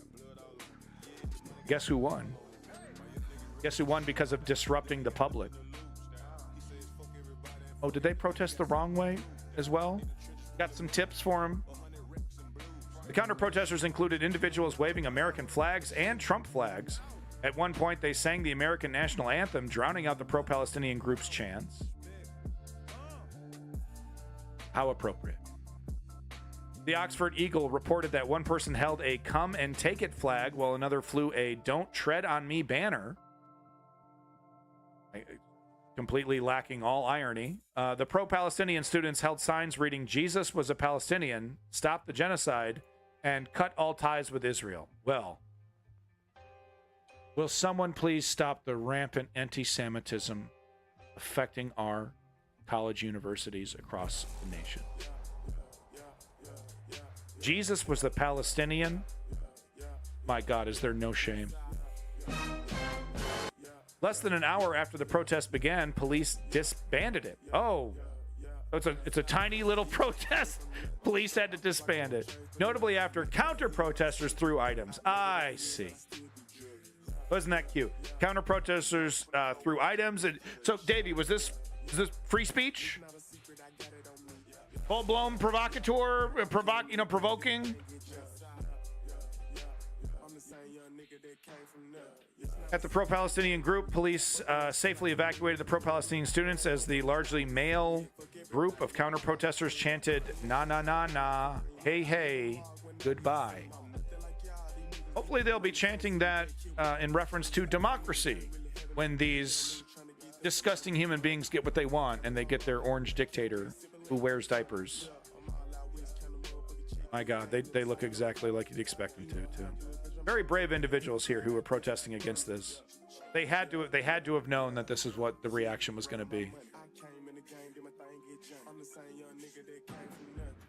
Here's a look at what this disgusting anti-Semitic pro-Hamas protest looked like. Pro-violence, provoking these innocent Americans. My God. Mika Brzezinski was right. This is a crisis. Moving on to my next clip. A little bit of video here. Pro-Palestinian encampment continues at the University of Toronto. It's day 2 of the pro-Palestinian encampment here at King's College Circle And at the her University mic of Toronto. is And the terrible. demonstrators I spoke to today tell me they have... Okay, good. The video that she cuts to is not mixed in that horrific way. Mono kind of went out with the record player, okay? Audio specialists at the news. I think it was some guy just plugged the mic into the left. There's like a who knows how it happened. Oh, did you see that? Did you see that violence? Hold on, let's rewind that. Hold on. My God, that pro-Palestinian protester completely violated that person's free speech rights. I can see why the police got involved. It was a rainy day, too, at the pro-Palestinian encampment, but the demonstrators weren't concerned. I'm not bothered by the rain strategy. now, and that's why I did buy the ponchos. Honestly, this rain is nothing compared to what people in Gaza are facing right now. Jake says while he 100%. believes the university was wrong to threaten to shut down the encampment last night, he's glad they didn't pull through amid the initial 10 p.m. deadline. Faculty members are among those ensuring that students are being heard as they demonstrate. We just had Shabbat here at the camp, so there's been really beautiful stuff happening. But of course, people were anxious that it might all be. Member of Jewish faculty member. I don't get it. How could a group of such virulent, hateful, anti-Jews? How could a person that is Jewish hang out with them? Don't they sling anti-Semitic slurs at every opportunity, making the Jewish students at the campus feel uncomfortable? Into something else, which we've seen on American campuses. Even just this morning, we saw the camera out of focus, microphone. You're running a left channel only microphone. City News. Are you hiring?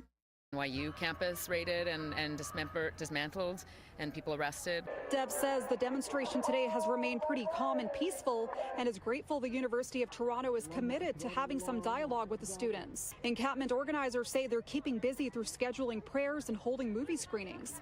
This as they continue to communicate with university officials who are addressing their growing... Probably Hitler speeches, right? You know, I saw a video on social media. It was pro-Palestinians watching Hitler.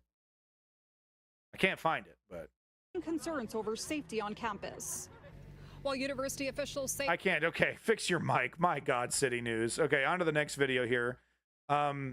New York police are especially authoritarian and are especially eager to go above and beyond when it comes to cracking heads. There's kind of a cracking heads culture in the NYPD. And all too often we see them eagerly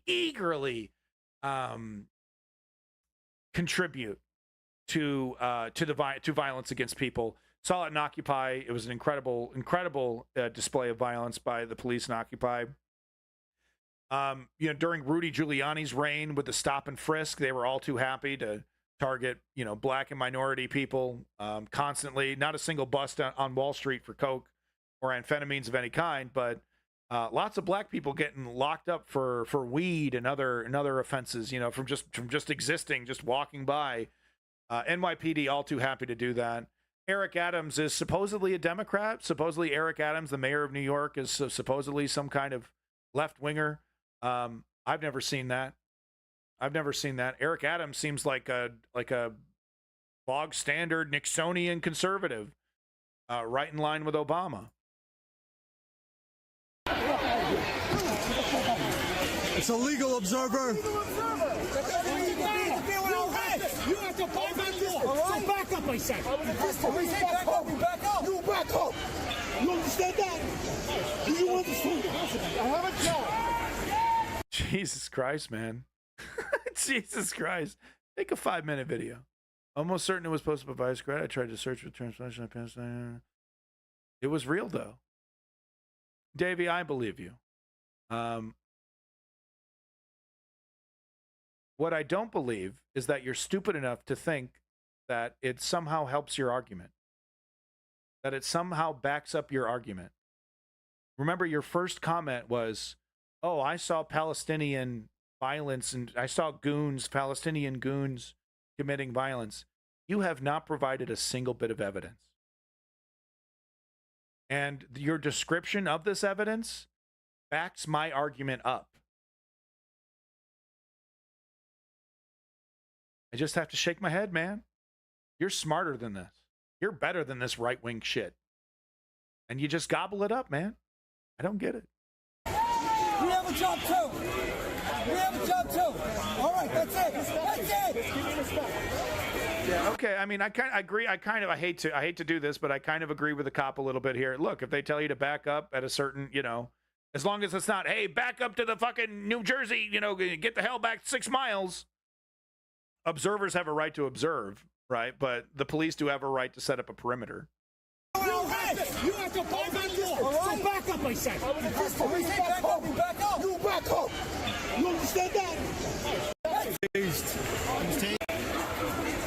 There's an arrest being made right now. He was tased. He was tased? Yep.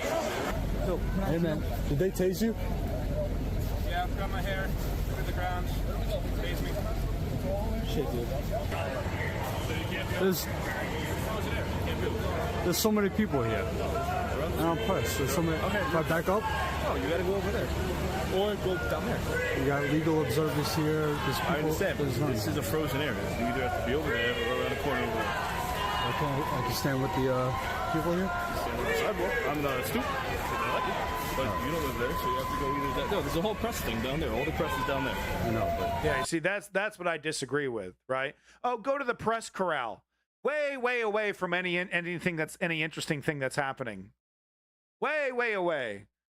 Go to the corral where Tapper Jake and Aaron Burnett are happy to sit like good little stenographers.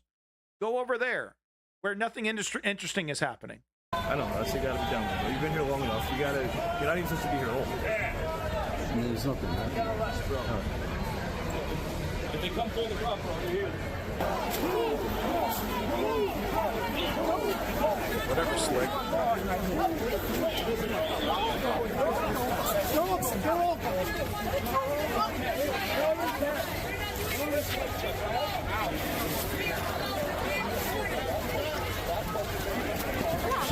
Oh my God! What the hell are you guys doing? Why are you slamming her against the fucking? Look.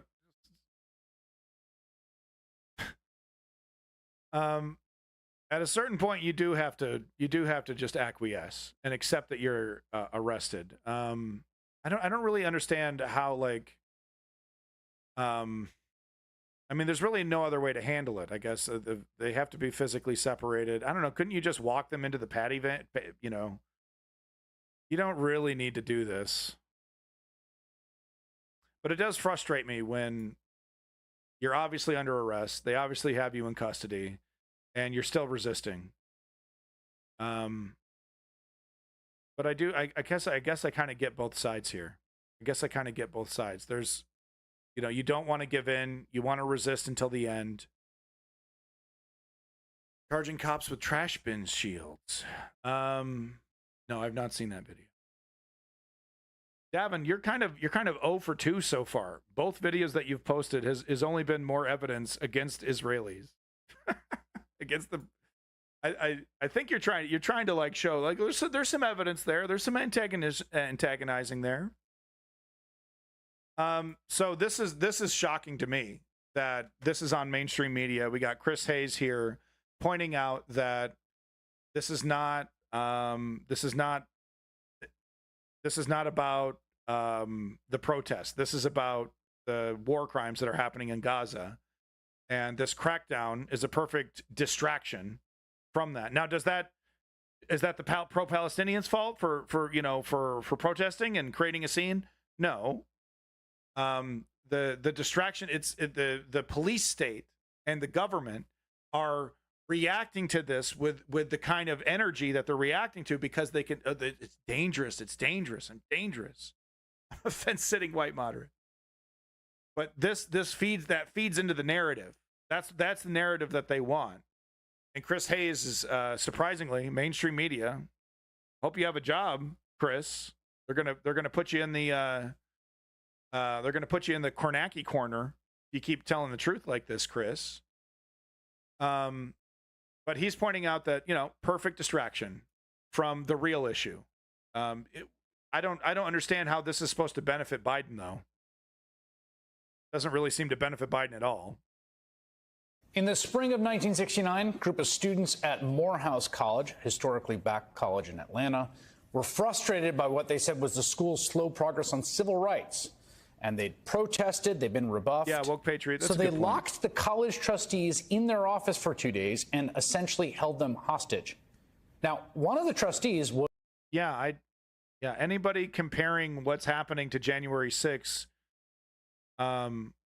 would if you're making that comparison unironically, then you are effectively watering down the attempted seditious treason of the January 6th protesters. You're trying to destroy the definition of sedition if you're trying to compare the two. There is nothing that compares to January 6th, especially leftist protests. Was Martin Luther King Sr., father of the... locked the college trustees in their office for 2 days and essentially held them hostage. Now, one of the trustees was Martin Luther King Sr., father of the recently slain civil rights leader. He began having chest pains, and one of the students later said, "We let him out of there so he wouldn't be accused of murder." That student and his classmates eventually gave up under a promise of amnesty from the college. The college reneged, and he was expelled. It would be years before he was rehabilitated, decades before he became known the world over as actor Samuel L. Jackson. Now, I tell this story for 2 reasons. One, to remind us that college activism has long been a part of college education. The other reason, though, is to get a sense of proportion, which seems lacking today. As we watch the disturbing imagery emerge from campuses at Columbia, UCLA, University of Texas, University of South Florida, so many others, where cops, or in some cases mobs, took down pro-Palestinian student encampments and protests, as well as professors and journalists and just random bystanders. The cumulative effect of all this coverage, along with some unverified assertions from police and politicians, has been to drive home the idea that student protests are basically a terrorist-level threat, that they have to be neutralized by battalions of cops armed like soldiers with MRAPs and sonic cannons. The reason this seems to me a reaction that's out of proportion to the protests themselves. It seems especially true when you look at some other campuses like Brown University, where administrators negotiated with student protesters who took down their encampment, and Wesleyan University, whose president said the protesting there was nonviolent and non-disruptive, adding, as long as it continues in this way, the university will not attempt to clear the encampment. Now, these universities, crucially, have reiterated their important existing rules against anti-Semitic invective and harassment, certainly, while also protecting assembly. which seems sensible, also out of step with what you're seeing elsewhere. Because ever since October 7th, when Hamas committed its atrocities in Israel, there has been this obsessive media focus on college campuses. And that's true partly because there are genuine issues worth debating, including the degree to which universities are creating spaces that are hostile to pro-Israel Jewish students, where they feel under threat, or universities, the degree to which they're suppressing pro-Palestinian speech. And those issues really do matter.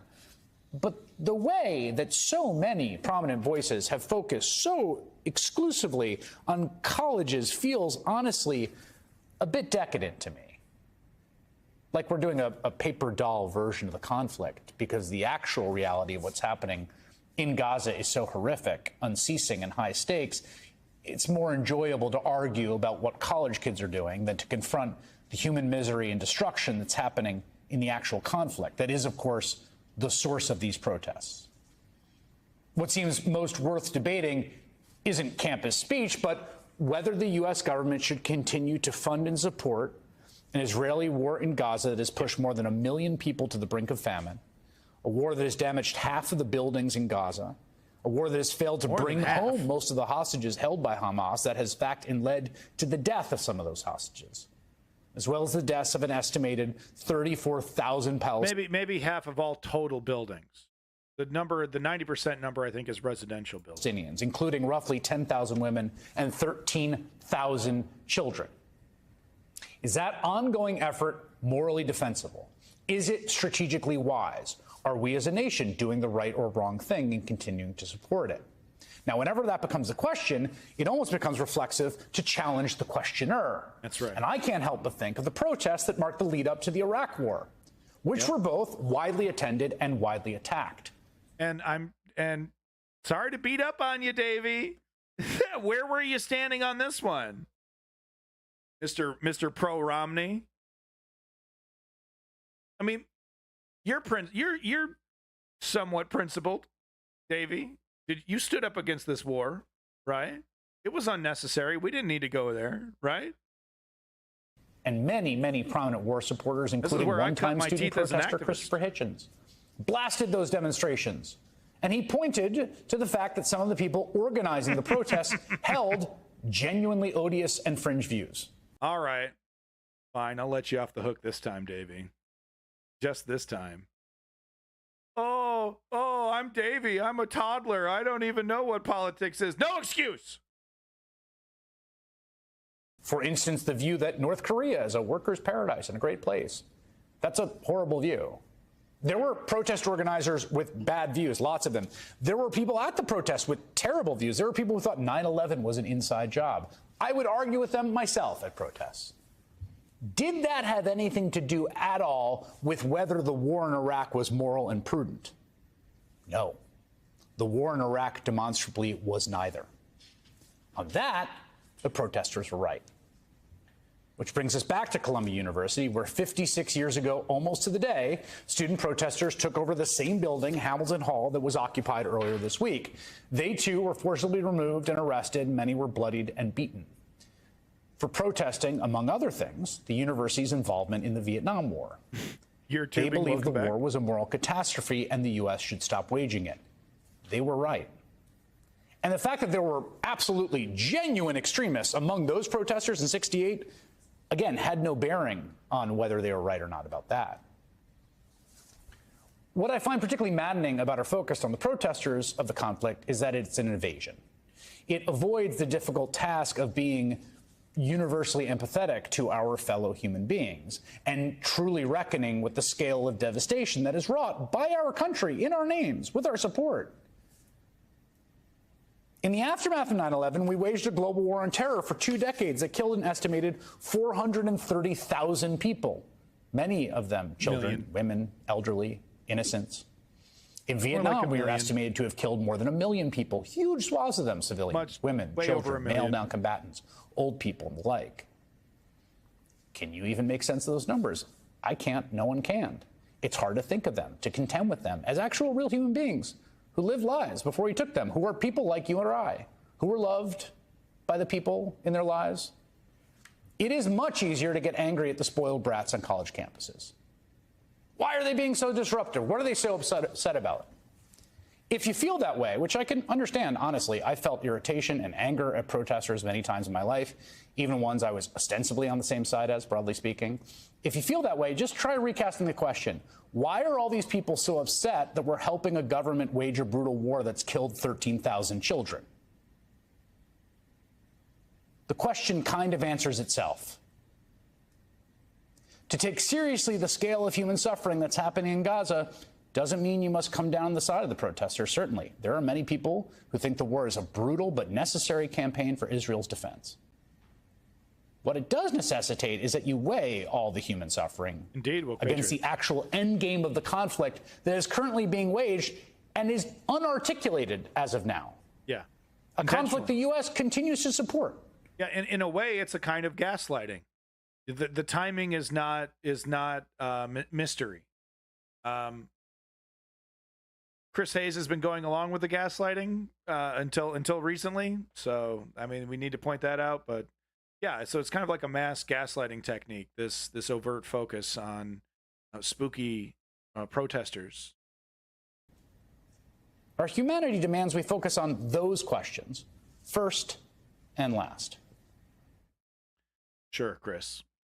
Not bad. Not bad for Chris Hayes. Thank you, Woke Patriot, for posting that one in the chat. I guess let's take a look at this stupid Al Sharpton fucking video, him comparing the protesters to January 6th. Oh, wow, this is a clip from Morning Joe. Okay, wow, so that we get to see Mika's reaction too, huh? What about that 5% on the far left that are going to call me this or that or the other? No, call this out. This is wrong. Call this out. Say we need to help the people of Gaza. Right. You can do it. We need to end the threat of famine in Gaza. We need to pressure Netanyahu to move towards a ceasefire and bring those hostages home. This detracts from our bigger cause. And let me say this, the politics of that, what is being wrong.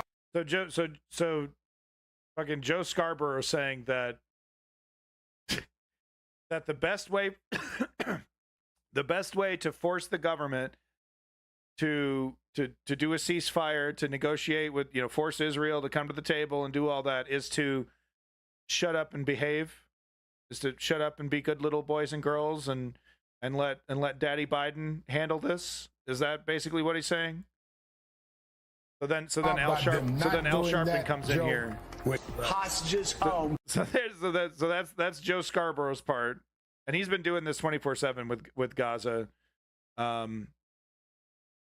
fully repeating 100% Israeli propaganda talking points.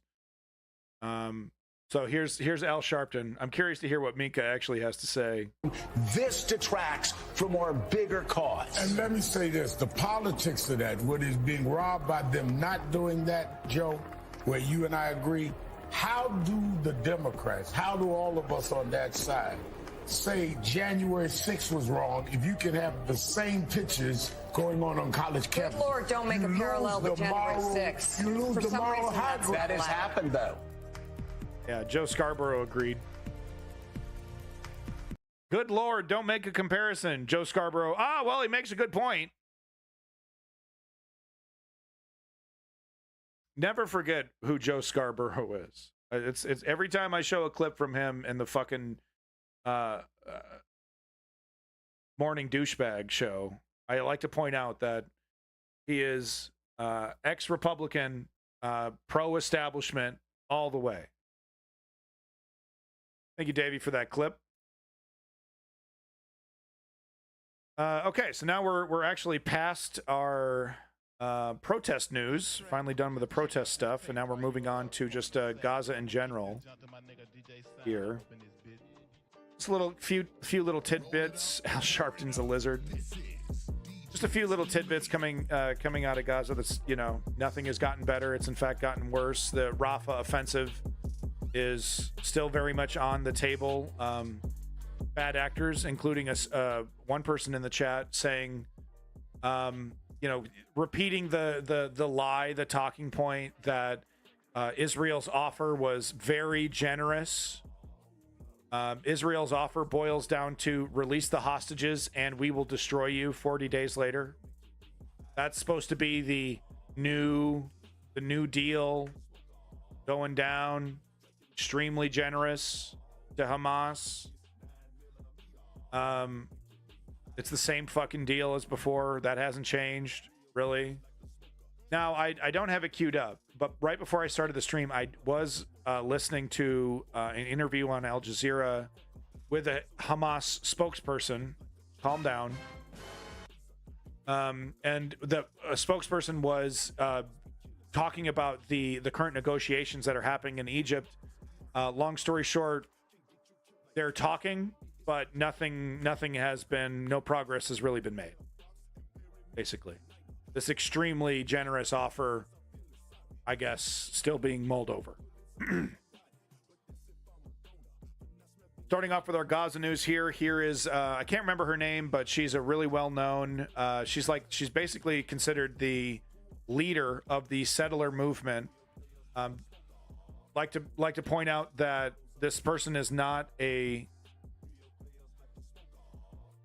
Yeah, Davey, thank you for repeating what I said, except for the hostages part there. But basically, so yeah, it's give us all your political leverage, and we will destroy you 40 days later.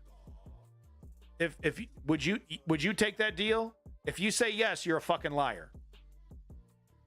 Nobody in their right fucking mind's taking that deal. Give us all your political leverage, and we'll destroy you 40 days later. Welcome back, Smash. Good to see you. Thank you for coming here. Anyway, back to this. It would be one thing for this horrible person to be saying what she's saying in a vacuum. The problem is that this woman is highly respected by Israeli government officials of all different shapes and sizes. What she is saying is being reflected by the Ben Gavirs of Israel. Very much a harbinger. Another fella here. Yeah, this fella. Totally got the back of this unapologetic pro-settler person. You'd hear trigger warning. You're about to hear just disgusting casual talk about the annihilation of an entire people. We love the Gaza Strip. We can't just take a whole strip of land and say Israelis can't live there. That doesn't make sense. This is our sovereign state. Would you live there? Of course. By the beach? Oh, for sure. Yes, my husband's also talking about building. I'm sorry, I've already shown this clip. I thought this was a new clip. I thought maybe she was just wearing the same clothes, but I've actually already showed this clip. This was recorded several months ago. We'll go ahead and finish it out, but I just wanted to point that out. I thought this was new. I should have proofread this closer. He has a yeshiva, a Talmudic institute here, so building a branch in Gaza. We have lists already about 500 families that are willing, on the drop of a hat. Hamas is not stupid enough to think that they're going to garner goodwill with the United States and Israel by handing over the hostages. Davey, you're insisting on making my point for me. I don't know why you're even commenting, bro. You're just legitimately making my point for me. It's the shittiest deal, and there's no way in fucking hell anybody's taking that deal. To just move into, we have North, Central, and South Gaza, and people are going to start building towns. We have names of the towns. We have where we're building them. It's already being planned, and we have people signed up. You can't leave it without Jews in the Gaza Strip. It's too big a piece of land. It's too important for us to let it become Hamas town, as we call it, filled with terrorists. We love the Gaza Strip. Yeah. We can't just take... Yeah, filled with terrorists. Women and children.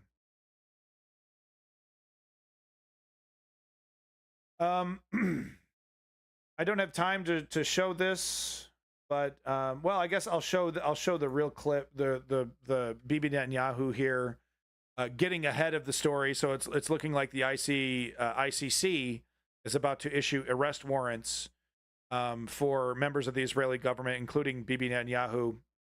Now, does Bibi Netanyahu and Ben Gvir and all the rest think that they're going to be arrested? No, but I think the reason why he's trying to get ahead of this, he's actually commenting on it instead of ignoring it, is that it will create inconveniences, and it also makes this Israel is the most moral army. Israel's it's the most everything we do is moral and justified. It makes that argument all the more harder to make when you have the highest international legal bodies in the world, who define who make the definition of what is and isn't genocide, and et cetera, when they're saying, no, you're not the most moral army, you're not, you're war criminals, and in fact, if any of our member states, if you land in any of our member states, they're going to be obliged to arrest you. Netanyahu knows that he's still going to be able to vacation in the United States without any resistance. Canada too, probably the UK as well. But this does complicate things. He might want to take a trip to the UK, and you might see Rishi Sunak saying, well, obviously I'm not going to arrest you, but I don't really want to deal with the bad press from not arresting you. So if you could please not come, that would be really great for me. I have a re-election happening, and I don't really want to try. I don't want to have to try to defend myself from not arresting you in the press. I can't deal with that right now. Of course I won't, but I don't want to deal with the bad press of not arresting you. Like I said, that makes it more complicated for Israeli officials to travel around. It hurt Dick Cheney. I remember one time Dick Cheney landing in France, and there was speculation: is he going to be arrested? Is he going to be arrested? And of course, he wasn't. But it can complicate. It can complicate that free movement. And like I said, it's a big bullet hole, the big bullet to this narrative that Israel's the most moral army, and that that they can do no wrong. That news led to this response from Netanyahu himself. You have to hear this to believe this.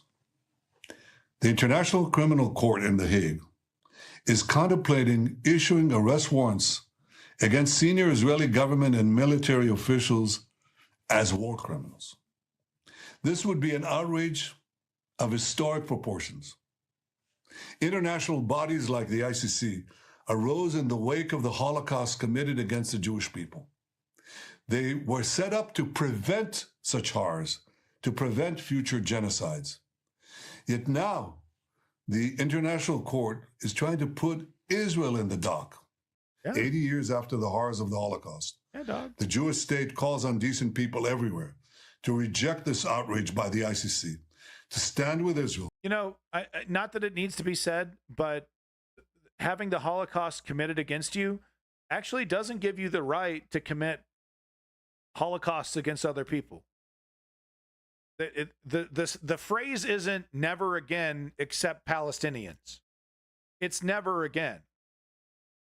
No matter how hard this government, no matter how hard the people that carry water for Israel work, the history is actually really, really well documented. The Nakba was well documented. The 1947 invasion by Israel was well documented. And of course, what's happening in Gaza right now is well documented. No matter the repeated insistence that everything that this government does is justified, we do have the history. They can't take that away as desperately as they want to. As desperately as they want to. They can't take that history away. They can't, no matter how many journalists that they kill, they can't stop the truth from being documented. They can stop the truth from being effective at creating change by gaslighting and doing PR and spin for governments and things like that. So they can stop that information from actually creating change. That's possible. But they can't stop it from being documented, which I guess is something. Ask the Native Americans if that matters to them. As we fight the barbarians of Hamas in Iran, and as we work to secure a more peaceful world. doesn't really get more kind of crude and cynical than that, does it? The ICC was set up. Well, the ICC wasn't set up after the Holocaust. It was set up in sort of the 1990s, I think, very recently. But he's right. Sort of this idea of genocide. We did get that after the Holocaust. But the idea that because Israel is a Jewish state and because Jews suffered under the Holocaust, you can't possibly accuse Israel of any war crimes whatsoever, to me just seems, I think to most people in the world, seems transparently ridiculous. And then at the end to call Hamas and Iran barbarians. Now, to me, that's verging on genocidal language. You know, you're dehumanizing, a whole people. Iran's, many millions of people live there. You're calling them barbarians. Yeah, it's one thing to call Hamas barbarians. I don't know if I would agree with that. I certainly agree that they're vicious, disgusting terrorists, and I don't shed any tear for them. But it's that dehumanizing. You know, that we're different from them. You know, that they're others. They're an other species. They might as well be alien. No, they're human. Same kind of humans that you and I are. Same kind of evil that you and I are capable of. They're not that separated from us. That's where that language gets kind of iffy when it comes to Hamas. But then, yeah, calling the entire population of Iran barbarians, well, holy shit. Well, holy fucking shit. So there you go. If you want to see the rest of this amazing report from Navarra Media, go ahead and check it out right here. Navarra Media just absolutely killing it. No pun intended, sorry. But they're doing a great job. Great clip here from Owen Jones where he just plays out in full this Danabash. Originally just meant doesn't speak Greek or Italian. Oh, interesting. I didn't know that. Somebody in some Italian restaurant using the word barbarian accurately, completely confusing everybody else. But no, this Danabash clip says it all. This is exactly the framing that Joe Biden wants, that, that these protesters were violent, that they're making Jewish students across the entire nation feel uncomfortable, that this is inexcusable, that they're violating free speech and they're manhandling and all the things that we've heard in the chat so far. This is the framing that Danabash is very quick to come to. Yep, this is the reality. And she couldn't be farther from the truth. And I want you to remember this next time you see CNN, because they really are Fox Newsing it up when it comes to Israel. Every time I turn on CNN, it's Tapper Jake with his pretend made up expression. Actually, I think was it you that put was it you, Woke Patriot, that put this amazing meme? Yeah, Woke Patriot put this amazing meme. Maybe it's kind of has small text, but we can see it here. But this perfectly captures the stupid fucking face that Tapper Jake has when he's reporting this stuff. This pretend sincerity. So this is provocateuring. This comic perfectly describes provocateuring.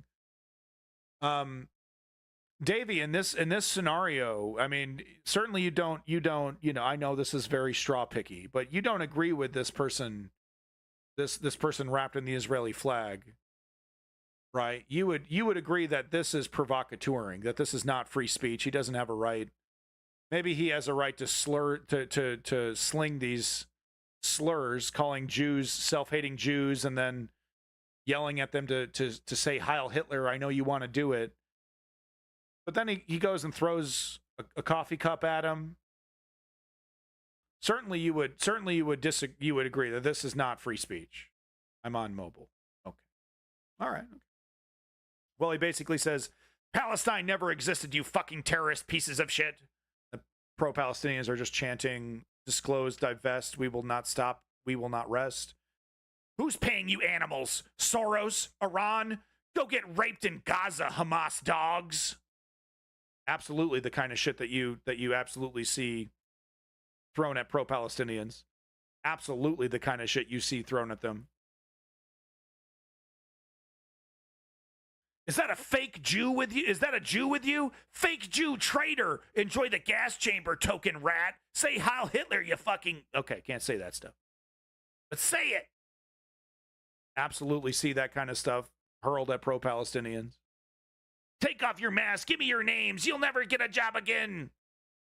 Baby raping, rapist scum. I don't know. Baby raping. I guess. Well, no, I guess they would say that because they think they equate pro-Hamas. So they say every atrocity that Hamas has ever committed. But yeah, I don't really hear the baby killing too often. But no, we do see pro-Israeli people making that argument that, you know, if you support Palestine, you support Hamas, therefore you support the atrocities of Hamas. I think he can yell at all he wants as long as it's not threats against them. It doesn't throw stuff at them. So is intentionally walking into this group with your body the same thing as throwing a coffee cup at them? Even if they are blocking your entrance, even if they're getting in your way and disrupting, isn't that provocateuring? He can't tell directly in their face. He can yell from a relative distance. But I mean, isn't this just the same as I'm doing nothing wrong? I'm doing nothing wrong. Don't touch me. Don't touch me. Don't block my entrance. It's against my free speech. How dare you? How dare you? The same thing, isn't it? Even if these people are disrupting that person's day, they're preventing that person from going to a location temporarily. So then, he finally goes to, they finally say, will you please just leave and shut up? And then the conclusion here is Tapper Jake. This just in, a blood-curdling hate crime. Protesters told a Jewish student to leave campus. Many are asking, are American Jews no longer safe in higher education? This is the narrative I see consistently on CNN. Thank you, The True Steel, for sticking around as long as you have. I appreciate it. So just have an earful of this. It's disgusting. It's exactly what CNN has been doing basically from the start, but it really is becoming absurd when they're, when one side is so clearly not the antagonist. Hey, Lenny, thank you so much for being here. And hey, everyone, if you're subscribed to the News Underground, make sure you're subscribing to Lenny. Accidents waiting to happen. Great live streams. Thank you, Lenny, once again for being a supporter of the News Underground and an owner of beautiful Garbage Fuel merch. If you want to also be like Lenny, get your Garbage Fuel merch right here. Sorry, I fell asleep, but I'm back now. That's funny. No, Lenny, thank you. Would I rather watch a tree grow or a knee grow? Oh, he got me. He got me. I didn't see that one coming. He got me, guys. I was looking at the Bitcoin name. I was like, this guy seems like a grifter, like a bad actor. He got me. What's wrong with knees? Well, there you go, folks. Now he's going to what he's going to do is he's going to report my channel for racism, and then try to clip that and then say, oh, you see, he's racist. So we might see the channel get banned again because very similar situation to that person who said that they were attacked because of their religion. So we might see in the next few minutes, I might go off air, and that will be the reason why, because he got me to say kind of similar to the N-word. He got me to say it, and he's going to report me on it. It's a classic technique. Anyway, before I get banned, let's watch this horrible Dana Bash clip on just how badly CNN is framing this, and they're doing this intentionally. This is not a mistake. This is very intentional. And Joe Biden, thumbs up. He thinks this is great. So easy, isn't it, to issue fiery denunciations of the likes of, say, Fox News. That's the bogeyman of biased broadcasters, isn't it? Like a pantomime, we can all boo at it. So obviously propaganda, so obviously spreading falsehoods, so vulgar. You want to make common cause with a respectable American liberal and watch their eyes roll to the back of their heads in shame and embarrassment? Just mention Fox News and bingo. CNN, on the other hand, that's seen as respectable. Not propaganda from them, they're just straight down the line, right? Now, that should always have been an illusion, but CNN have utterly disgraced themselves over Gaza. Now, I'm going to start by playing you an absolutely toxic segment. from CNN. It's the sort of propaganda you expect, frankly, from the news channel of a tin pot dictatorship, which turns reality on its head and tells you that up is down and black is white. No, so I mean, the reason why I showed this after all that coverage is because I wanted to fill your head with evidence, right? With stone cold evidence of what the real narrative is. So we know what's real and what isn't, right? These were peaceful protesters being antagonized by provocateurs who were committing violence against them. Majority. Maybe we can find 1%, 5% evidence of the contrary, but so far no clips provided, except for Davin, who has basically shown more evidence of pro-Israeli protesters. Only really shown evidence of Palestinians defending themselves. So that's the reality. All right. Now watch. This is CNN. This is airports, old folks' homes, doctors' offices, right?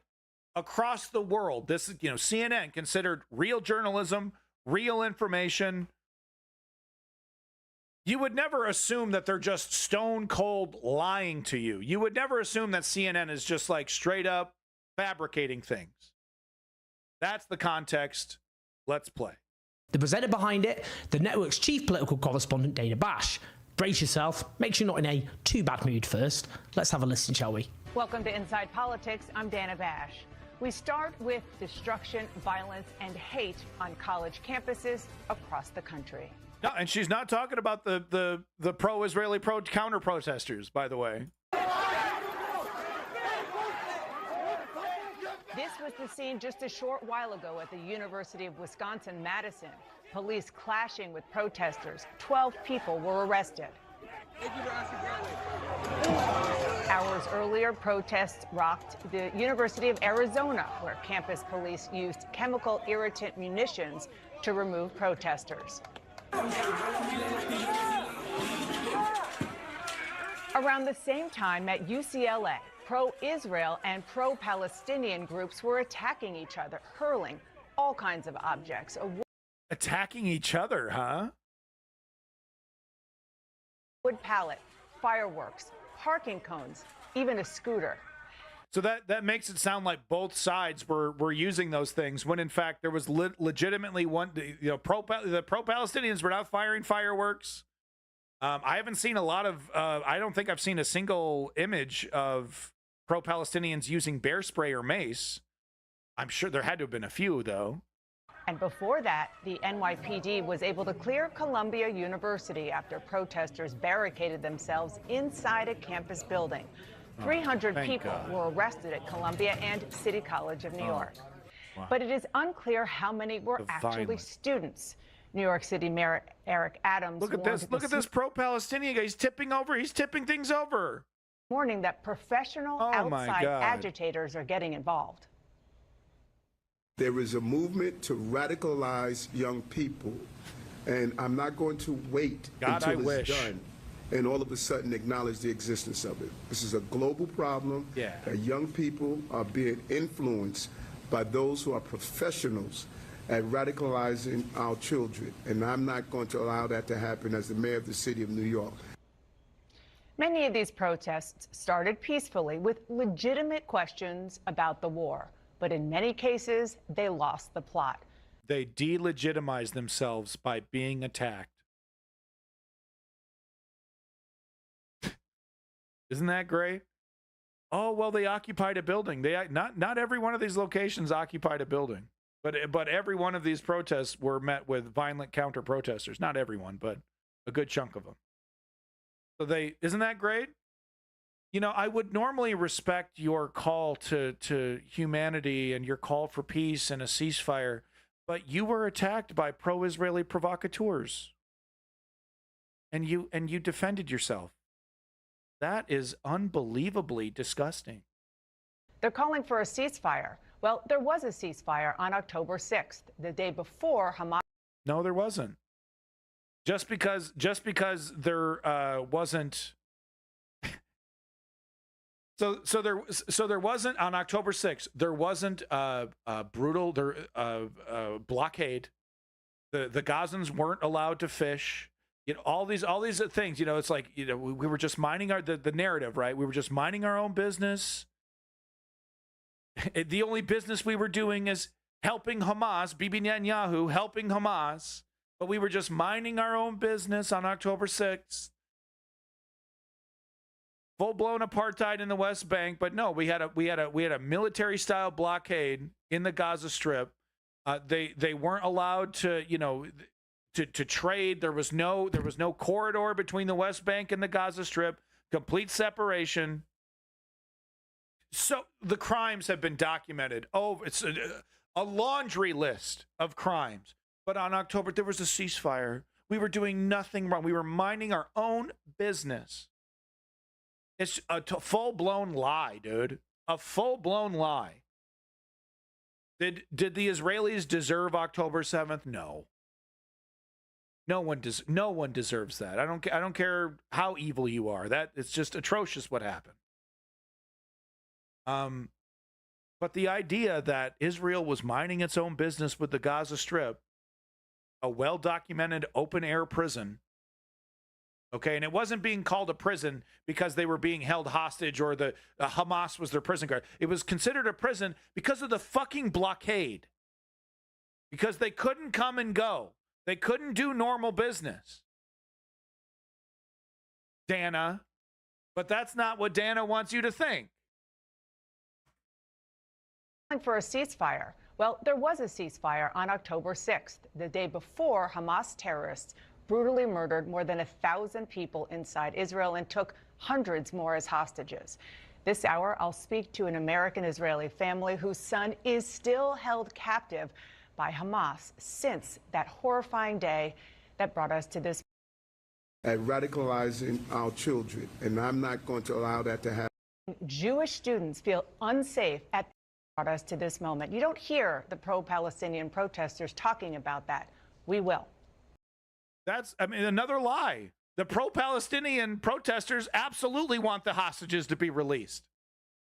They're holding up signs that says, come home now. They want a ceasefire. They want a legitimate ceasefire so that they can negotiate for the rest of these hostages.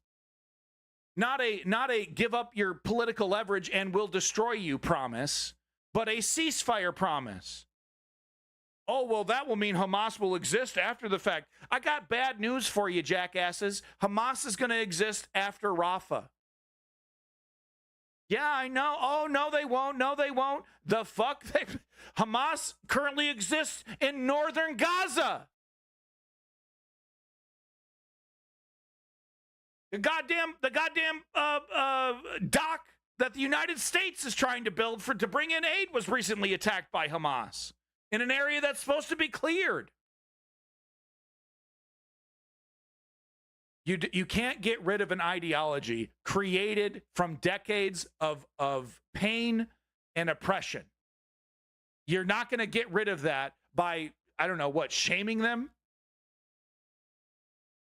Largest open-air prison in mankind's history. We were just minding our own business. Now, protesting the way the Israeli government, the Israeli prime minister is prosecuting the retaliatory war against Hamas is one thing. Making Jewish students feel unsafe at their own schools. So what does that mean? Like I said, what does that mean?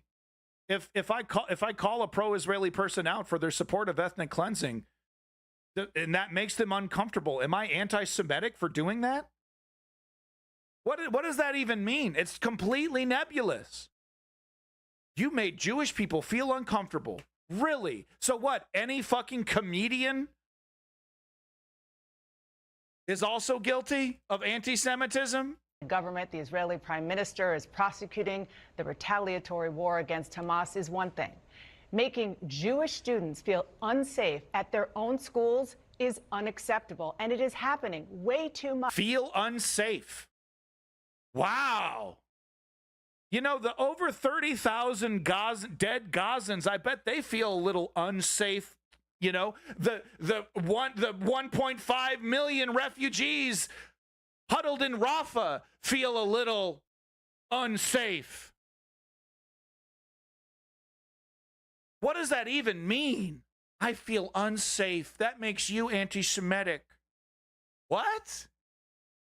Unsafe at their own schools is unacceptable, and it is happening way too much. Right. So she cares about people feeling unsafe at school, huh? She gives a shit about that. So you care about the pro-Palestinians that are getting any number, as we've seen in the University of Mississippi, literally getting like monkey chants chanted at them. I'm sure Dana has their back too. They feel very unsafe with the cops beating their fucking head in. Dana. Lots of people feeling very unsafe nowadays. Pretty selective about caring, though. Their own schools is unacceptable, and it is happening way too much right now. I'm a UCLA student. I deserve to go here. We pay tuition. This is our school, and they're not letting me walk in. My class is over there. I want to use that entrance. I want to use that entrance. And that's a really key part, because he's being prevented from using this entrance, but there's actually, I think, 1 or 2 other entrances. He's like, it's my free speech rights. It's my free speech rights. Just walk around, dude. It's not your free speech right to get up in someone's face and get physical with someone because they've ruined your day, because they've inconvenienced you. It's my free speech right to use that entrance. I'm paying tuition here. No, the fuck it isn't, dude. It's not your free speech right to fucking blast through a barricade. Even though it's inconveniencing you, even though it's preventing you from learning. Now, if these protesters have somehow magically figured out how to lock down this building indefinitely, then yeah, we're dealing with a completely different scenario here. But that is not the fucking case. You're temporarily being blocked from using one of the entrances to a building. You are not the victim. It's our school, and they're not letting me walk in. My class is over there. I want to use that entrance. Why can't I go? Will you let me go in? This could be over in a second. Just let me and my friends go in.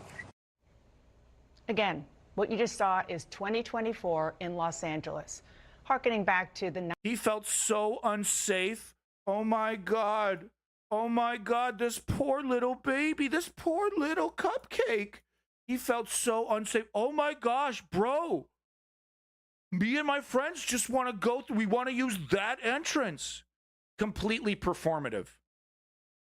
A total fucking joke. And Dana Bash totally has the back of this bad actor, of this grifter.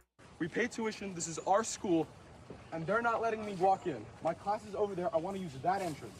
Why can't I go? Will you let me go in? This could be over in a second. Just let me and my friends... A proper protest wouldn't be disruptive against him. And he feels so unsafe. Dana Bash asked him, he feels so unsafe. Thank you, David, Again, for admitting. what you just saw is 2024 in Los Angeles. Be with you in a minute. Harkening back to the 1930s in Europe, and I do not say that lightly. Harkening back, and she doesn't say that lightly. This is just like fascist Germany, and I do not say that lightly. Wow, yeah, fascist Germany. Show me your papers. Harkening back to the 1930s in Europe, and I do not say that lightly. The fear among Jews in this country is palpable right now. I mean, what the fuck do you say to that shit? This little pussy feeling unsafe, incapable of using one entrance out of 2 or 3? This is just like Nazi Germany. Pathetic, dude. All right. I got time for one more clip, and then I got to get rolling here. I've been streaming for 5 hours now. I got time for one more clip. Yeah, no, I want. This is a 20-minute clip from Mehdi Hassan Zateo here. Really great. I want to give it all the time it deserves. I don't want to rush through this one. There was no indication that he was Jewish and felt threatened for being Jewish. He was wearing a Star of David. He was wearing a Star of David. Oh. I don't have time for this, and unfortunately, I don't have time for Georgia and Ukraine today, but I will be covering it tomorrow. Look forward to that. Tomorrow, we'll be starting with Ukraine, and then, filling it in with some world news and whatnot. The last video, though, I want to show you. Oh, it's okay, Davey. Yeah, it's all right. But no, thank you. You see, this is why you're so fucking frustrating. Because you clearly are not stupid. You're clearly capable of critical thinking, going beyond your emotions. And then you just fall back, and then you fall back on this shit. You know, even though you see the reality in front of you, even though you're acknowledging the reality in front of you, you're still falling back on this comfortable conservatism. So here's the last example of Joe Biden, of the pro-Israeli lobby, losing the zeitgeist, losing the victimhood narrative. When you have failed to convince the View that you're the victim, when they desperately want to make you the victim, want to agree with your framework, when you're too absurd even for the View, you're losing it. You're losing it. You know, and if Israel ever does ultimately lose support of the United States in some miracle, it's going to be because Bibi Netanyahu and the right-wing extremists have overextended, have overplayed their hand. They could have taken half of Gaza, put up a wall, and the settlers could have been moving in right now. And the whole world would have cheered on Netanyahu after October 7th if he just took half of Gaza. But he's going too damn far. They want it all. Ben Gvir wants it all. And not just the Gaza Strip. You think this is going to stop at Gaza? They're already approving and taking historic amounts of more land from the West Bank, using October 7th as an excuse. No Hamas to be seen, but doesn't matter. All right. Let me just show this here. Joe Biden has lost the View. Alert. Joe Biden has lost the View. We need to shift the framing of these college protests, in fact, in my view. I think college campuses have been the place for anti-war protests for as far as I can remember.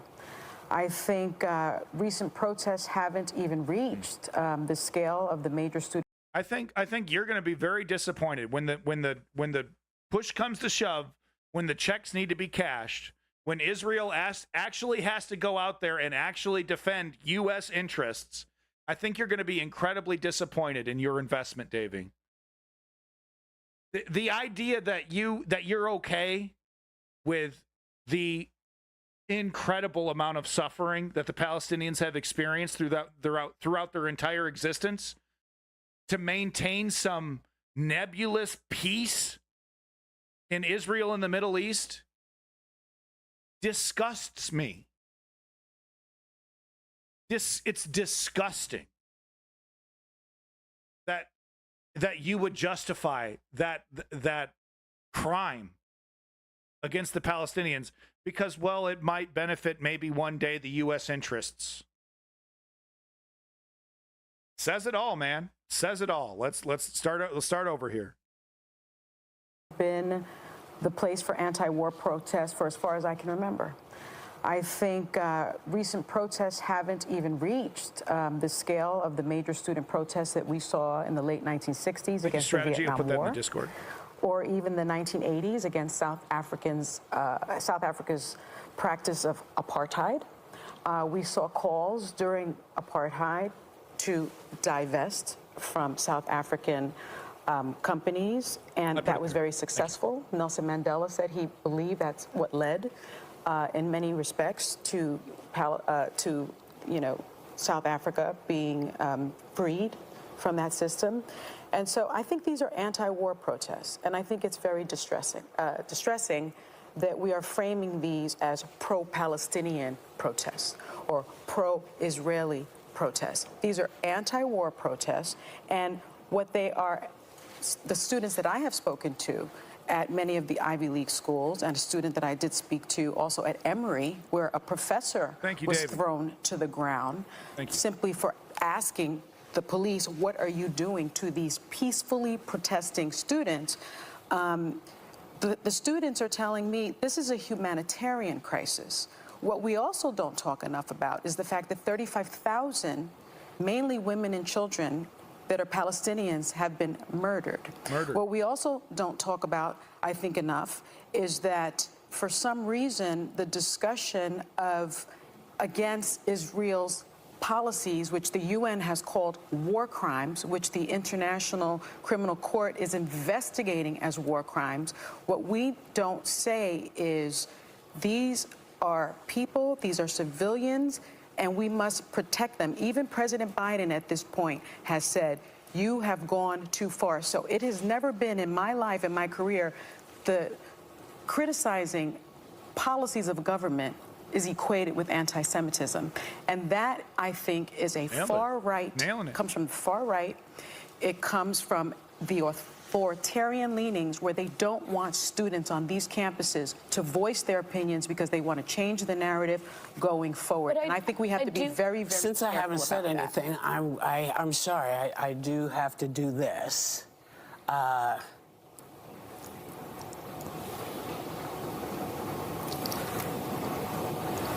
It is one of the great rights as an American to stand up and say something's wrong. You hear that, Davey?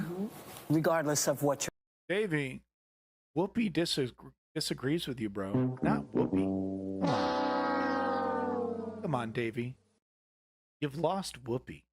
Your color is, what your, if you're a woman, man, it doesn't matter. And we must teach our people how to be on the lookout. Part of our problem is the media takes what is the best clickbait. So you see the same... Yeah, The View should know about this. Okay, Whoopi, who's been a member of The View, I think from its inception or close to it, should be well aware of taking things out of context and only seeing partial views. Posters, or you see the same people, but you don't see the folks who are doing peaceful stuff and saying, here's what we want to do. I agree, woke patriot. I would caution the media to be very careful about what they're doing and how they're handling this, because what they seem to be doing is pushing a narrative that people are pushing against, which students are pushing against, which I'm thrilled to see, because I like when students get mad and say, we want a change made. Unfortunately, I see that Brian is side-eyeing me, and he's starting to get annoyed because I said I wasn't going to say anything. So he knows me for the liar that I am. Okay. Some inside jokes there. I don't know who Brian is. I think the producer. All right, there you go. Yeah. All right. Well, I've said everything I've said, and you know, isn't it crazy? I just, 2.5 hours of evidence of the reality, and we're still going to see people in this chat deny that reality. With that said, though, I would like to give a special thanks to Davey for being the punching bag for today's stream. You stuck it out through the whole stream. I do appreciate that. I even told you to leave. And you stuck it out.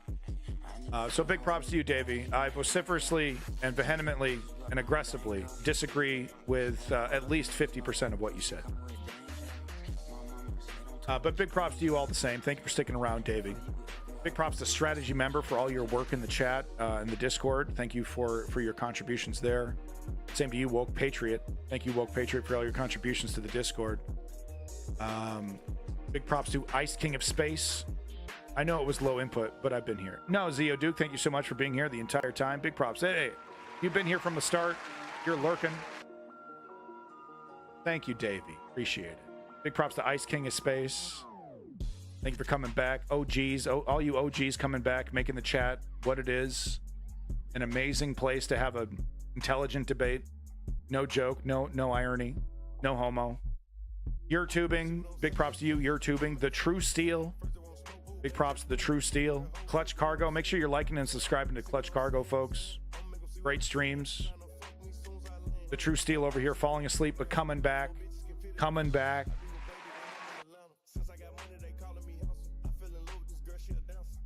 So I do appreciate that. You guys coming back. Thank you, the True Steel. Of course, you got to give props to your boy Lenny. Thank you, Lenny, holding it down. Accidents never happen. #1 financial contributor to the stream, Lenny. Thank you, Lenny. Big props to Smash. Thank you, Smash, for coming back. Always lovely to see you, Smash. Thank you. Big props to you, Smash. Big props to Davin. Thank you, Davin, for trying to find these links, trying to give us a little bit more context. I do appreciate those links, Davin. Thank you. Big props to you. Who else we got on this list? I just go down the chat list. The Opinionator. That was an interesting comment from that person called the Opinionator. Just one comment, then they left. Some people just like to drop it. Oh, big props to Cowabunga Tootsie Roll. Thank you, Cowabunga Tootsie Roll, for that early correction. I do appreciate corrections that make me look less stupid. I do appreciate it. I honestly do. So thank you for that correction, Tootsie Roll. Yeah, great name, right? If anyone wants to buy me a 35,000 guitar, this is it. Make sure you click on that link, folks.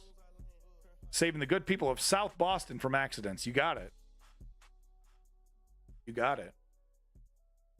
All right, everybody. You know, today's especially more than ever.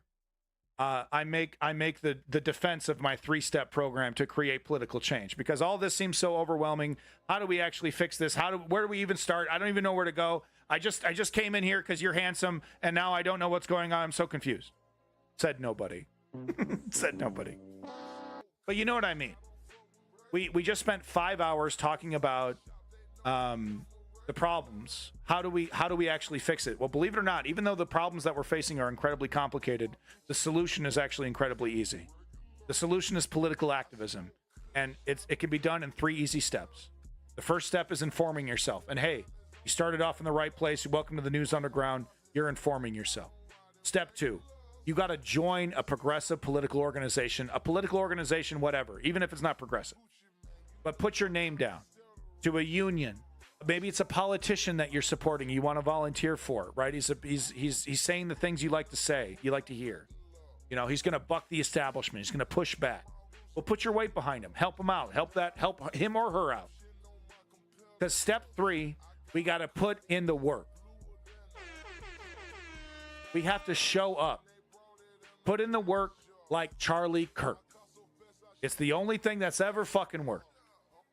And I made that point very clear against Davies' comments about protesting. Oh, you got to protest the right way. We can't disrupt people. Bullshit. Bullshit. It was women protesting against men who got them the right to vote.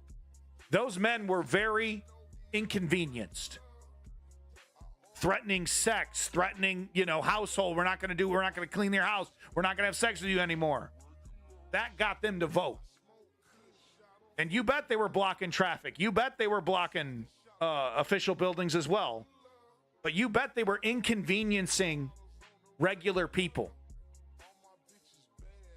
Because it was ridiculous that they were paying taxes, but they weren't allowed to vote. My work union is like $10 a paycheck. Like, I want to support it, but I don't know if I want to pay that.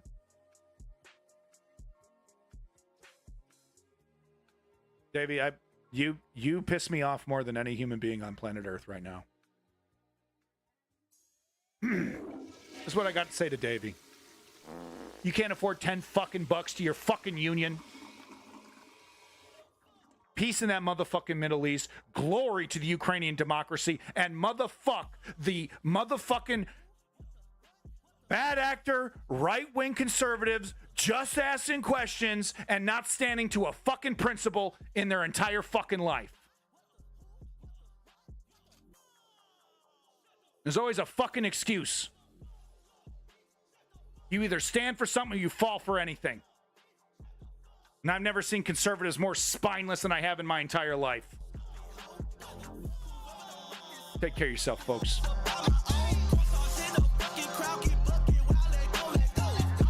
Peace in that motherfucking Middle East.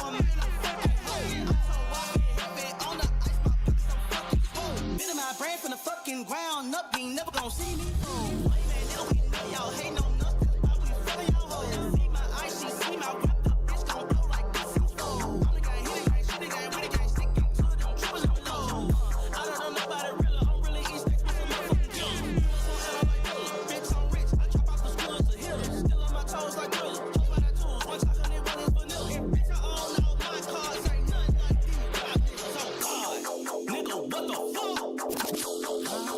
that motherfucking Middle East.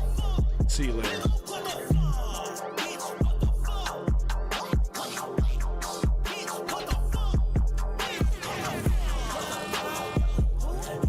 You need money. You need money to get shit done. You know, when Donald Trump asks for money for the 17th fucking time, what do the right-wingers do? They cough it the fuck up. What does the left do? Ooh, I don't know if I can afford progressivism anymore. Gee, I don't know, guys. Change costs money. Right-wingers are never afraid to contribute to their causes to create change. But the left is always hesitant. And we pay for it. Don't be a Davy. How about you not be a Davy? Peace out.